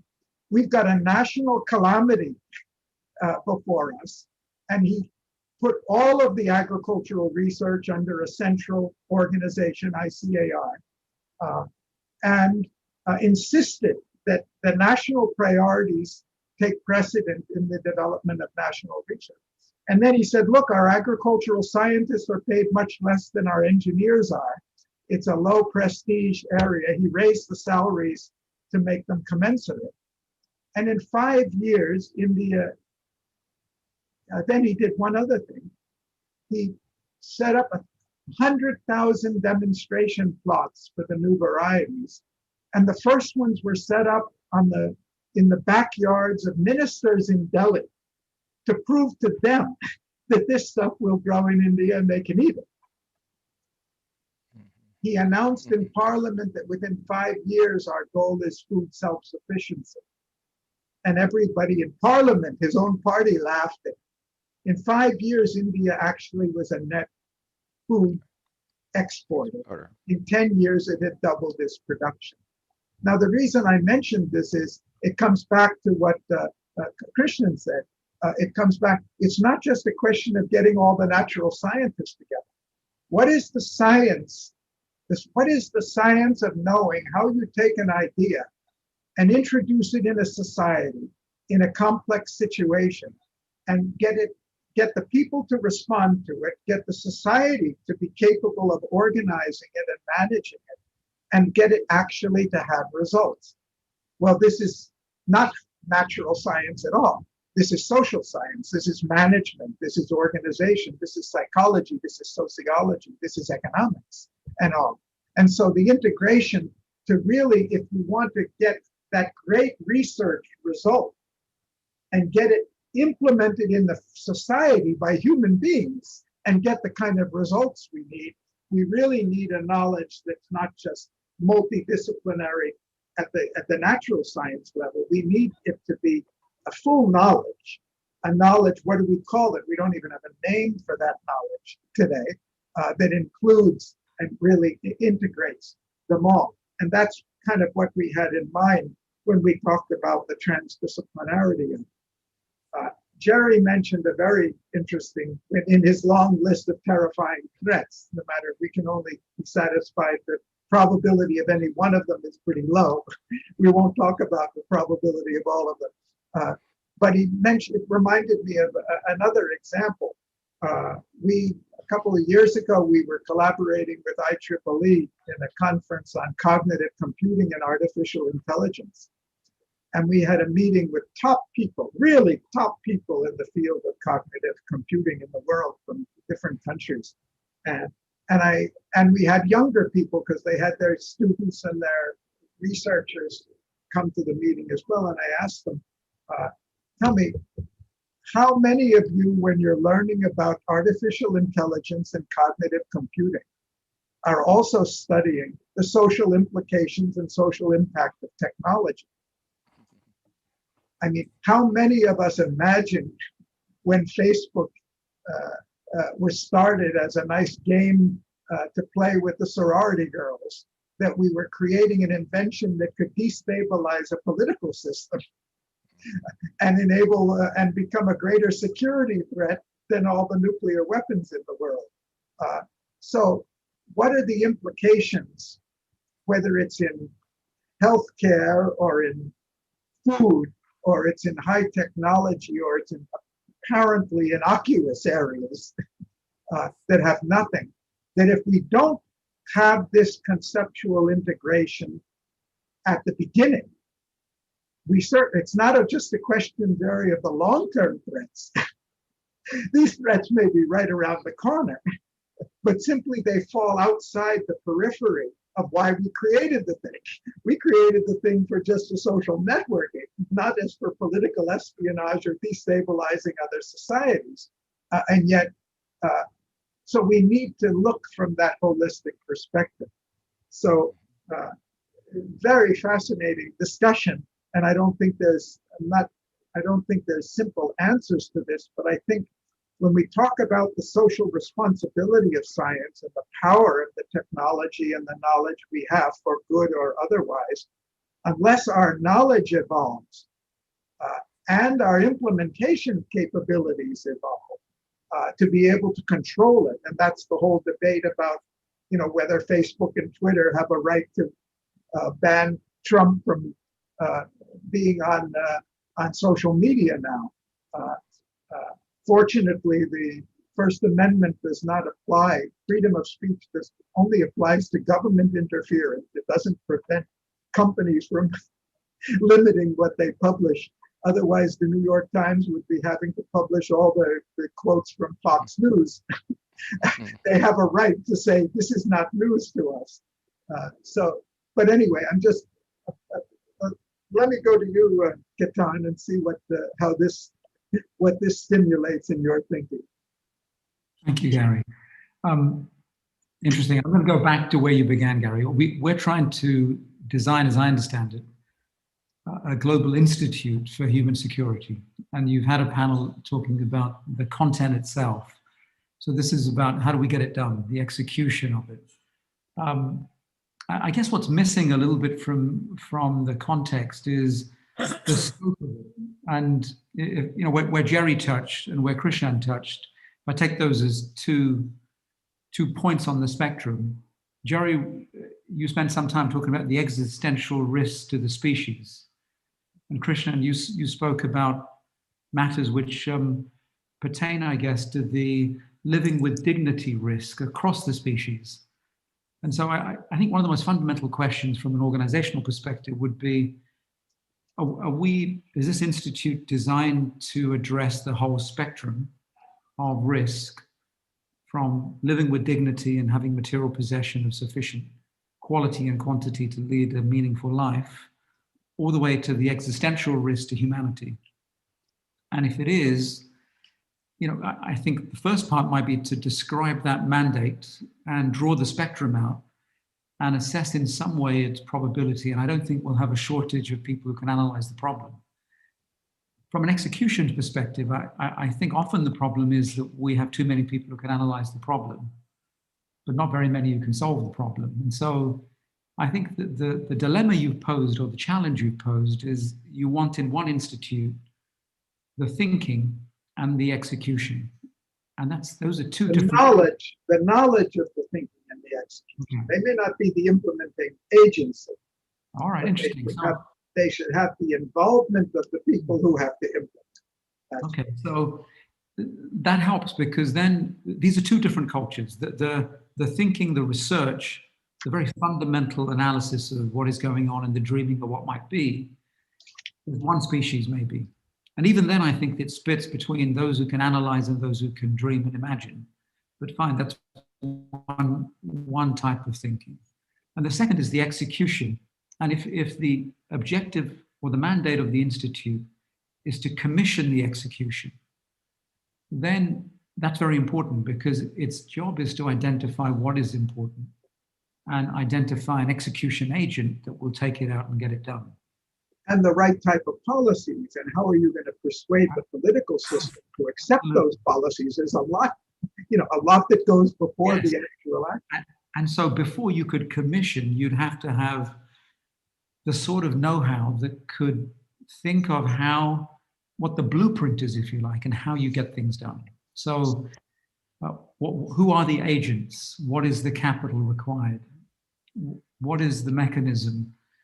And in a multilateral system, how you could galvanize, as you said, the social system to get things executed so the world changes. Now, again, these are skills beyond the think tank. The original concept of a think tank during the World War II was a safe place to think and strategize and discuss. But I think what you're talking about is something beyond the think tanks we have today. It is a commissioning agent of change, which is exactly what we need in certainly the next 10 to 15 years of managing a transition.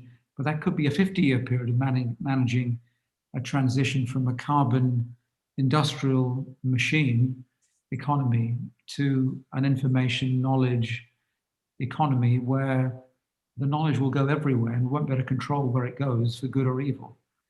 And so from a private sector perspective, some people have grasped that, whether it's a SpaceX or a Facebook or an Amazon or even in the COVID vaccine recently, and they've made the heroic efforts to execute something they thought was important and global and meaningful.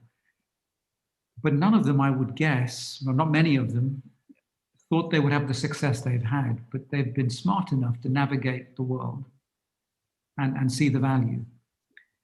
I think you're asking for a range of skills to be in this institute, which borrow some of those people and their entrepreneurial financing skills, their thinking skills, perhaps, their execution skills. They're thinking about execution skills too. And I think that's possible. I think the architecture of that is certainly the premium thinking, which I'm not sure can reside in any one place today. So whatever that relationship is with other great places of thought. And then the great thinkers and advisors who will help architect how this gets implemented in the world. That's possible too. I think we're beginning to touch on it. But it isn't a think tank. It's not, because it's got to implement. It's got to see things happen. So it is an action tank of some sort. I'd be interested in listening to Michael Muller tomorrow, because what they're doing, the way they've overcome this issue is, as I understand it, is for each project, they're recruiting the expertise from anywhere in the world that exists for the project. It's not that they're trying to, as you said, no institution can have all of this knowledge, but any institution can mobilize the knowledge of the world for a particular issue from these different levels, not just the technology of it, but the policy and political and economic and social and ecological consequences of it. You're then creating, I guess, a hub from which things go out and happen. And if that's the World Academy, I think you could conceive it to do that because you're already taking the steps in that direction. And look, there is no shortage of capital to do it. But if you want that, if you want that, a very small amounts of that capital are actually in the hands of government. Probably only 10 to 15% of the capital is in the hands of governments to deploy. The rest of it is in private hands and individual hands. And so to deploy it, they would need to be engaged to understand the risk and the benefits and the returns of doing so, if this was to be the powerful initiator of big change. And so, but I could imagine that architecture already from what we've discussed. I could imagine that. And of course, we're not talking about one institution. We're really trying to think futuristically about what our research institutions need to be in the future. Yes. We've already... Almost a meta-institution in some ways, a meta-organizer, rather than a replicator of so much knowledge that exists out there. Yeah, I could see the idea of outsourcing, and take a little like chapter out of NASA's development, is that you had people in NASA, massive management problem as you look back on it, is you're managing all what needs to be done and implementing, but the actual building of the rocket ship and the actual that's all outsourced. So you say, who's got the best idea on X? But the institute or the unit or whatever has to say, this is a problem that has no good answers. And you can outsource a lot of this stuff. But I like your distinction between implementing and research. I think we should hold that idea throughout the whole conversation. In a sense, we need to have research about the implementation, not just research about the Absolutely. thing, but Absolutely. about politics and the political decisions. Absolutely. The administrative and the financial and everything else. And I assume that Ketan, as in your work with Goldman on strategy, I think the strategy to be really, if it's going to get implemented, it has to go at one stage through all of these steps of knowledge, not just to see that things work on paper. They have to work according to law. They have to conform with customer needs and expectations and so forth. We have two more. Go ahead, but we have two more speakers, so I want to at least. I mean, keep very short. Go ahead. Go ahead. You're almost creating a holding company for changing the world. It's a holding company. It's not professing to have all the best ideas or answers. It's not professing to have all the money or professing to have all the solutions or the execution capability, but it is the holding company of human security along the full spectrum, and it wishes to commission the right people to get it done. That's right. And I think that's a great thought to see if we could figure out how to get that done. Because people have too much ego vested in thinking they are the right people to get it done, or to have the best thinking. But if we don't have that, we can actually leverage the world. Absolutely. It's the world's thinking we want. The core knowledge we need, then the core knowledge such an institution needs is the process of getting things done at all the stages, whether you call that management or accomplishment or anything else. And that has all the different dimensions of how do we mobilize society and individuals and organizations to act in an anticipated way. That, regardless of whether it's in agriculture or in high tech, that knowledge would be essential. And in this case, with Facebook as a classic example, or the pandemic, which covers everything, that knowledge necessary is as big as the world.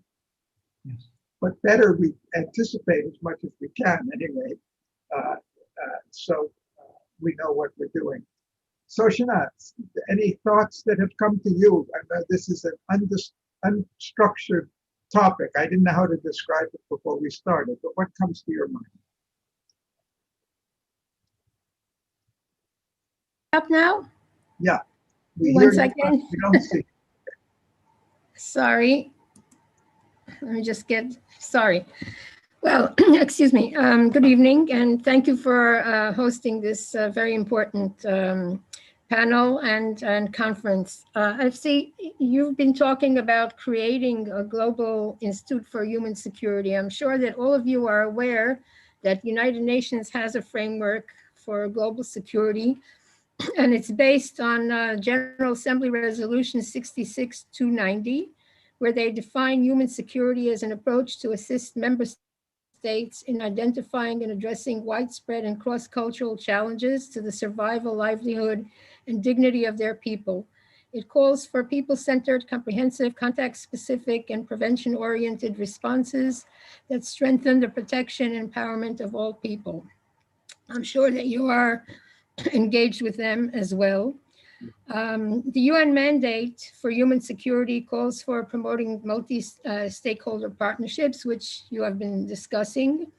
The UN documentation notes that to assure human security, we need to draw together the expertise and resources of a wide range of actors from the United Nations system, governments, private sector, civil society, and local communities. Again, this is what you have been discussing mainly in the areas of, again, human security is defined by the UN and academics as freedom from fear and dignity and wants. At the Interparliamentary Coalition for Global Ethics, we are basically emphasizing UN SDG item number 16, that in order to implement and to accomplish human security, you need a just and peaceful society. So the Interparliamentary Coalition for Global Ethics has been established with the goal of inviting parliamentarians from all UN member states to commit to work to implement the universal values of global ethics for the culture of peace, environmental protection, social justice, international legislation. These global ethics, which have been inscribed in UN General Assembly resolutions, are values which we share and require national legislation to be implemented. The coalition endeavors to promote the implementation of these resolutions by engaging for the first time religious leaders, parliamentarians, media, and academic leaders who search for common values and to work together and individually to implement the UN resolutions for the culture of peace, environmental protection, and social justice through fostering initiatives, projects, and collaborations in all these fields. Basically, you have been discussing a framework for all of this, probably in collaboration with the United Nations. The United Nations lists in its definition of human security prevention, the crucial role of prevention and resilience. To that end, when I met Dr. Khan, who is the director of the UN Counterterrorism Implementation Force, at a conference of the Atlantic Club of Bulgaria in 2015, I mentioned to him our emphasis on promoting national legislation for the culture of peace. The SDGs were not developed at that time, and he thought it was a very good idea, and he said he'll include it in the UN Plan of Action to Prevent Violent Extremism, which is a resolution 76, I think 674, adopted in 2016. So to that end, we have advanced and include in our promotion with the various parliamentarians the need for mandatory legislation for mandatory education for the culture of peace and the SDGs. In the beginning, I mean, when we started, the human security issues were largely aimed at the areas of conflict and post-conflict. However, political and social and pandemic issues since then have developed that have proven the need for mandatory education for the culture of peace and SDGs to all countries and all nations that face both physical and social upheavals and conflicts. And this basically encompasses all of the UN member states. In 2019, the members of the Council of Europe issued a written declaration supporting the IPCGE initiative. We met with the president of the Council of Europe to discuss this further. We are forming alliances across the globe, establishing parliamentary caucuses and alliances with religious education and social NGOs in order to, we are working with Dr. Alberto Zucconi, who is your partner. You're a partner with us. We're your partner. Right. So basically, the challenge now is to create a curriculum, a model curriculum, which we can post online.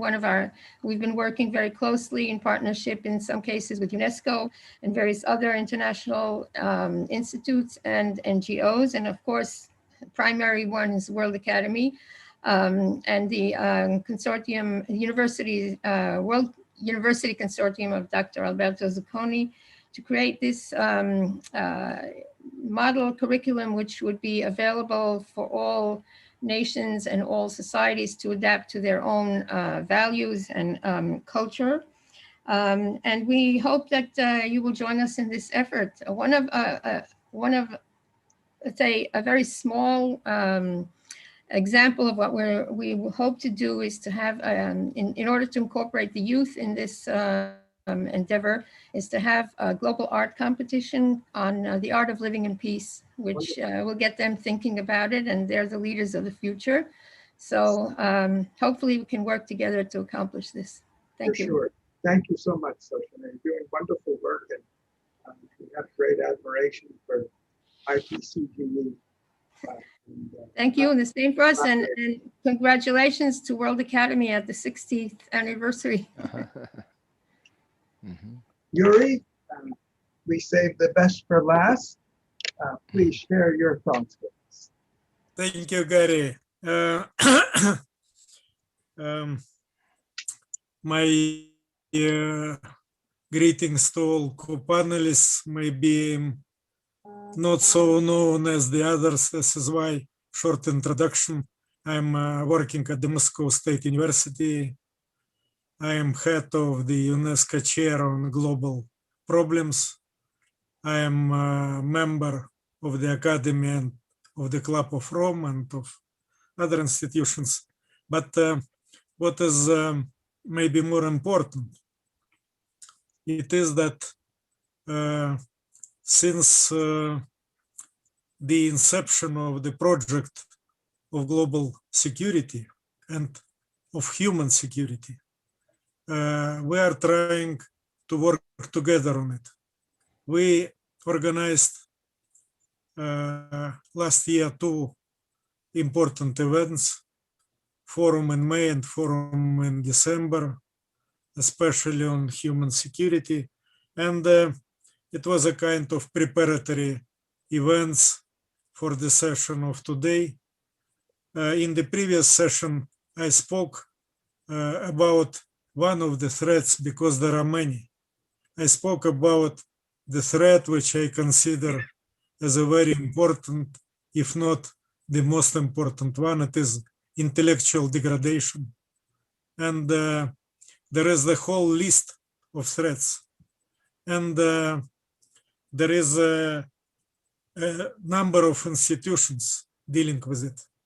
The only thing is that, as Gary properly said, all this is fragmented, all this is working sometimes in parallel. And the initiative, which I consider a great initiative, which was undertaken by the World Assembly, it was a project joined with UN in Geneva on the security, on global leadership. And the idea was born of the Institute. But I am afraid the Institute alone will not manage, will not be enough for this giant task. What could be proposed? I can try to draft a kind of picture of or a scheme on it. I think the Institute and the World Assembly should be the core, should be a kind of heart of the whole mechanism. But it should be amended, of course. It should be amended by networks. And I would propose a kind of vision of how it could function. First, I think this should be a global network, World Assembly Global Network on Human Security. The institutions, research institutions, academies, universities, centers, and many others should be invited to join this network. It could be on the principle of a real network. Each element of the network is equal to all other elements. It means there is no directive center, the whole scheme is working, and there is a coordinator, World Academy, and its institute. Then I think it is important to have national platforms in countries and maybe platforms in international organizations, especially in organizations interested in global security problems. NGOs and intergovernmental organizations should be invited to participate in it. Another important part of this network would be UNESCO chairs. There are about 800 UNESCO chairs today in the world on various topics. I can open a secret, which is not a secret. My chair is the only one in the world dealing with global problems and emerging social and ethical challenges. There is a lot of chairs on human rights, on other things, 20 on water and so on. All this is important, and all of them can contribute. This is why I think we can think about this network, about all components. Of course, it can not be born as Aphrodite in one moment. It is a hard work for a certain period of time, but I think it is manageable for all of us. And in this way, we can do also what I proposed in the previous session. We can restore a real scientific diplomacy, the diplomacy of Bertrand Russell, the diplomacy of Albert Einstein, of Robert Oppenheimer, of Piotr Kapitsa, and of many others who helped to prevent the catastrophic development. And I think there should be also some important ideas which could be elaborated by this future community of people doing research on human security. First, it is necessary to compose a list of threats, because there are many. When at the end of the 80s, of the 1980s, when I used to be the first deputy chairman of the Committee of Soviet Scientists, a huge organization, United Scientific Research in the Soviet Union, we elaborated a list of threats, of global security threats. It was energetic security, military security, political security, food security, and so on. Altogether, if I'm not mistaken, 12 or 13 positions, new threats as well. Today, there are much more threats. There were multiplied in the meantime during this 30 years or so on. And it is necessary to make a new list. Then it is very useful to have a database, maybe various databases. First could be database on individuals who will be working on it, with contacts, with possibilities of discussions. When I was counselor to our president of the Russian Academy of Sciences, and he was in the group selected by the UN Secretary General to draft the new global agenda.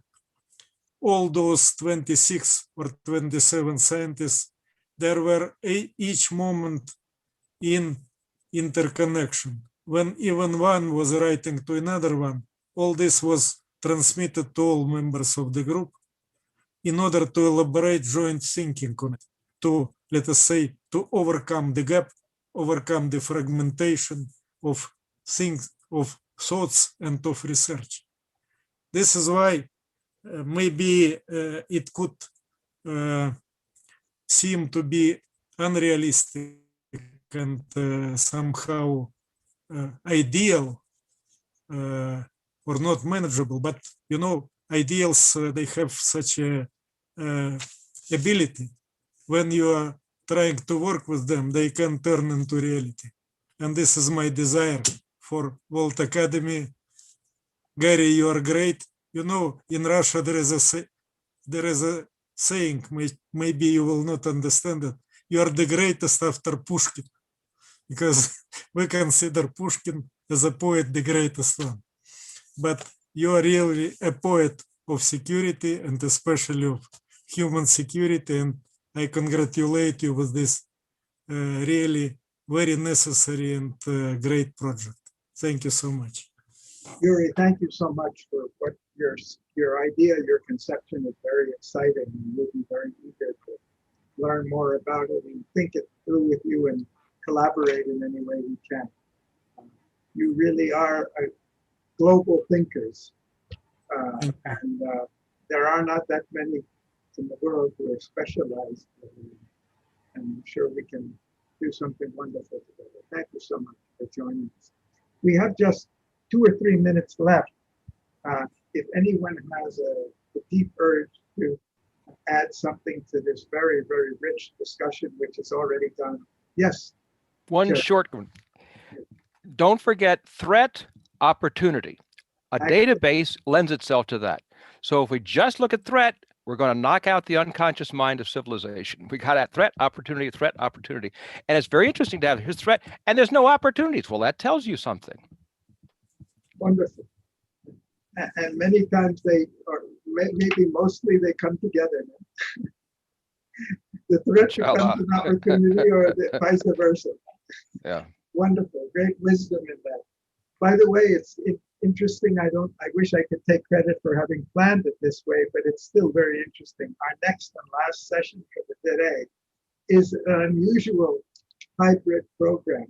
It's an artistic presentation by Daphna Margolin on eco-vision, she calls it, where she's exploring the impact of scientific innovations on humanity and how the consequences are very often far from what we envision.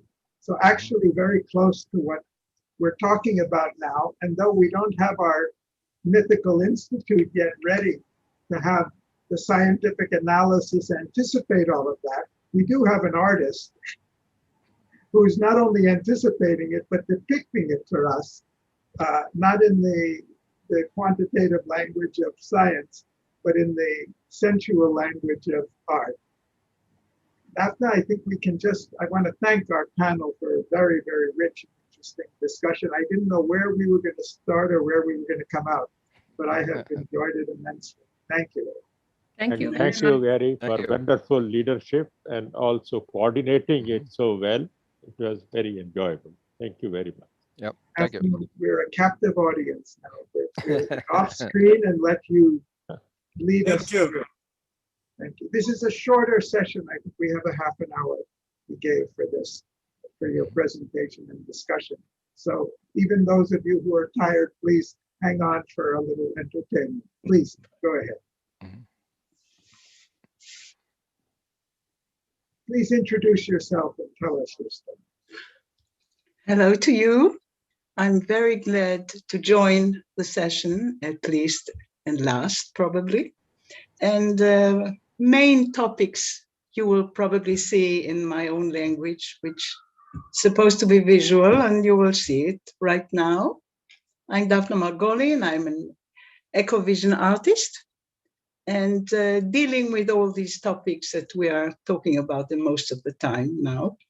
And hopefully it will give some horizon to another aspect of expression. So please.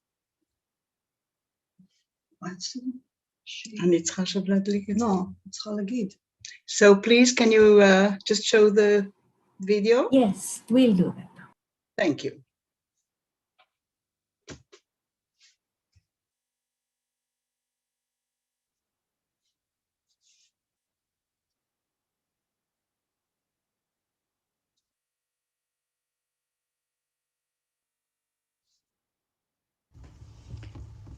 I'm Daphne Margolin. I'm an ecotech artist.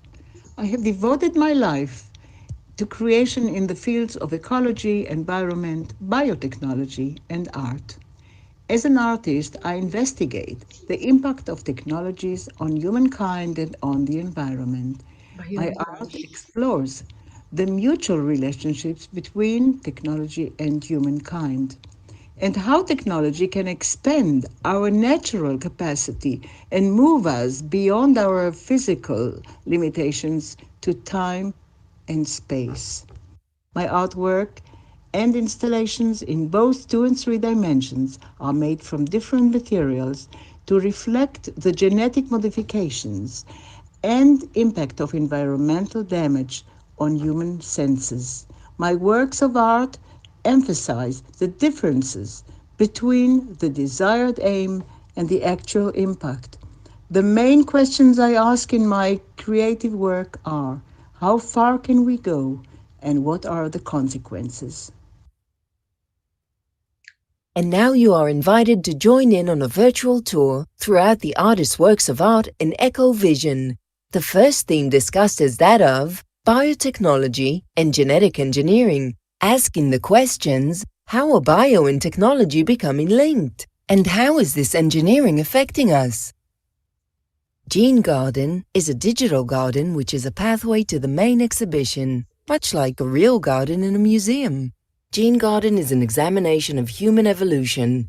The installation is composed of a series of petri dishes with plant and human samples surrounded by a soil border. The man-made petri dishes have overrun the soil, which has been pushed out of the garden's border. Hereditary traits are passed down from generation to generation in the context of their environment. When we engineer these traits, what are the universal implications? Gene Garden illustrates the change between the past and present. Once, human evolution progressed slowly and naturally, whereas today, the science of genetic modification in the laboratory outpasses and overshadows the efforts of natural evolution. Next, we move on to a womb-like environment. Womb Brain is a life-size walkthrough illustration that gently, yet provocatively, reveals the life-giving process and subsequent fear of the unknown. Exploring humanity's reluctance to depart from its unknown childhood landscapes and venture forth into an ever-changing and manipulated environment. The question asked here is, to what kind of world are we headed? The visitor enters the womb installation by crossing over glass-covered circuit boards, symbolizing parental medical experimentation, before reaching an umbilical cord seat facing 2 aquariums. The first is where the mother will identify her baby in the test tube. The second reveals a baby swimming through amniotic fluid trying to reach a picture of a dollar bill, symbolizing the truth that once the baby is born, most everything will cost money. At the end of the installation, the visitor realizes that the era of innocence has ended, and like the baby, who is warm and comfortable yet curious, wants to leave the comfort of the womb, but isn't sure which kind of world to expect.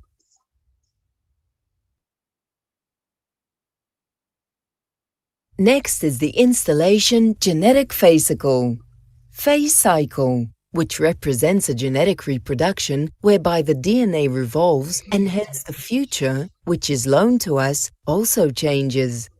Inside the main box is a depiction of human lungs. These collective lungs reflect the truth that all humankind depends on oxygen for survival. Sitting atop this box are continuously spinning recycled wheels with photographic portraits intertwined within the wheel spokes. These are half faces that combine differently each time the wheels are spun. Symbolizing evolution, this illustrates how we are all a genetic mix, and every human being on Earth is the result of an almost infinite number of genetic evolutions. The next evolutionary adaptation is unknown to us. Inspired by the 1969 Woodstock Music Festival, a cultural touchstone in US history, the human sandglass reminds us that our period of existence is limited. 500,000 young people attended Woodstock, living in peace for 3 days without any visible form of security. They cooperated to share food, shelter, and more. Separate colored sands, representing humanity, mixed together in this illustration to make a single color, a united hue of humanity's future, to represent how our globalized world is becoming smaller as people of different backgrounds, ages, and races mix together to build a common culture. As we peel away each person's shell of culture, language, and tribal traditions, and set aside technological innovation and science, humanity stands as a single living organism, responsible for the future of our species. The next artworks depict this complex interface between the evolution of the mind, biological heritage, and man-made world. The question being asked here is, are genetic principles changing? The question asked in Injecting is Homo faber, human beings who control their fate and environment as a result of tools, replacing the eternal creator? The syringe in this artwork represents humanity's scientific attempt to vaccinate and protect humans, animals, and plants from disease and insect infestations. We cannot yet fully understand the full effect of these manipulations on our ecosystem or how they are impacting the soil and the air we breathe. Yet there are already movements across the world fighting the challenges causing global environmental damage and escalating climate changes. In the next installation, Duplicating Man, Transplantation and Integrating Technologies in the Human Body, is depicted as showing a synthesis between technology and the biological realm. Our arteries can now take blood through interchangeable biotechnological parts. Telemedicine, whereby scientists can enhance the human body by inserting technological devices, leads to questions of how this will affect our brain and our functions. Cells can be combined for the purpose of genetic human replication. The question asked in transplantation and technological fusion is how do the implantation, replacement, and regeneration of body functions affect our brains? The next thematic strand is on communication between humans and nature, the bridge between people and cultures, but also between humans and their environment. The original Tower of Babel is a biblical story explaining the existence of diverse human languages.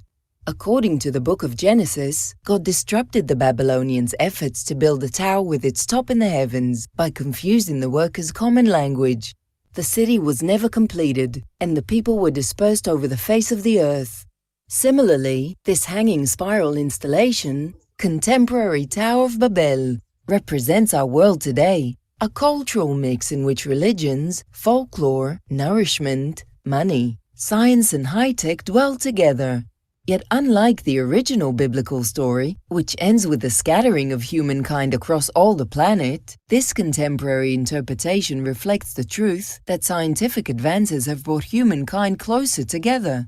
Although this synergy has not always been towards a positive goal, consider for instance nuclear weapons research. This piece is an optimistic interpretation of our global village.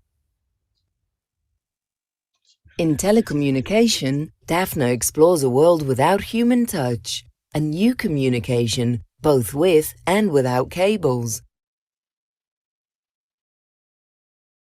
In urbanism, the central spine in the human body, leading to the head, represents urban pollution. In the next series of artwork, Daphne explores more closely the space race, how we go from the depths of evolution to a breakthrough into space. The competition to seed space.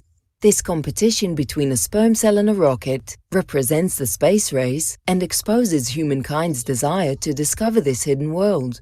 Who will control technological knowledge in the future? And in Breakthrough, in this painting, the brain is searching for a breakthrough to escape from the lowest place on Earth, the Dead Sea, and out into the unknown. In this next series, Daphne looks at ecology, knowing that man enjoys his technological innovations, but is also anxious about his impact on human existence. Here, in nature's tombstone, the green square emphasizes nature as it was and can be again. And so as not to become a tombstone, it's a reminder that we don't want a monument to what was.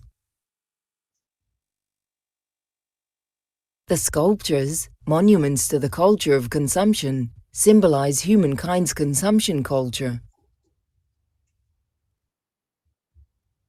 In this piece, Urban Lungs, our collective lungs absorb emissions from power plants in cities. Adam and Eve was Daphne's first environmental work, influenced by the devastating impact of technology on the natural world. Adam and Eve were, according to the creation myth, the first man and woman. They are central to the belief that humanity is in essence a single family, with everyone descending from a single pair of original ancestors. In this piece, Eve sits under the tree, smoking. The milk in her breast is poisoned. Her fetus is also smoking. Eve has no hands because she has no need for them. Everything in this world is synthetic and upright automatically. Meanwhile, Adam tries to stop the industrial pollution that is surrounding them. The soil is barren, and the poisoned apple rests on the synthetic grass in the foreground. This work, Planet Contamination, asks, how sustainable is human life?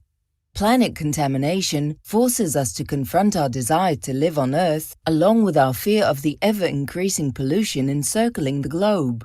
Here, a woman is situated between the continents. She hovers between the present and the future, and behind her we witness the consequences of planet contamination, a ticking bomb for mankind. In this work, Daphne imagines that the Statue of Liberty is lonely, with no fresh air to breathe. The roots of her city are rotten, and no vegetation can grow.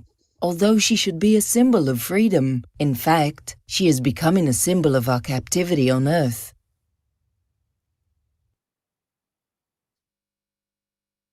In the shape of a human torso, this installation, Plenty Life, represents humankind on Earth, a species with an unknown future, reliant on the life flow of plant and animal life, requiring water, soil and air for its subsistence. Below the torso is soil, filled with rocks and fossils showing how since the dawn of time, our planet continues to evolve. Rising from this soil are veins filled with colored blood, the green blood representing vegetation, and the red representing humanity, mixing together to reach an unknown evolutionary destination.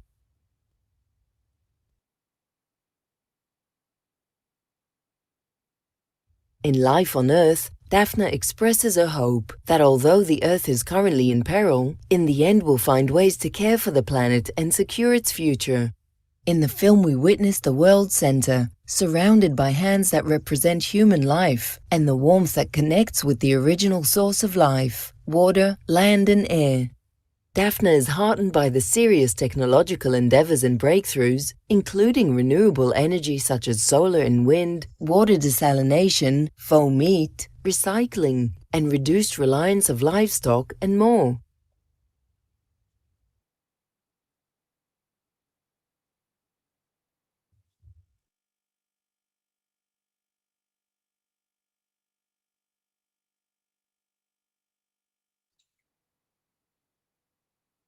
The future of the Earth is in our hands. To save it, we need to think globally and act locally. Thank you.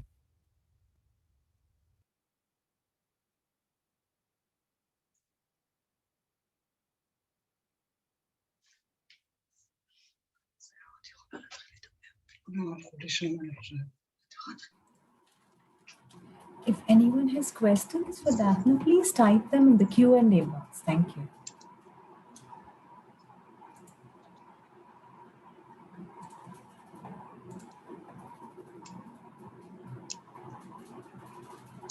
Or if you would like to say something to Daphne or discuss something, you can raise your hand and the admin will admit you to the panel.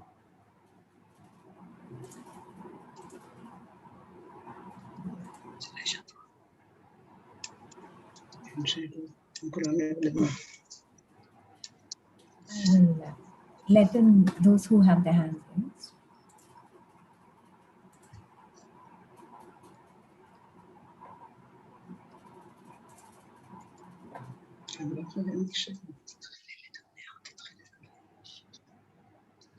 Well, I say everything was understood so far, so. We've got a number of comments in chat, and I think Fatma would like to say something. Fatma, Oh, now there are you're... some comments. Yes, Fatma, you're a panelist now, and if you unmute your mic, you will be able to speak to us. Hear you? Unmute? Will I? No, you're fine. Okay, I wasn't ready to be in the picture, but okay. I very much like what Daphne is doing, because art has a way to explore the human mind and the imagination in a way that other modes like science and so on are too dry to do. And so it was wonderful to see like the use of the womb, the use of the story of Adam and Eve. And I would recommend in this regard that you, if you have a chance to look, I'm not self-promoting, it's because of what I wrote in it, my book called Veil, Modesty, Privacy, and Resistance.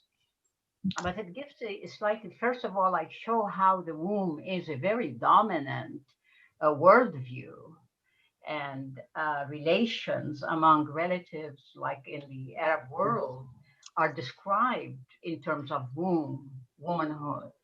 And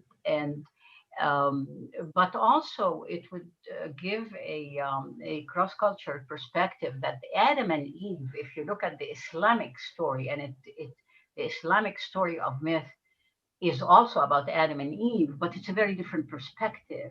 So it's not one mode of Adam and Eve, and it might inspire you to see how there was the, in a way, no sin and no problem, is just recognizing human nature in the Islamic version of Adam and Eve. I discussed that also in the book, but I was very impressed by what you're doing. It's very complex. I'm a visual anthropologist, so I make films and I know how complex this can be. But what you're doing is something I can never do, which is go into the mind and bring it out to us in the form of art. So I really appreciate that. Well, thank you. I appreciate your comment. So, yeah, that's exactly what you were mentioning right now.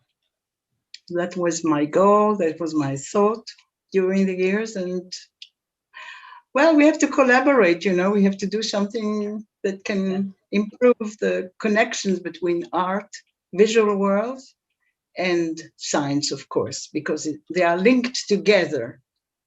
Well, art and science are both about imagination, because it is the cognitive capacity of the human mind which makes us what we are, and we are exploring it from different avenues.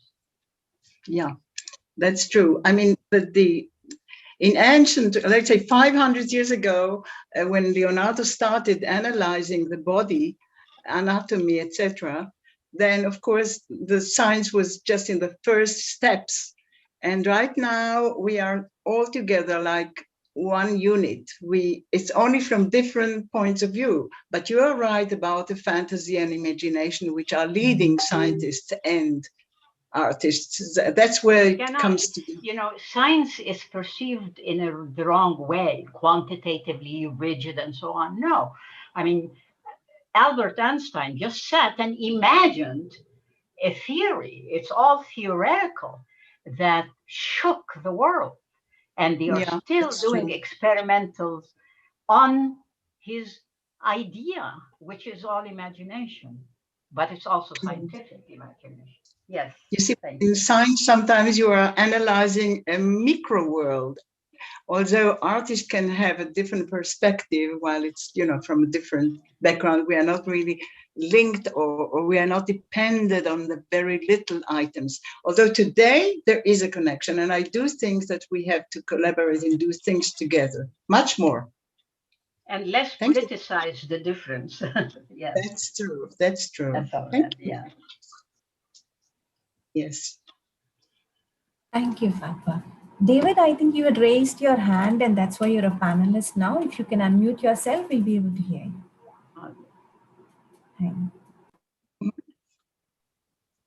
Daphne, I thought that was just outstanding. We've heard since we all were born that a picture is worth 1,000 words. A moving picture is worth millions of words.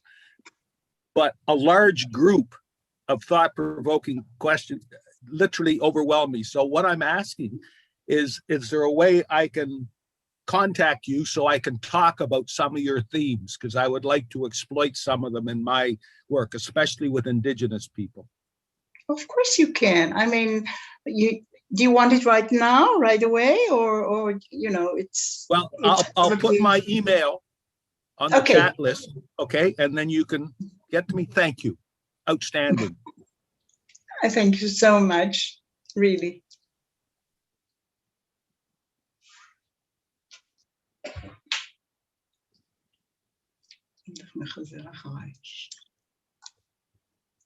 No, speakly.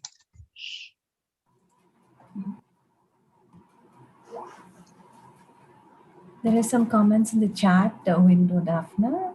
One is very interesting, very impressive, and thought-provoking. Bravo. From Dr. Yuri Saiba. Don't see anybody right now. It's probably lots of marks.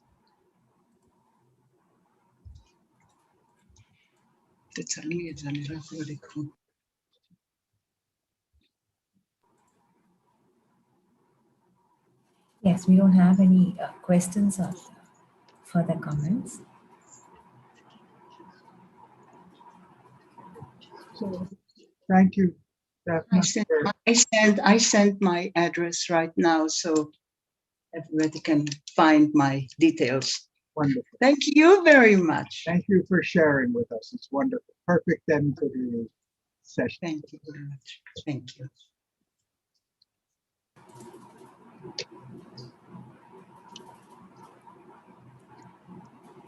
We'll bring in the panelists from the next session, Future of Human Rights.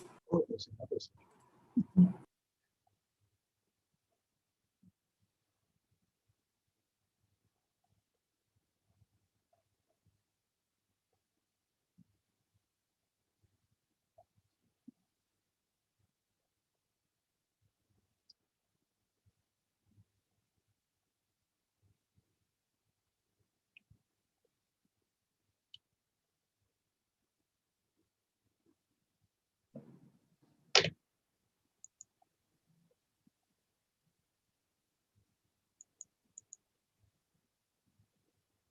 Hi, Gary. How are you? Hi, Sarah. Winston. Winston, great to see you. Good to see you.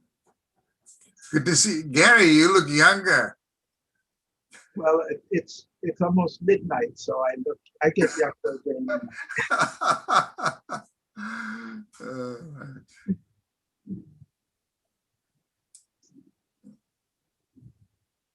So who is in your? Oh, Catherine is coming, and you, and Leandro. Oh, Marcin is coming. Good. Okay, oh, you have a wonderful panel. We're still about 5 minutes early. Oh, okay, great. Yes.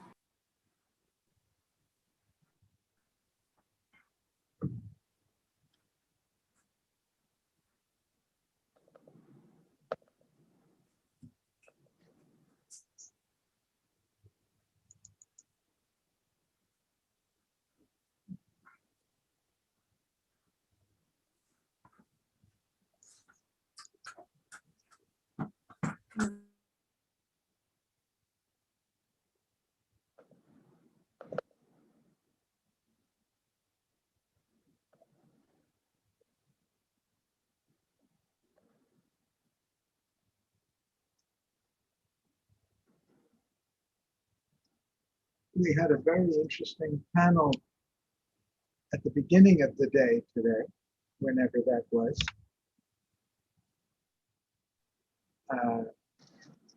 Headed by our fellow from China, Yingheng Cheng, comparing the response of China to the COVID with the response of the US, and looking at it from a human rights point of view, or freedom versus conflict. Hi, Kekishan, nice to see you. Hello, how are you? I'm great. Looking forward to your participation. Thank you for joining us. And Yul again. Yul was there at the beginning of our day and at the end of the day, too. That was a very interesting discussion in the earlier session. Yes. Very profound issues came up. Yul, where are you based? I'm in Atlanta, Georgia.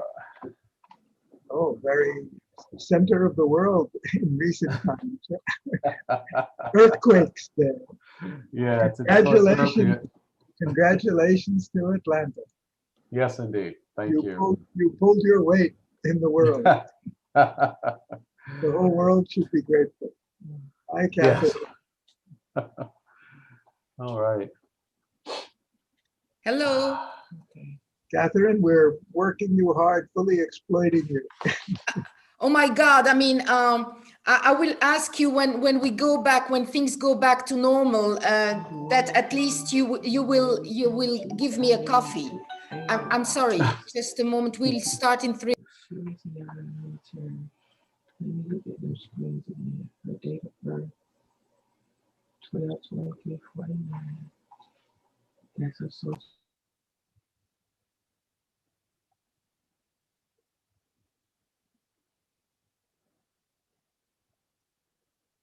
You have a very efficient. You have an efficient team, Gary. I mean, they were checking if I was on board. The only thing they can't do is give you the coffee, right? Not yet. Wait. We hope that it's gonna happen soon. We do. I mean, next year.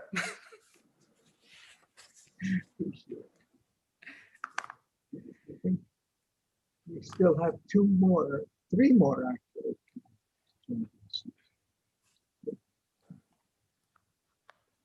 We started today with human rights. Back to the end. The whole day has been human rights. Kekishan, where are you now? I'm in Toronto, Canada.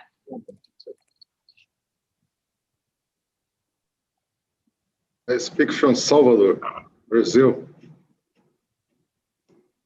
I'm in South India. I'm representative of South America. We're covering several continents.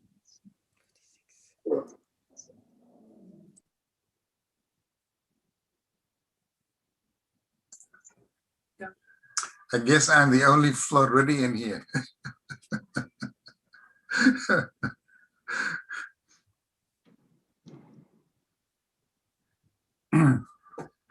Gary?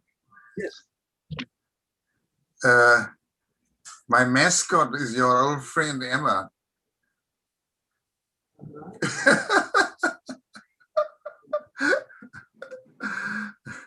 You won't recognize her now. She's about 90 pounds. She's a big little girl. I was a big woman myself. Hi, Neantro. Nice to see you. Goran, welcome. Hello, everybody. Hi, Gary. Very nice to join you. Great to see you. Leandro, are you in Brasilia? Well, actually, I right now in Tokyo. Yeah. It's, You are in Tokyo. Yeah. So we're 5 3 in the morning. So I woke up especially for this meeting. So how late is it? How? How late? What's the time over in Tokyo? Oh, how you mean how early? It is 3:15 in the morning. Okay. So you don't go to bed. You don't go to bed, or you go after. No, actually, I went to bed at around 8 p.m.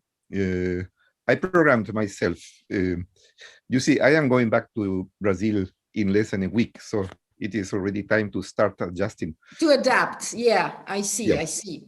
I understand. So this is part of the adaptation, very, very convenient.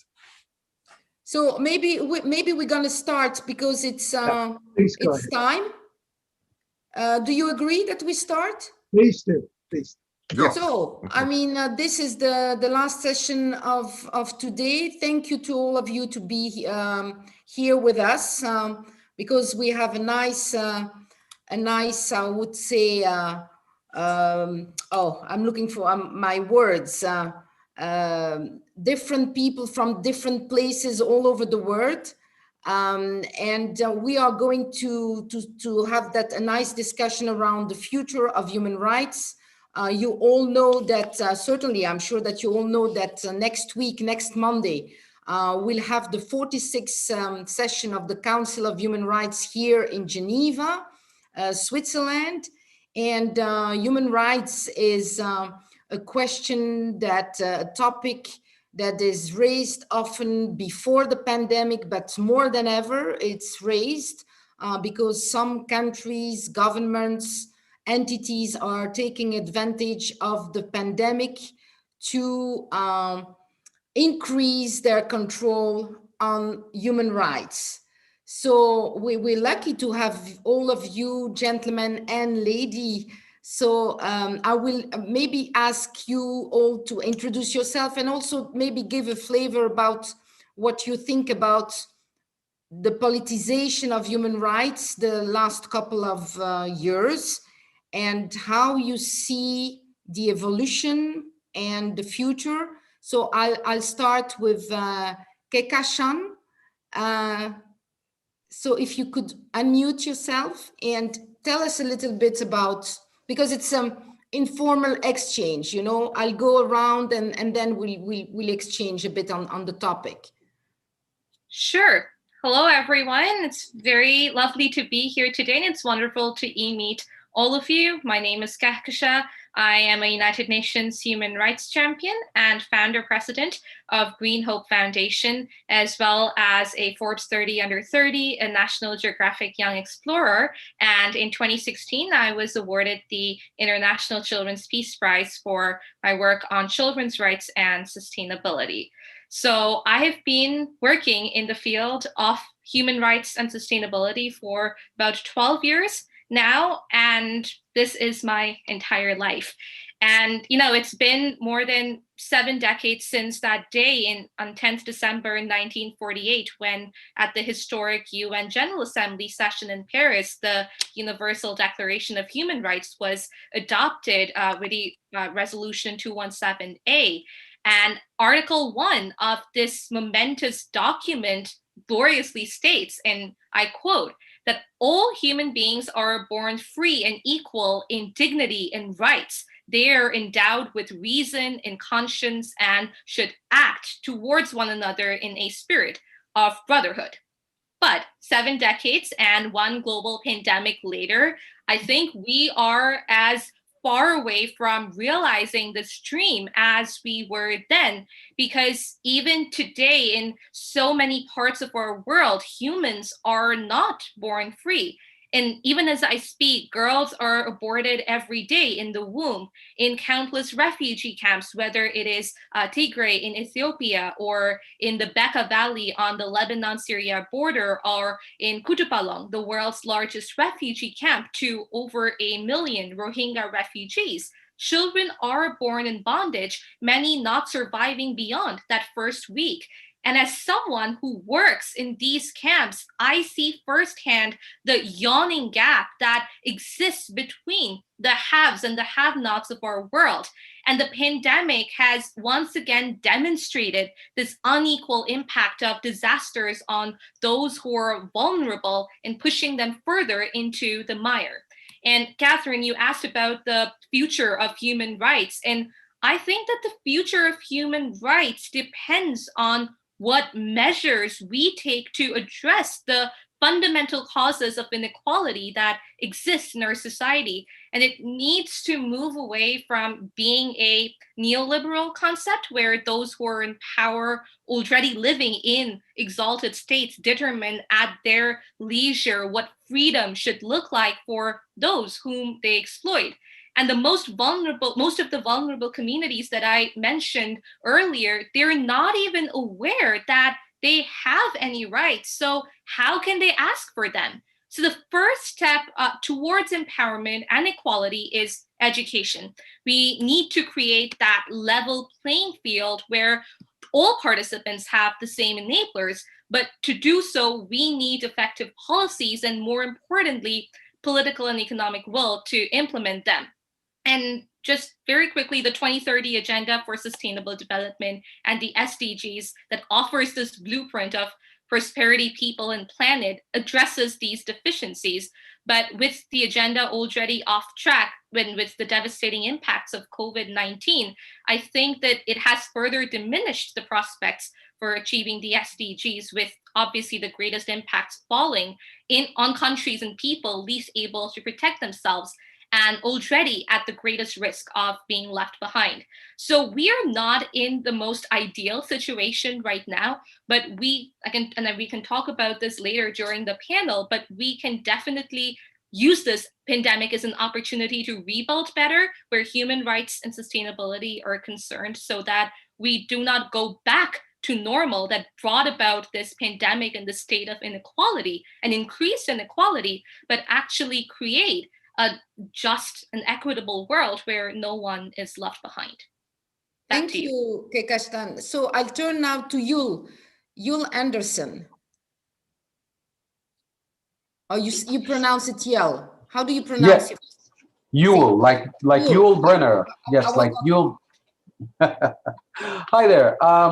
Glad to be here. Thank you very much for having me. This panel is especially timely in the instance that here in the United States, we're celebrating Black History Month. So here in the United States, we're looking at all the achievements of Black Americans and associating that back to the Civil Rights Movement, and then equating that to the Black Lives Matter movement.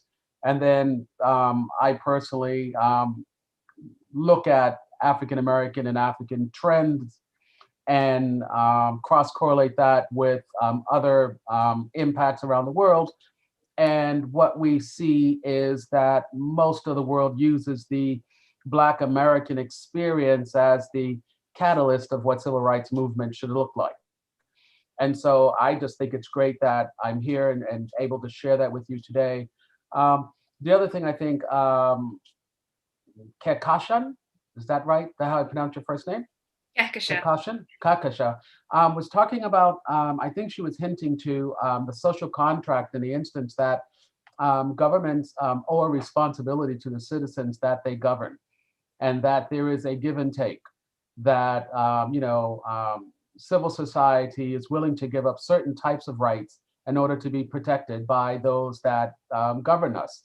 And so it's in those instances where the contribution and the adherence to those contracts break down that we see incidences like COVID-19 running amok, uncontrolled, or we see Black Lives Matter movements, or we may even see more Arab Springs erupting all across the globe.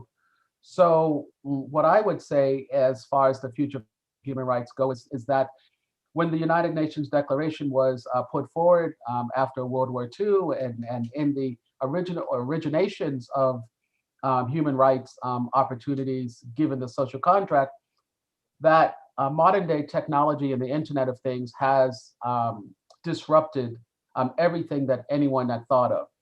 And that prior to the Internet of Things, there was no idea that there would be a semblance of power sharing. No one thought about power sharing when these documents were committed and written. And now power sharing is on the table. It's being demanded.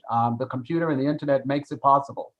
And so I just see that if we do not change the paradigm and adjust it to modern day technologies, that we're just going to see more disruptions, more class wars, more uprisings. And again, as we saw in some of the other panels, more environmental viruses being released, whether man-made or naturally being released as a combative defense of man's impact on nature. And that just ties into climate change, right? So the more we disrupt nature, the more we're going to suffer. What a program. That's really fun. So I go alphabetical order. So Saulo Baia.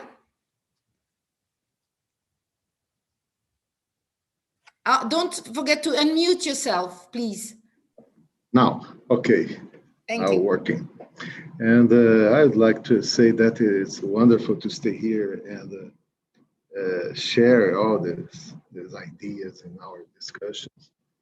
And we are discussing how abstract concept can acquire power to transform society and try to anticipate the next stage in social progress, and try also to imagine how to facilitate and accelerate the transition to the future.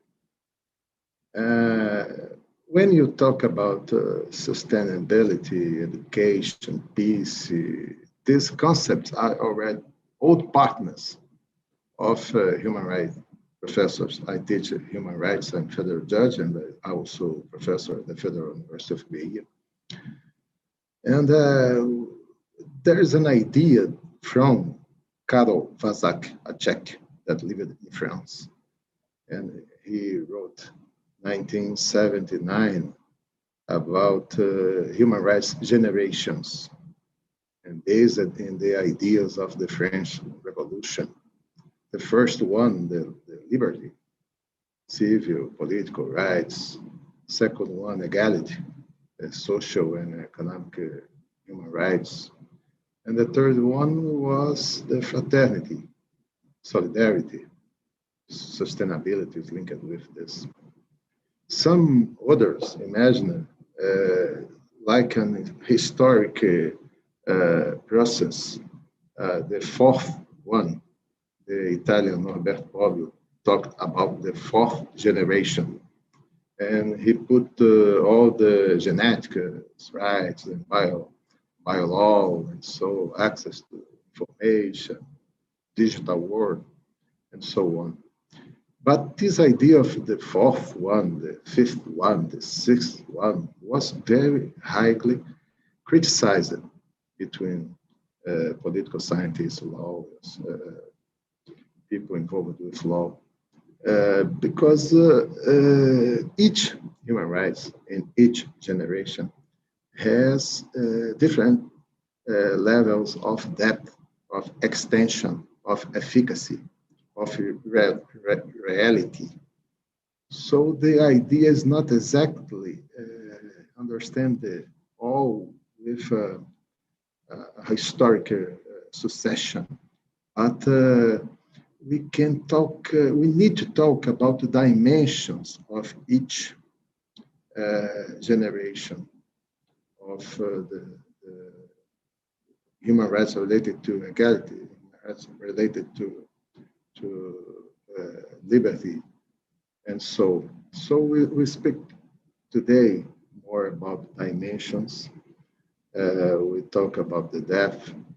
We talk, and in each kind of dimension, we can find new human rights, new fields in each generation.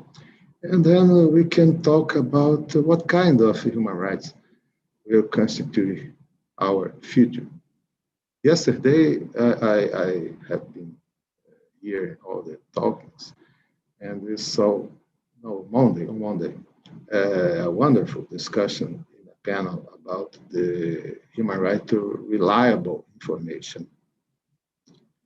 That is a new dimension of the first generation. And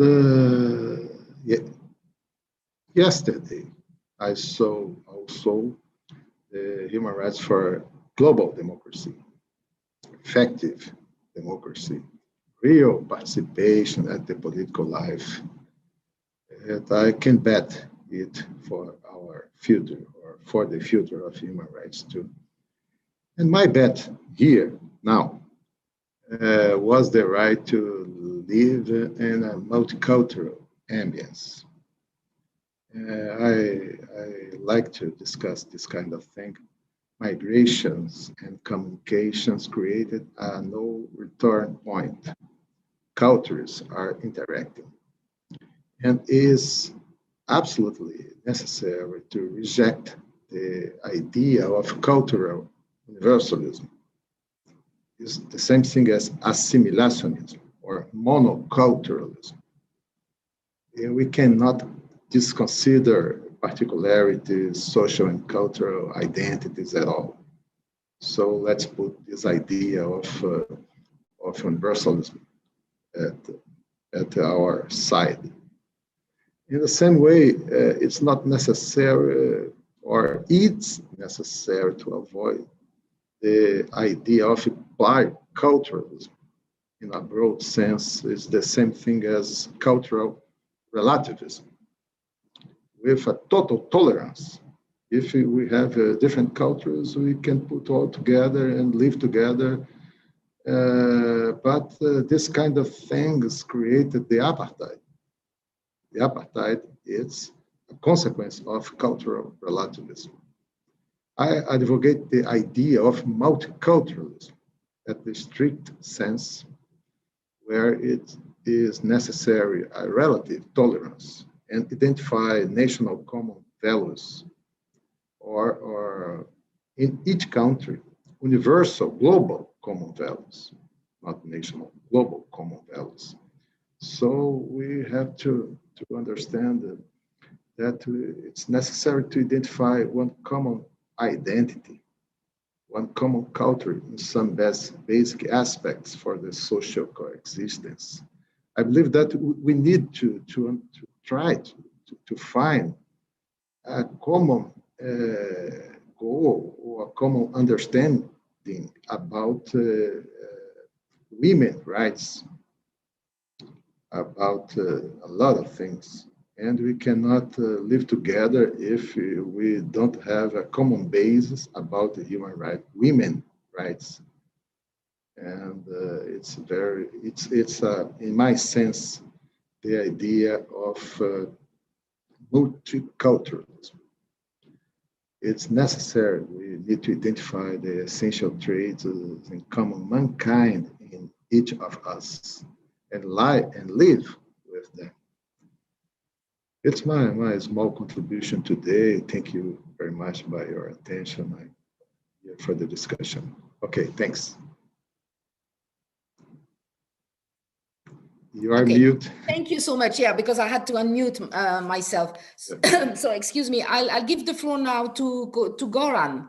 Goran, please. The floor is yours. Don't forget to unmute yourself. Yes, I'm here.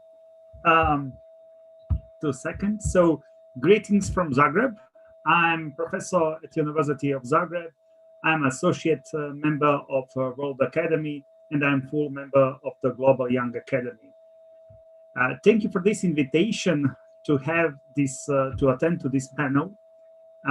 Human rights are one of the fields where I'm very active in my academic work. And you know, when I thought what we will discuss actually about human rights and the future of human rights, of course, we can be concentrate on the near future, or to be concentrate on the future in the next 10, 20, 30, 50 years. So-called to prediction of human rights. But both of those possible discussions are more than welcome. But I will be concentrate mostly on the topic in this introductory note. I will be concentrate on the topic of COVID-19 and the influence on human rights. Human rights are key in shaping the pandemic response, because responses that are shaped by and respect human rights result in better outcomes in beating the pandemic, ensuring healthcare for everyone and preserving human dignity. According to this, we have to be focused especially on 3 human rights issues in time of this pandemic.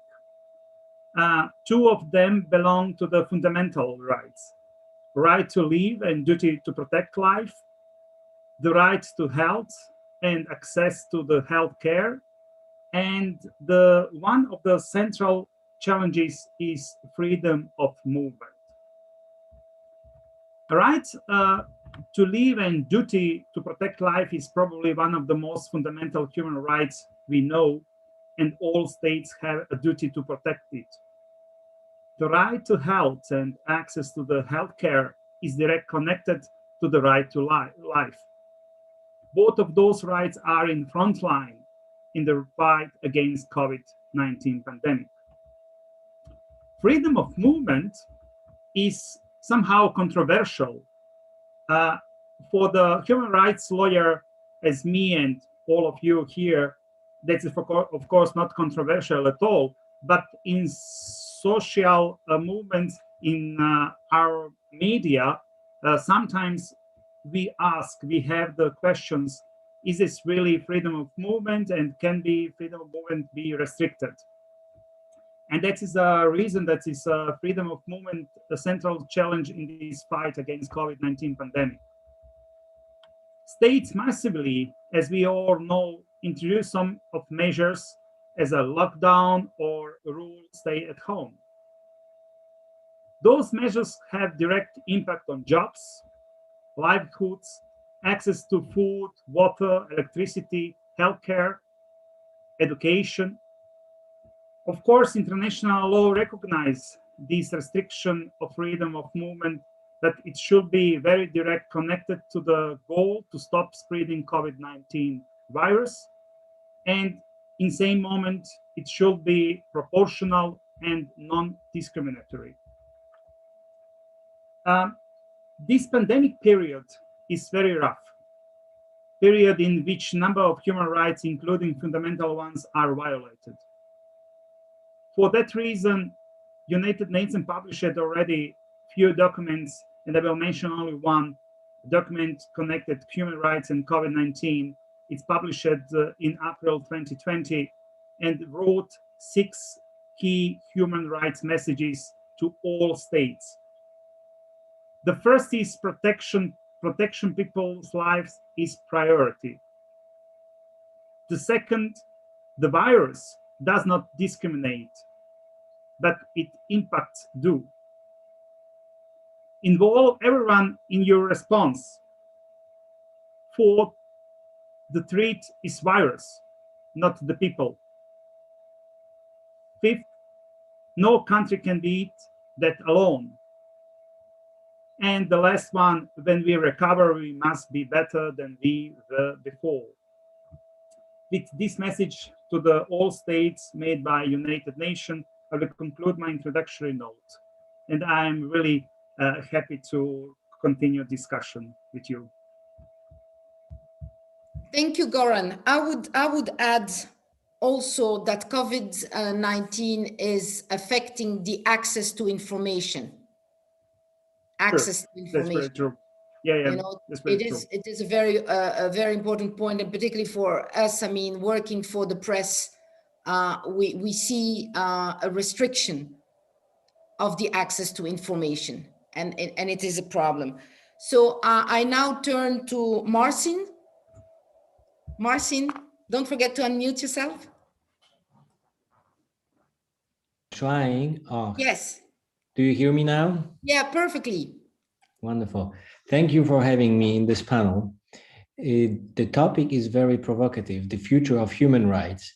We tend to think, while living in democratic countries, that well, the future is obvious. There is future for human rights. And when we look into the world, outside world, we of course see that there is so much to do in terms of human rights protection. I would not like to focus on the others, because we could always point out to different corners of the world to say that there is so much to do in terms of protection of human rights. But in this short speech that I would like to give now, I would like to look at ourselves. And is the situation as good as we tend to think, or as most of the societies in democratic countries tend to think, in terms of human rights protection? In other words, is the situation in terms of protecting of human rights in our democratic countries looking good? And I would like to point out to two main issues that are destabilizing our perception of, are we really so advanced in protection of human rights? And are we really in the position of those that can actually say to others how human rights should be protected?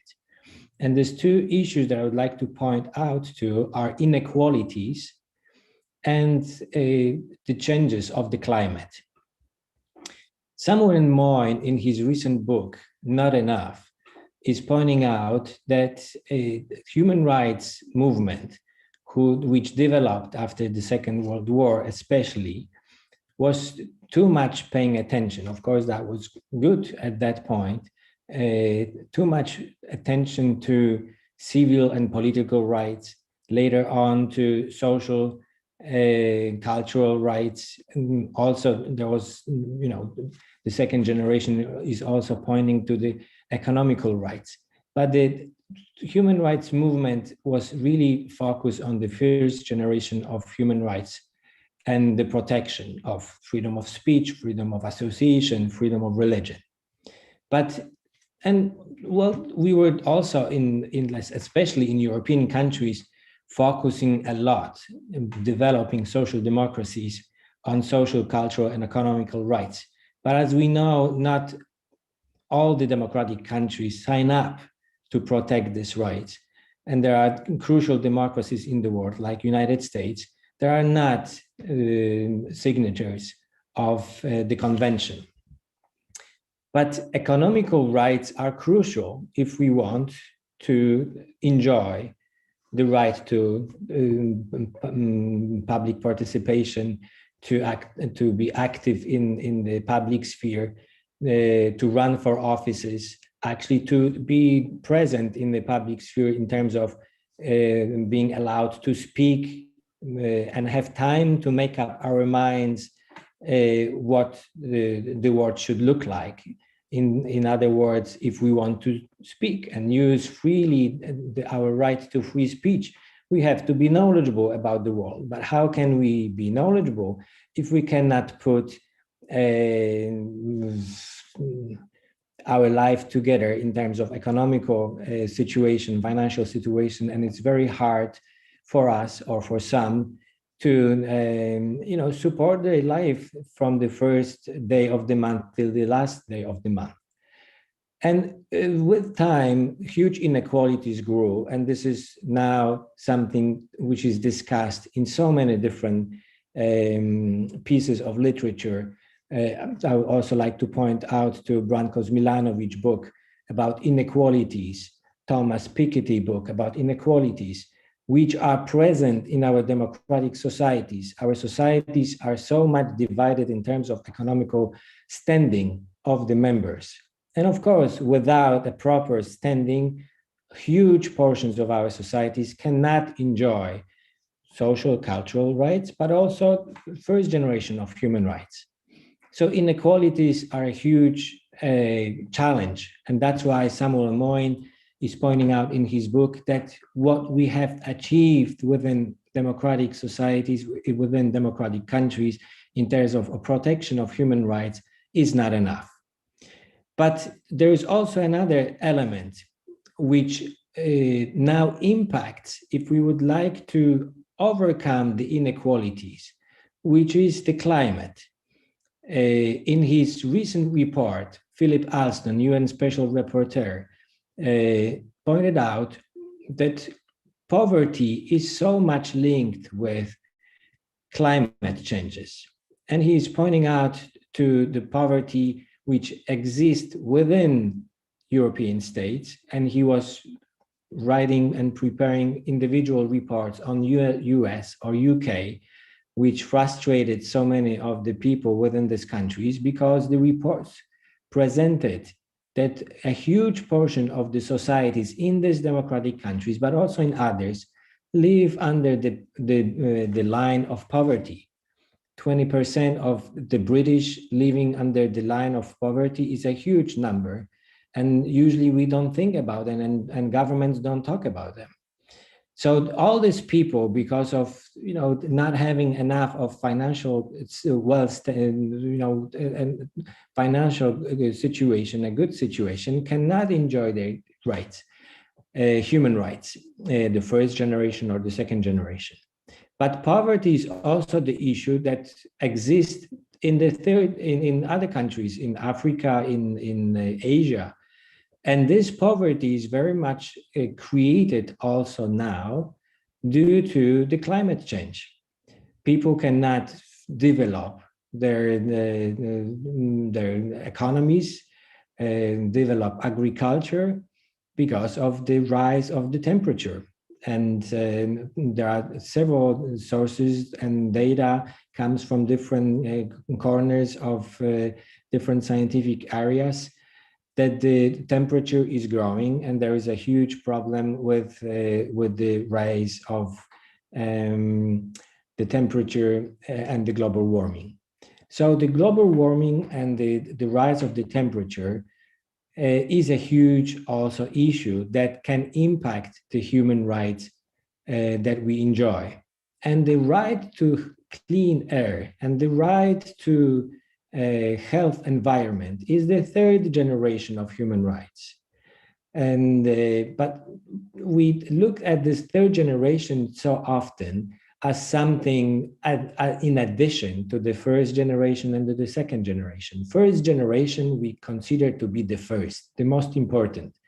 But how can we really enjoy, as I was really saying at the very beginning, freedom of speech, freedom of association, running for offices, if we cannot put together our lives in economical standing, and if our weather and our climate doesn't allow us even to prosper and develop in the condition in which we live. So as we can see, the enjoyment of the first generation is so much linked to the second generation of human rights, and it's so much linked to the third generation of human rights. The third generation is not a new development which is new, which is less important than the first and the second. And this is the main point that I want to make during my presentation. The third generation of human rights, especially the right to clean environment, is crucial if we want to enjoy the first generation of human rights and the second. In other words, we have to care in our democratic societies, but not only, but especially we who are the creators of the most of the pollution in the world, Germany, France, Poland, from where I am, where we use coal to the big, huge extent, United States, and I don't want to mention China, but of course, China is also a great polluter. We all have to put our hands on the matter and really deal with the way how we develop as developed countries using coal and other sources that of energy that may not be good for the environment, because what we do hugely impacts the climate, the weather, and the enjoyment of the human rights. In other words, what I want to say is that for the future, we really have to look for the first generation, second generation, and the third generation of human rights as human rights that we have to deal all together with. In other words, our plate is full, and we cannot only focus on the first generation and be happy with it and say, we are a democratic country because we have freedom of speech and freedom of association and freedom of religion. That's not enough. And other countries can say, we have the first and the second, but that's also not enough. Caring for the rights from the first and the second generation is not enough. We also have to care for the third generation of human rights, and taking care for all of the three all together can really allow us to care for human rights in general, for human beings, for other people, so that they can live in a clean environment, healthy environment, where they can put together their lives, enjoy their right to work, when they can work, when they can earn their financial earn to finance themselves, and actually later on to enjoy also their right to be present in the public sphere, if the time will allow them, thanks to the work that they will have. In other words, they should also not be occupied with putting their life together and only focus on work, and not to have some leisure time and some free time to actually be active participants in the public space, be citizens who can also find time to speak out, to make up their minds, to be present in the public. That's all what I would like to say. But also at the end, what should we do if we have a full plate, first, second, and the third generation that we should care for all together? Well, we can look to the states. This is a traditional way to look at the states and the governments, which are responsible for human rights protections. But also, these are not only governments who change from time to time. We have also courts. And the climate litigation is now a big issue, and we can often rely on the court's decisions, who are making sure, the judgments, who are making sure that the states comply with the obligations that they agreed on. So we can see the courts in democratic countries as supporters in terms of making sure that the three generations of human rights are a main focus. But we should also look into corporations. Corporations as big entities that create the environment and the surrounding and the situation in which we exist. Corporations should also be the ones who are considered to be responsible. And a good movement into the direction to include corporations as the ones that should care for the environment, for the people, for the health, It's already ongoing since 2011, since UN guiding principles on on business and human rights became a fact. Now European countries are all working to implement the guiding principles into their legal systems. But of course, the issue is to make them go and to develop. I'm sorry, to develop their approaches, their corporate governance regimes in a proper pace, so that they will really make an impact on the situation in which they exist, not only caring for their shareholders, but also caring for all the stakeholders. I will end here. Maybe we can add later on a little bit more during the conversation, during the Q&A. But I wanted just to make these 2 points, that the first, second, and the third generation of human rights we should care for all together, and that there is no one that is more important than the other. And the second point, that we should look for states, governments, and courts. Here are the ones that can help in dealing with these issues that are present in our world, inequalities and climate change. But also we should also include corporations as the entities with a huge leverage and a huge impact that they create in the world, as the ones that should also care for human rights. Thank you. Mm-hmm. Thank you so much, Marcin, for your presentation. And I would just, what you said, you highlighted also climate, poverty, and it reminds me what the new president of the Human Rights Council said yesterday. It's Ambassador Khan. She is the ambassador of Fiji Islands at United Nations in Geneva. It is the first time in history that you have an island nation that is elected as president of the council. And she explained to us yesterday that the perspective of human rights can be different from one country or another, because it depends also of the problems that they have to face. Small islands have to face the impact, the direct impact of climate change, when they are in fact the ones that are the less polluting the world, but they assist every day to the islands that are in fact surrounded not only by water, but more and more you have water surrounding their territory, and they are losing in fact that territory. And about the promotion about human rights, I would like to go back also what she said yesterday, that it should be more understanding and more pacific, the relations between, because we've seen the last couple of Human Rights Council, a lot of aggressivity between the countries, China, Russia, United States that left the council, United States that's now back. In fact, reintegrating the council for the coming session that starts on Monday. So it is true that we need to be, I think, more humble and more understanding what's happening around us, not selfish. Winston, I see you sitting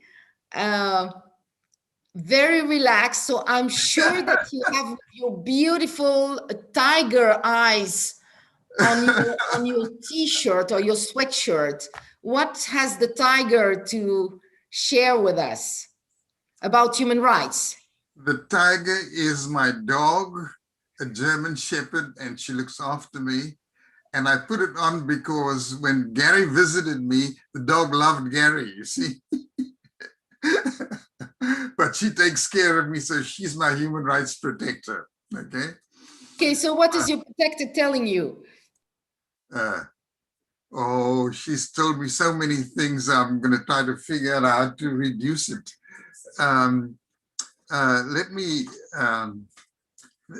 First of all, I've been a human rights activist since I was a teenager. So I've been doing this for a very long time. And in my professional years, I became a professional academic. So I taught and developed human rights programs all over the world. So that's essentially where I am. Let me just take two thoughts, first of all. My current writings focus on the idea that there is a core interdependence between peace and human rights. If you diminish peace, you will diminish human rights. If you diminish human rights, you will enhance war. So the core interdependence between peace and human rights are an important connection that we as human rights advocates ought to keep in mind, because the more we emphasize human rights in human relations, the better the chances are of sustaining peace as well. Now, there are two other thoughts that I can add to this. The important goals of peace and human rights, it seems to me, are not complicated. One, we need to seek to universalize the principle of human dignity, because human dignity is the core of human rights and the core of peace. Second, to give human dignity some sustenance, we need to universalize the principles of human rights. And these two ideas are the cornerstone of the whole idea of the future of human rights, but I'd also add the future of peace. Now, just a few thoughts about background. The Universal Declaration of Human Rights, which was largely the inspiration of Eleanor Roosevelt, is certainly one of the most brilliant documents of the modern age. If you look back for a moment at the effort to constrain law by reason,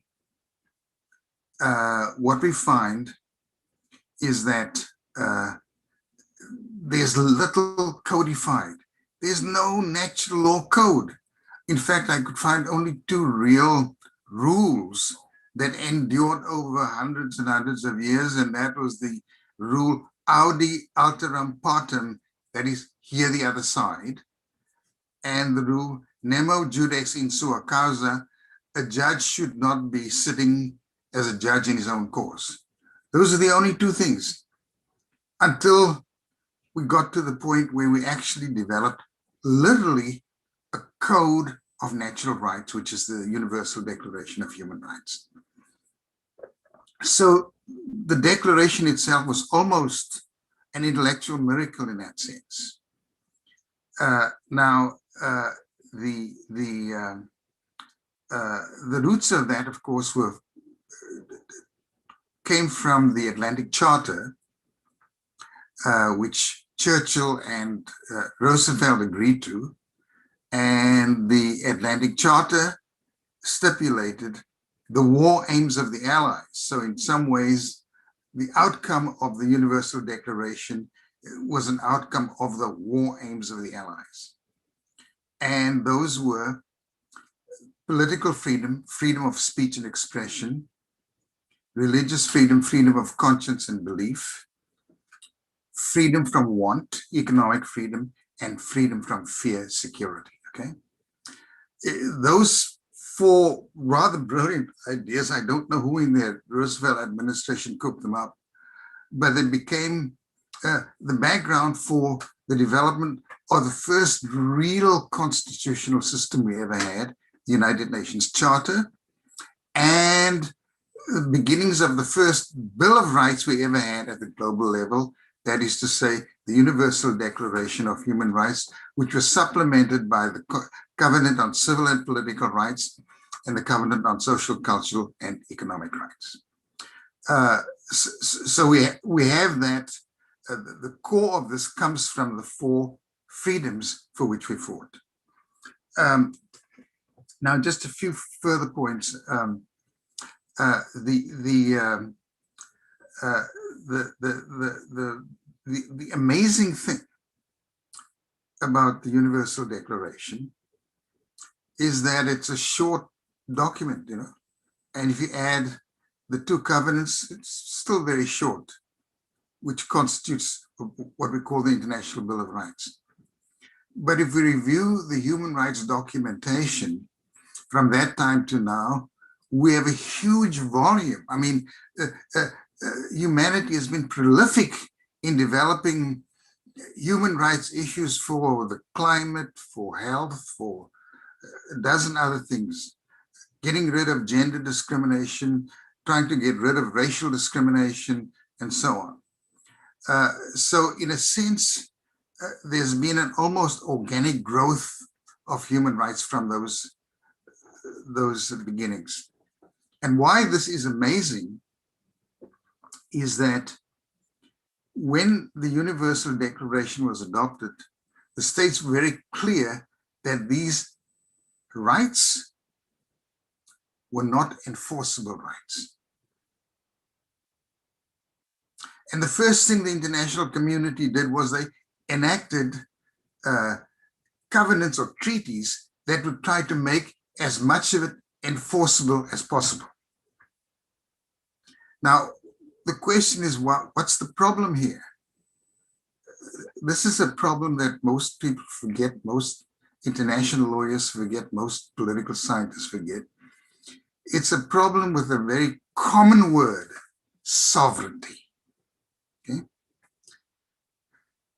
In 1648, we developed the Treaty of Westphalia, which changed the political order so that it was now sovereign states that were the key players. Only sovereigns could make war, etc., you see. But what we also did was we made the sovereigns absolute or near absolute. And what made this even worse was the big theorists of the 19th century were so attracted to this idea of sovereignty that they set up a whole theory of jurisprudence and law which said only the sovereign can make law, no one else. So now if you ask the question, where's the sovereign making law internationally? Well, we're not sure that the UN Charter is really a sovereignty charter. If the UN doesn't have the sovereignty power, how can they make human rights law? And then some states are saying, well, you know, unless we specifically adopt it as sovereign law, it's not law. China is the leading exponent of this theory, okay? So we still have some ambiguity about, shall we say, the enforceability, the element of the international legal obligation that attends all of human rights and all of peace. Peace has become discretionary. We've got 5 permanent members in the Security Council. If one vetoes, the war goes on, you know? Peace is fragile, human rights are fragile, and still there is an enormous effort, both the civil society to promote and sustain peace, and the civil society worldwide to promote, sustain, and expand the concept and meaning of human rights for all human beings. Okay? So if you ask me what our problem is, we've got conventional sovereignty, unaccountable, and not wanting to be accountable. We haven't really unpacked what it really means, and we have the people. The UN Charter talks about we the people.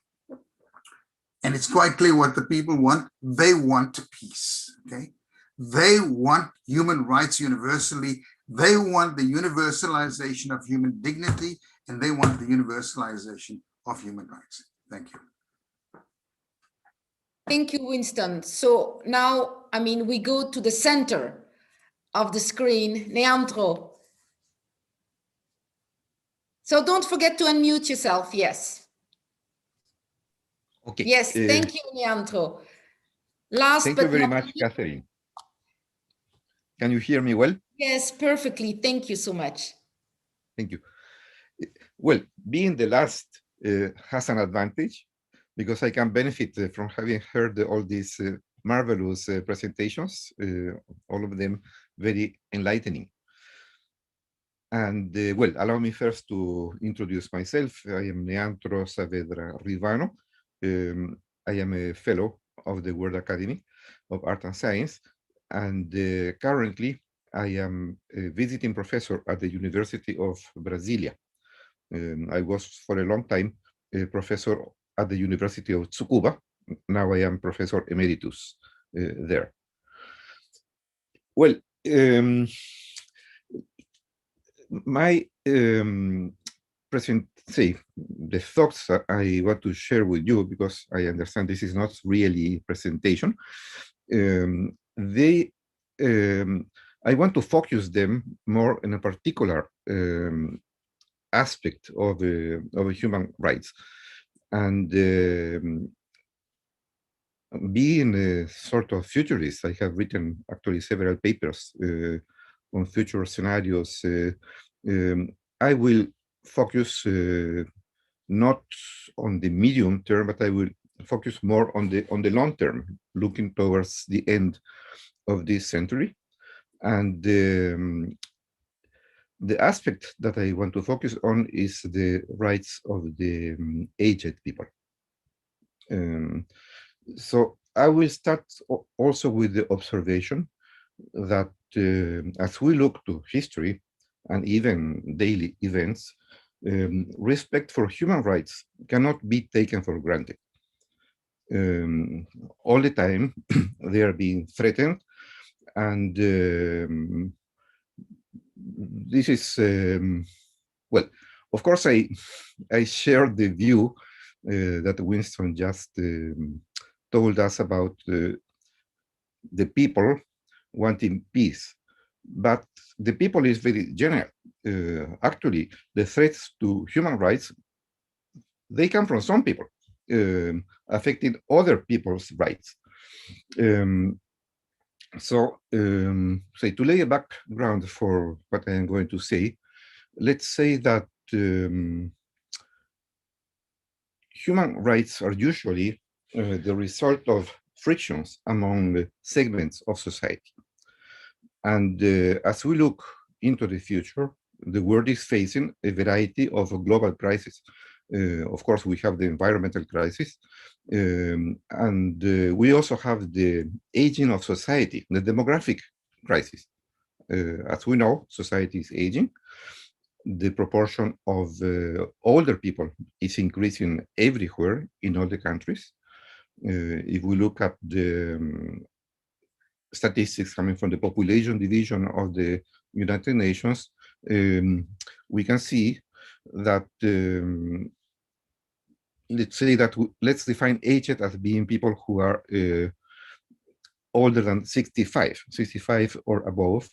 So the proportion of aged people is expected to go from less than 10% right now to about 16% in 2050 and more than 22% in 2100 by the end of the century. And this trend is even higher for developed countries. Right now it is close to 20%, but by the end of the century it will be close to 30%. So that, of course, that has plenty of economic consequences. We know the crisis about social security systems in many countries. And one way to look at it is through what economists call the dependency ratio. That means how many, the ratio of people, say older people, 65 and above, in relation to those people who are at working age, let's say between 20 and 64 years of age. Let's see whether I can share with you a sheet that shows this. Let me see.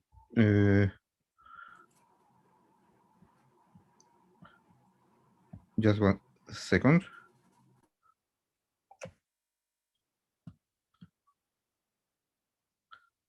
okay, it seems that I will need to quit this event in order to share. But I can explain to you.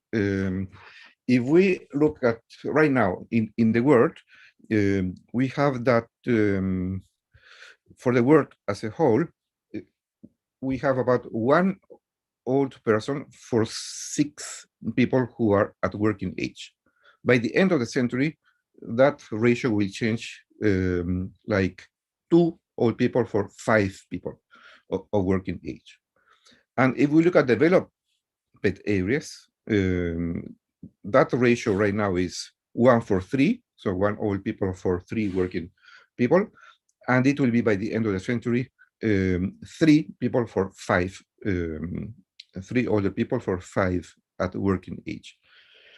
So, of course, we can, looking at the behavior of people, people who are at working age will not feel happy about that situation, because they will have to work a larger portion of their time to help support other people. We also have the child dependency ratio, but I will not enter into that because we do not have that much time. Now, in the case of the older people, in addition to normal economic sustenance, there are also the health care costs, which are much higher. The older people get, the higher the health and caring costs. So we already can see that there are voices that are calling for the limitation of basic rights of the older people, like right to health and even right to vote. Because, of course, older people, they are more diligent in going to voting polls, and they will vote to defend their rights. So if the younger people want to change the health or care rights of the older people, they will be very likely outvoted because there will be more and more older people. So here we have a situation that is hard to see how it would be solved democratically. By democratically, I mean in a situation where one person, one vote. We have already seen some movements, in England in particular, asking for limitation of right to vote, indicating that after a certain age, people would no longer have the right to vote. Of course, that is a very basic human right.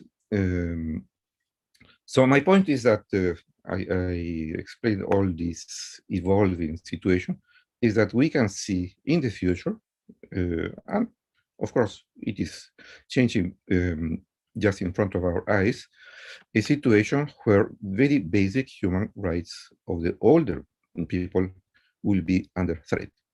I mean, the right to health, the right to vote, and eventually even the right to life. And well, this is what I wanted to share with you. Thank you very much. Thank you, Leandro. Very interesting what you said, right? And I would say also the use of elderly people as kind of guinea pigs for vaccination, because if you listen to what WHO and the country said at the beginning, the priority for vaccination against COVID-19 should have begun with health workers. But because they are not really sure about side effects and consequences of vaccination, I mean, they switch to the elderly, because if you have a certain age and you die, they will say, oh, it's not the vaccine, it's because of his or her age. It's more convenient, I would say. So we have about 15 minutes to go, and I'd like to come back to Kekashan, who was in fact the one who opened the door to the future of human rights, because you say that, okay, you underlined and you highlighted the importance of education among other things, but you said that maybe the COVID-19 pandemic is an opportunity. So could you say a few words on how you see that opportunity, because you have 5 other speakers after you. So I would like each of you to say something very short, so maybe we can make another exchange before the end of the session. It's too short, by the way, the session. Gary, if you listen. Of course, I second that position. But yes, I will actually link what I said about COVID being an opportunity and what I mentioned about education to the work that I do. And as a grassroots human rights defender, which I mentioned I've been working on for the last 12 years with the world's most marginalized communities, I feel that, of course, education is the most viable tool for their empowerment. And that is why at Green Hope Foundation, we use education for sustainable development as a tool to provide them with the knowledge, skills, and attitudes to enable them to think and act for a sustainable future and realize that they too have the same rights as their oppressors. And that helps to wipe out the centuries of bias and oppression that have eroded their basic rights to speak and live the way they want. And even in the 21st century, when the Western world is abuzz with SpaceX and Hyperloops, there are entire villages and communities who don't have electricity, no clean drinking water, no toilets.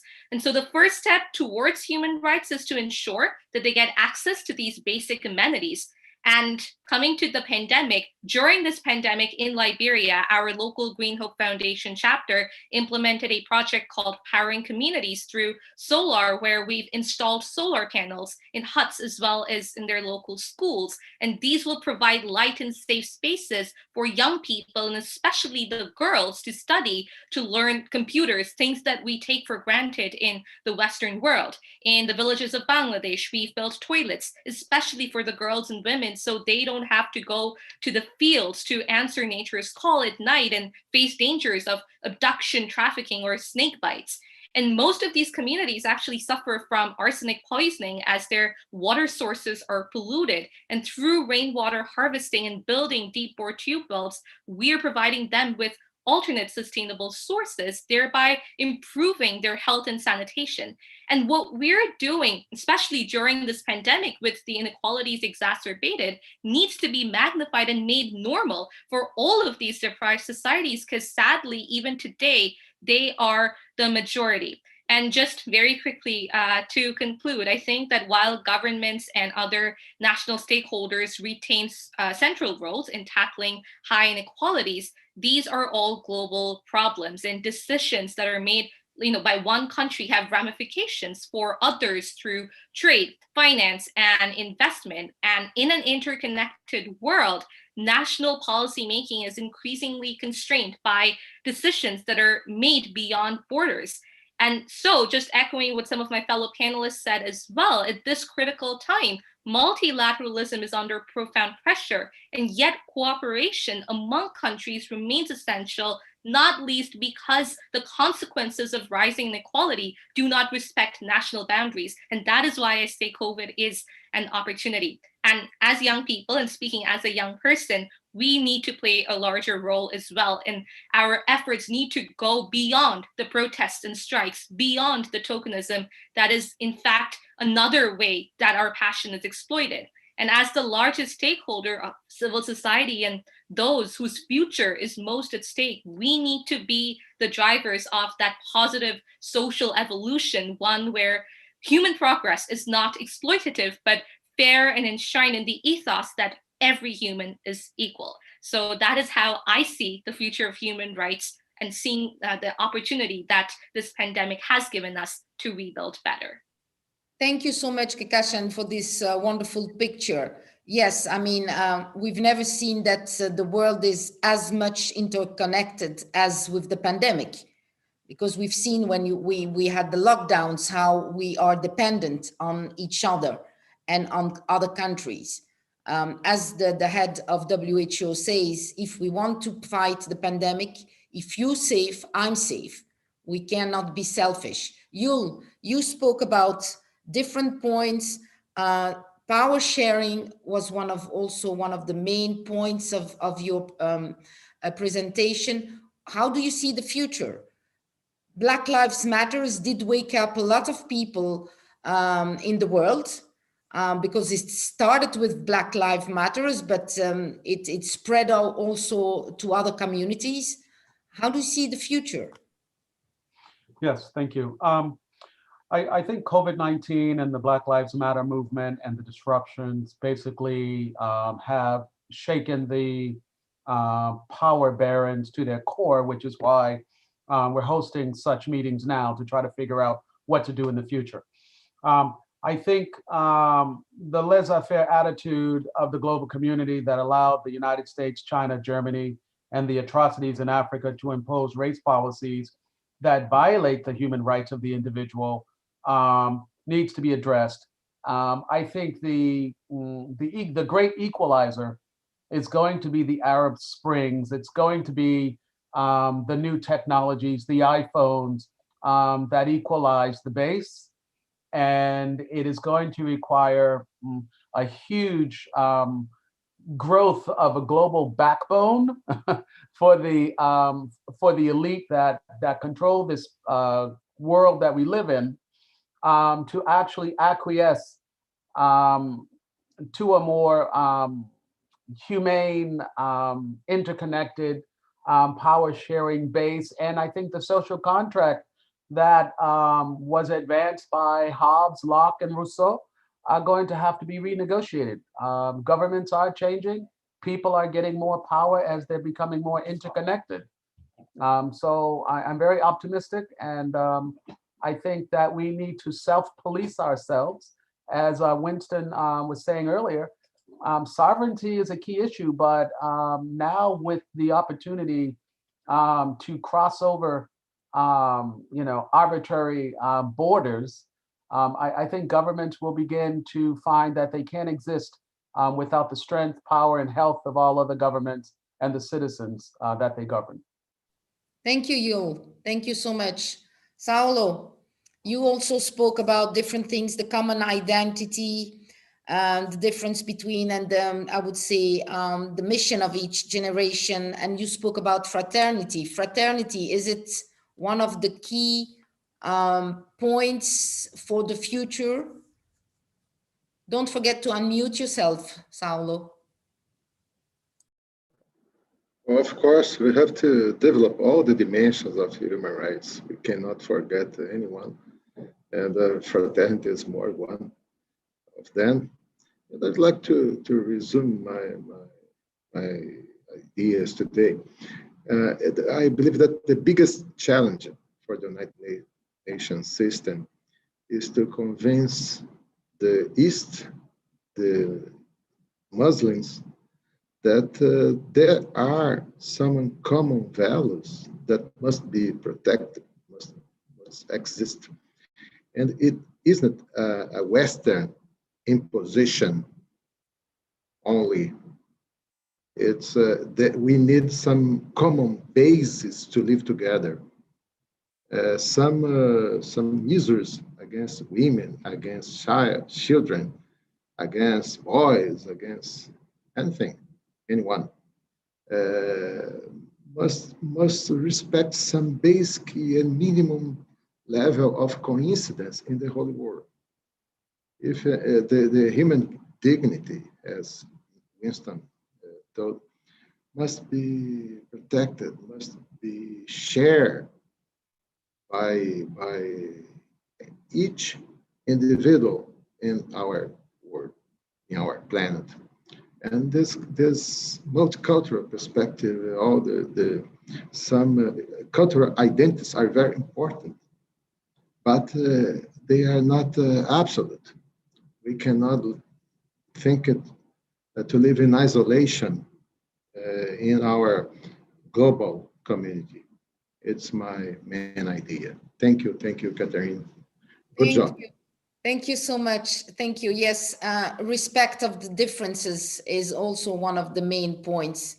If we respect it or differences, I mean, first of all, it's more interesting because but we cannot be completely different and do what we think we're not that we have totally to do. different, but it's also like the president of the Human Rights Council said, it's a question of perspective. And what Kekashan said, I think in a very nice way also, you have to understand that for us, it is normal to be connected. Look, we're spending, I don't know how long, all the day connected, but certain people don't have even electricity.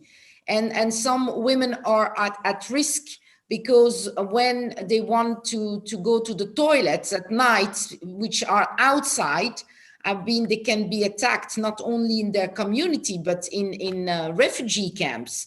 So there are certain aspects of the life of a huge group of people that we have tendency to forget. Yesterday, it was the 10th anniversary of the conflict in Syria. I mean, Syrian people were living like you and me, and all in a sudden, their life changed. Some people left their nice houses, apartments to end in refugee camps, in the mud, in the cold, kids not going to school. Sometimes we have tendency to forget about how fortunate we are and how we should give a little bit of our time and our energy and our love and care to the others in order to also transmit a good message to people of the age of Kekashan, because I think we are there to show them the way and the good path. Goran, you had a lot of points that you already shared with us before. So what is your view for the future? Are you optimistic? Oh, this is really, this is a difficult question. I'm actually very lucky we are talking today about future of human rights, but in reality, we have a lot of problems with our past.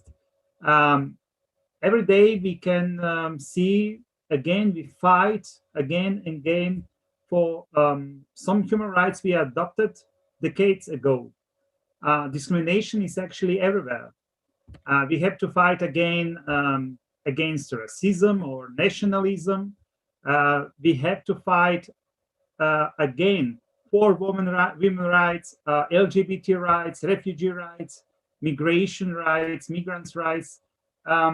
Actually, when I see what we have everything done, on the paper, everything is perfect, but the implementation is not good. And I'm really not satisfied with the implementation of human rights. Almost in any country, in every country, you can see some discrimination. Of course, next to those old human rights, we have some new human rights dimensions connected with some other new challenges like climate change, like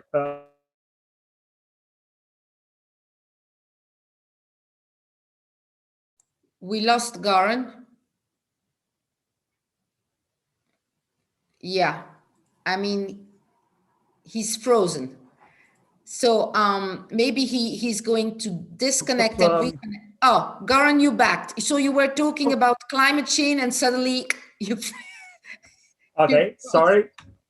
But actually, when you didn't hear me, I spoke about technologies. And here I'm with you, Catherine, because you mentioned already attack on journalism. And I think that is one of the main problem in the moment, because we have this problem with misinformation, with fake news, and this is everything connected with the human rights. People, they need to have right information, and in the moment they don't have it. It is confusion. We have a lot of information, and it is actually not the point that somebody wants really we believe in all those lies, all those fake informations. They actually only want to make us confused by all those information, so we don't trust to any information. And that is, from my point of view, one of the main challenges for the future of human rights. Really to find somebody we can trust.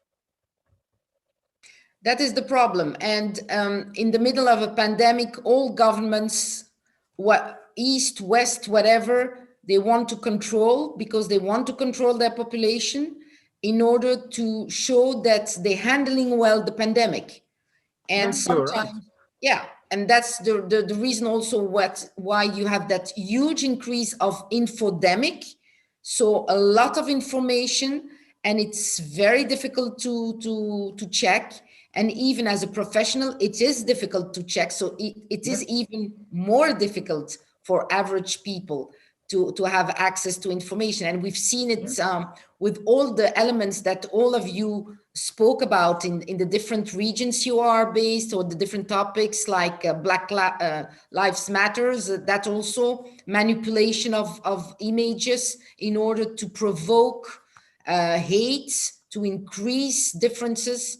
And because like that, if people are fighting together, I mean, they're not thinking and they're not looking in the good direction. It's easy. I'll turn now to Marcin. Marcin, you spoke a lot about climate change. Yes, you addressed the problem. So how do you see the future? Climate is one of the main topic that is discussed now. The SG, the Secretary General of the United Nations, Antonio Guterres, released a report today about climate with UNEP, and he's going to talk about that topic. It will be the major point for running for a second mandate. So how do you see? Are you optimistic too? Well, I am an optimist in general.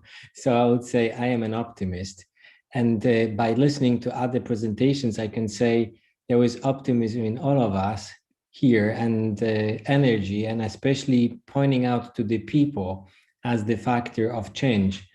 I have mentioned in my presentation that what we can do to strengthen the protection of human rights, and I was pointing out to the states, governments and the courts within the states, but also I was pointing out to corporations.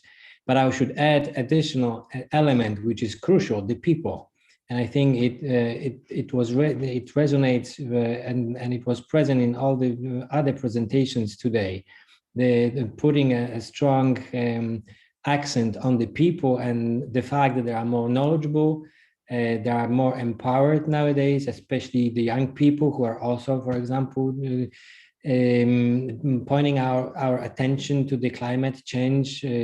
And then we remember the movement and presence of the young peoples on the streets of so many different countries, pointing out that the climate is changing, and that in other way that their future is changing, and that we can deal with that future nowadays, today, and that their time is ticking, that the clock is ticking. So the people are the ones who are more and more empowered. And of course, some are not. Some do not have access to so many different resources, but we are. And we can speak up, and we can build associations, and we can build movements, and we can actually also get into important positions and advocate for taking all these issues that we discussed today into the consideration to make a better future. I would like to finish with saying that as Yul was pointing out, we need a new social contract. We have to rethink the contract on which our societies are based. We should get out from the perception that growth and profit is what should determine our future. So it's not only GDP growth and profit that should be the primary in the focus or let's say in the foreground. That should, I would say that there should be the people and the well-being of the people, and the growth and profit should support the people. So this is not the economy that is the main driving force for every one of us, and we should adjust, not what we do are the tools which should be used for all of us, in other ways, to support the people and make sure that the well-being of the people is the most important thing. Thank you. Thank you, Marcin. You're very right. And by the way, the designation 2 or 3 days ago of the new head of WTO, the World Trade Organization, first time a woman elected at the head of that international institution, and an African woman. And she said that one of her priorities was also to facilitate the access to vaccine to the world, you know, by lifting certain intellectual property licenses. So Winston, back to us with your tiger.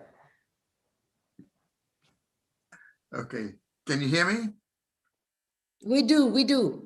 Okay, great. I put my tiger to bed. I first want to say that I'm very, very impressed as an old man with the brilliance of the young people who obviously show incredible insights.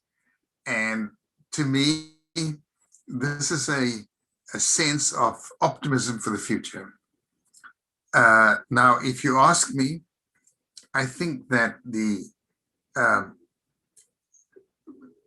putting into force the Universal Declaration of Human Rights generated a momentum globally that no one anticipated.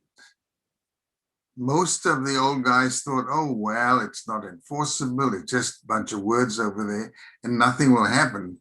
But in fact, it has created a great movement.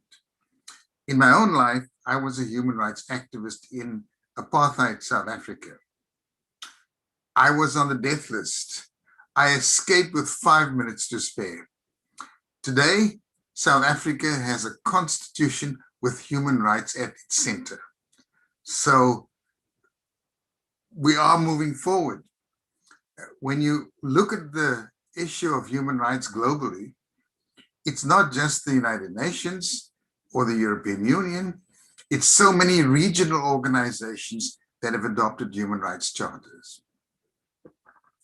And interest in human rights is so great that several years ago, the Khoisan people asked me to draft their Bill of Fundamental Rights. The Khoisan people, one of the oldest indigenous peoples in the world. In the Congo, in the Amazon, the Shuar Nation asked me to draft their Fundamental Bill of Rights. In other words, they believed that their future was going to be in human rights. These are some of the oldest Aboriginal people in the world. So there is a universality latent in all of human rights. And people are just waiting for the opportunity to give it full expression, whether they're in the Amazon or the Congo or China or wherever. There's a great deal of commitment, I think, generally speaking, to human rights. There is the notion of cultural diversity and universality. I think these things will work themselves out. The best of cultural diversity will obviously be a respect for everyone else's diversity, and that is a giant step toward the universalization of human dignity. Thank you. Thank you, Winston. Thank you so much. Leandro, so you have what we call in French le mot de la fin. So the last word will be yours. I can speak in French if you want. Oh. Well, you have been asking everybody whether to be optimistic or not. And I am by nature optimistic, as I believe everybody here. And but let's say in this case, as we witness events and also we witness past history, I would say that I am optimistic in the long run, in the very long run, but not very optimistic in the short or medium run. And the reason for that has to do with what I mentioned before in my view, that threats to human rights arise from this fracture within society, pressure between different groups. And the crisis, they exacerbate those pressures, or they create new pressures and competition for resources. The world is really facing several crises. Well, right now we are living one of them, which is this pandemic, and we can expect more of them to come in the future. And as you, Catherine, have said more than once, this pandemic has revealed how the behavior of nations, of peoples, governments, we can see that, well, African countries have practically no vaccines. Distribution of vaccines within countries is very uneven. So it is a good example of how this crisis has created some pressures that are threatening very basic human right, which is the right to health and the right to life. So we can expect that environmental crisis, for instance, will create more threats to the human rights of immigrants, for instance, because many immigrants will be flowing from affected countries. The demographic crisis will not only create the threats to the human rights of the aged, but also those of immigrants, because population from Africa will overflow into Europe, first of all, and other places later. So perhaps it is good, it is easier to be optimistic once the global crisis will be solved, then human rights will be easier to handle. Thank you. Thank you. And on those words, I would like to really thank all of you, Kehakashan, for your wonderful presentations, thoughts, and being the only speaker, female speaker here. We have to be a little bit more gender balanced in the future. That is something we'll address. But gentlemen, you've been all great. So it's in fact to better congratulate you for also your wonderful participation. And I'm wishing you all a nice evening, day, or night. And so long. Take care. Bye-bye. Thank you. Bye. Thank you. Goodbye. Thank you. Bye-bye.